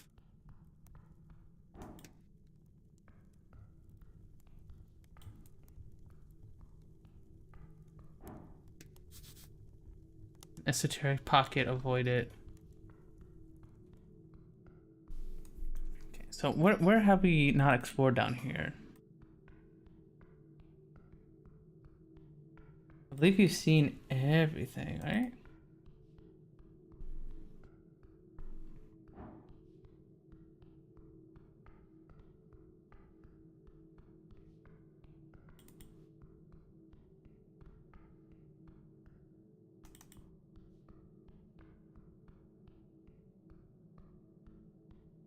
Hmm.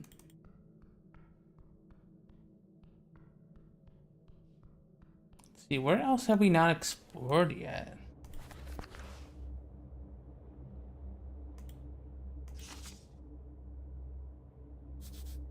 So much food.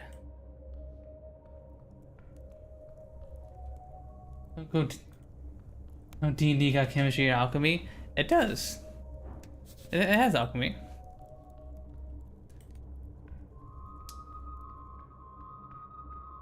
There's probably like sulfuric acid in D&D. Or you can just homebrew it or something. I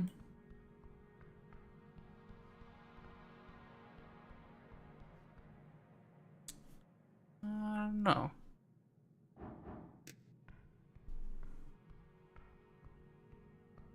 Where do we go from here?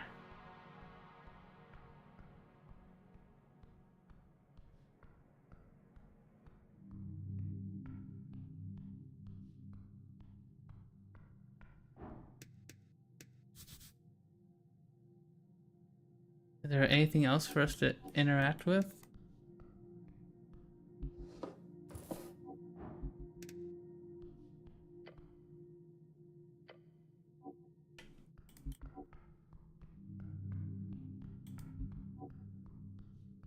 Yeah, are we missing anything?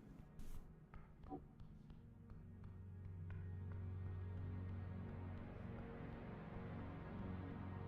think we are, right?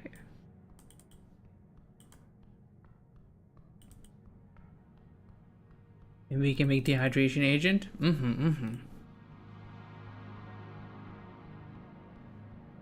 don't see there's anything else to do with we can do with the shrine.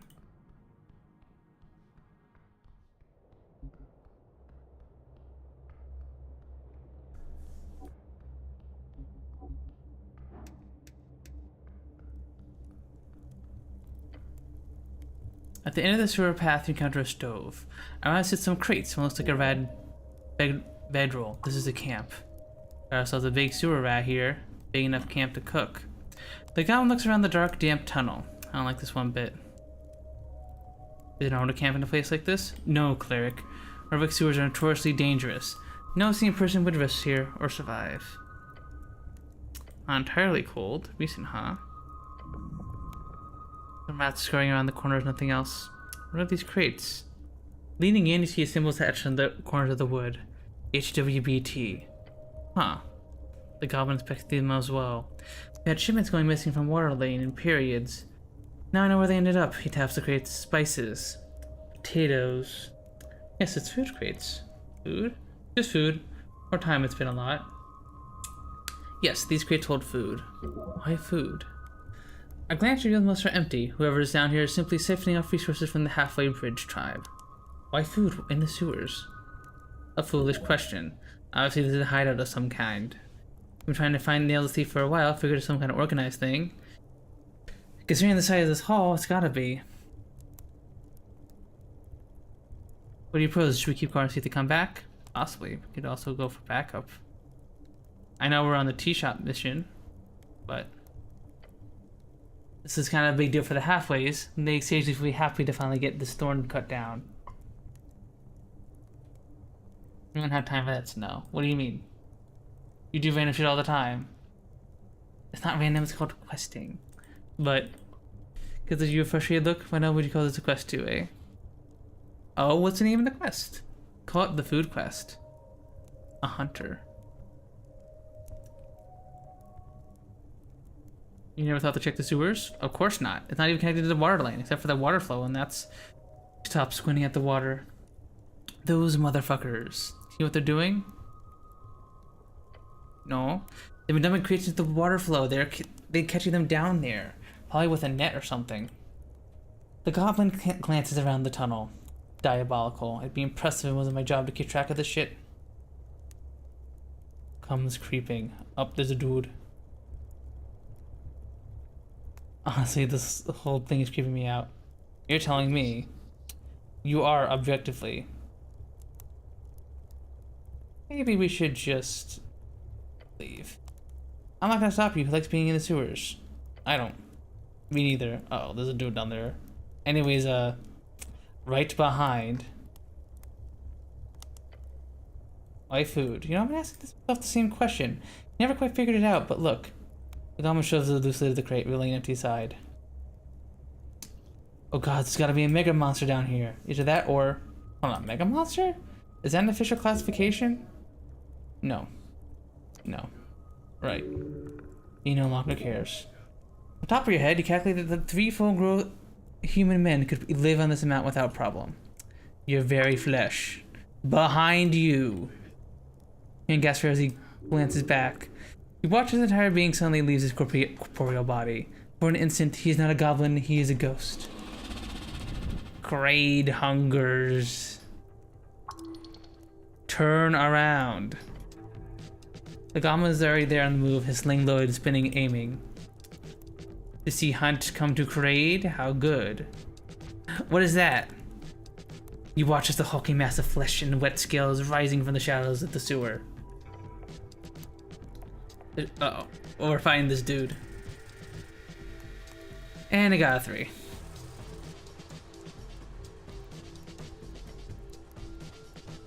Earth bless your soul. Snell's sling creates an incredible sound, echoing down the tunnel. Let the stone fly in a powerful blast. Projectile hits the monster right in the neck, causing him to allow an angry growl. What? Bow down before it's too late. You are food.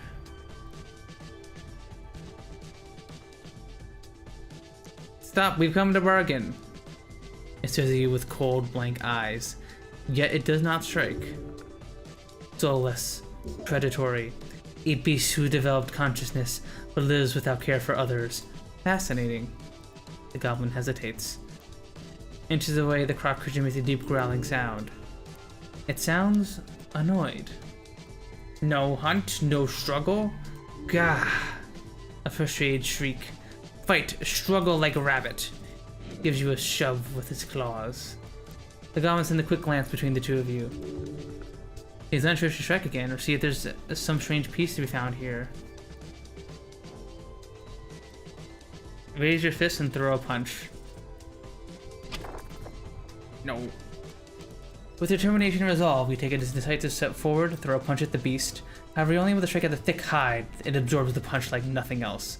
The grin upon its maw winds even farther. Yes.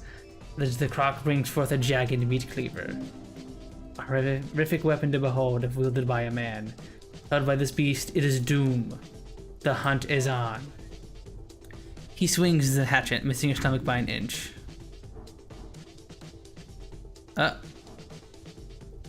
Keep attempting to dodge. Oh no, we failed.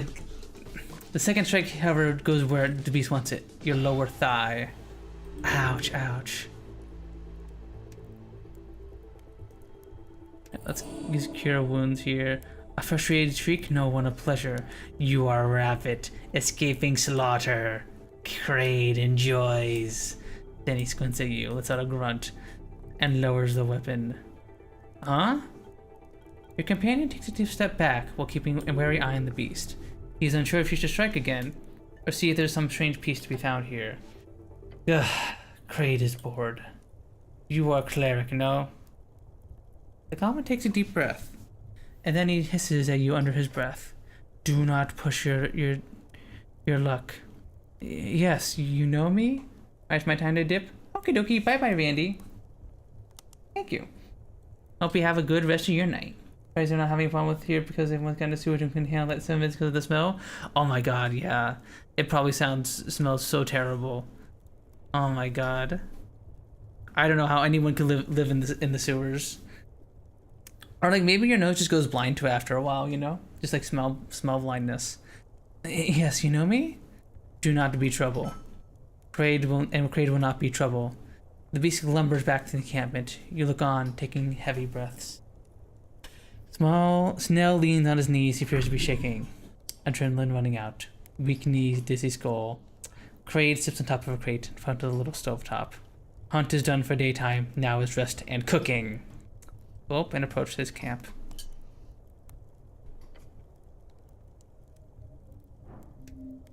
Let's talk to Kraid. The honking beast looks deep at you with deep hunger. Your gut biome quivers. Kraid greets human. Have you seen a man in yellow going past here? Kraid has seen this, yes. Oh, you have? Yes. Kraid saw a human in yellow go past. Kraid meant to eat such fancy human, but human was fast, turned invisible before Kraid could approach. Kraid did hear a fancy yellow human speak to himself while walking past. The human said, "Where's the damn secret passage again?" A secret passage? Where? Kraid does not know. They went into the dungeon? Fancy human came to Suther's caves. Going to dungeon, yes. You lying to me? Kraid does not need to lie. Thanks for the info, Kraid. Oh, I found this. I found this rat. Found the white rat. The monster shows you as you hold up the white rat in an uncomfortable grip. Kraid sees that there are 5 of them. They make lots of noise when they come around. Put the rat in her pouch. Guess I'll have to find all 5 of them. But why? The quest. Who gave you this quest? Not sure. You could probably reconsider before you head on a rat hunting mission, since nobody has promised you any pay for it. So yeah, think about that.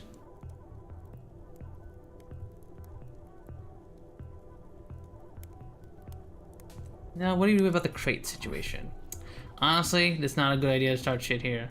The whole stone shipment thing is like an issue, yes. The halfways do not have the resources to deal with the solid unit of a beast right now. Yeah, you're right, let's just drop it for now. Yes, I am right, as per usual. If they ask something useful, let's get out of here. Before the crocodile decides if he does in fact enjoy the taste of goblin meat. He does not mean that in a sexual way. You could tell, yes, but thanks. What do you hunt down here? Many things. They dive and stalk. Is while land far below, deep, deep dark. Not anything above here, right? You stay out of the city? Yes. Kraid hunts in the wilds, urban sprawl to easy. When Kraid has mission, the hunt begins. Mission. Kraid say nothing.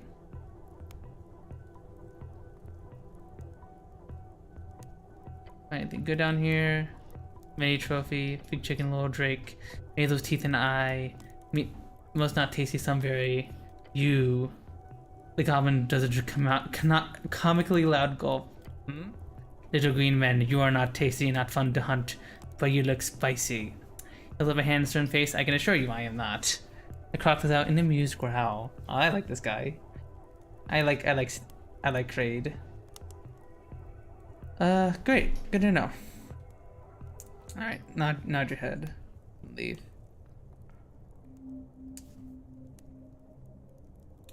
Alright, well, just met Kraid. Unfortunately, chat, I think it's starting to get a little late for me. My arms are starting to get a little bit tired. Because of all the clicking through the dialogue. It'd be nice if there was an auto read function or something like that. Is there?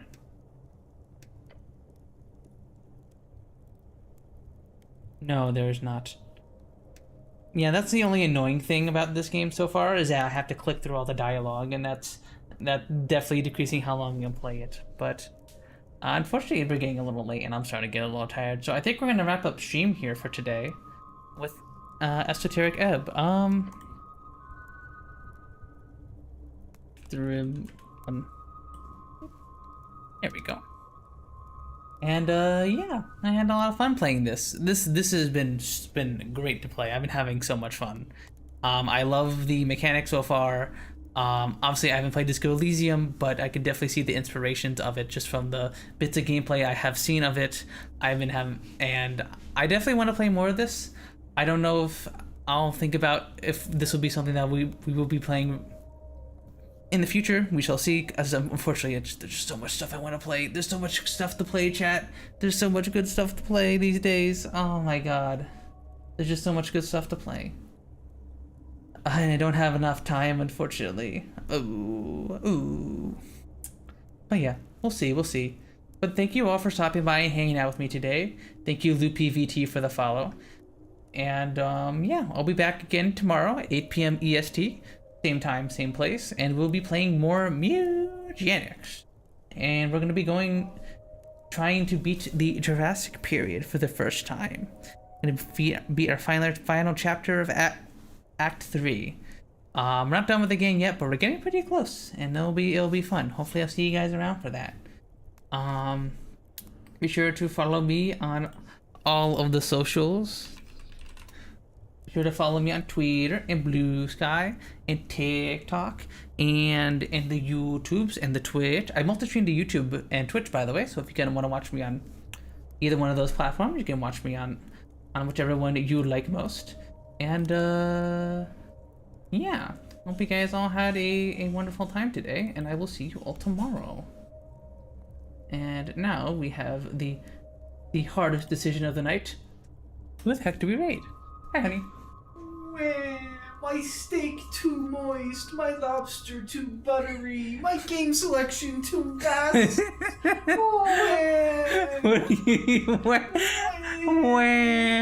I can't. There's I have so many games to play, and I can't play them all because I have limited time because of my arm problems. My collection of lasts longer. But I want to play good and relevant games to stream. Okay. Did you end the stream? No, not yet. Oh, okay. The stream's not over. I thought my bit was not on stream. I was like, fuck. Nope. It's on stream still. Okay, good. Yeah, it's on stream. Yeah, you're good. Alright. I think I'll send you over to Rippy since it is Femboy Friday after all. I will send you over to another Femboy, I think. Is making. It's sad because I remember for the longest time I was like lotion in my own lane, only playing. We'll send him my love and support. Looks like he's playing Marathon right now. Can I, Twitch, please? Can I mute the stream? There you go. Go send Rippy my love and support, and I will see you all tomorrow. Bye bye, everybody. Bye bye. Bye bye. Bye bye. Bye bye. Bye bye. Bye bye. Bye bye. Bye bye. Bye bye. Bye bye. Bye bye. Bye bye. Bye bye. Bye bye. And a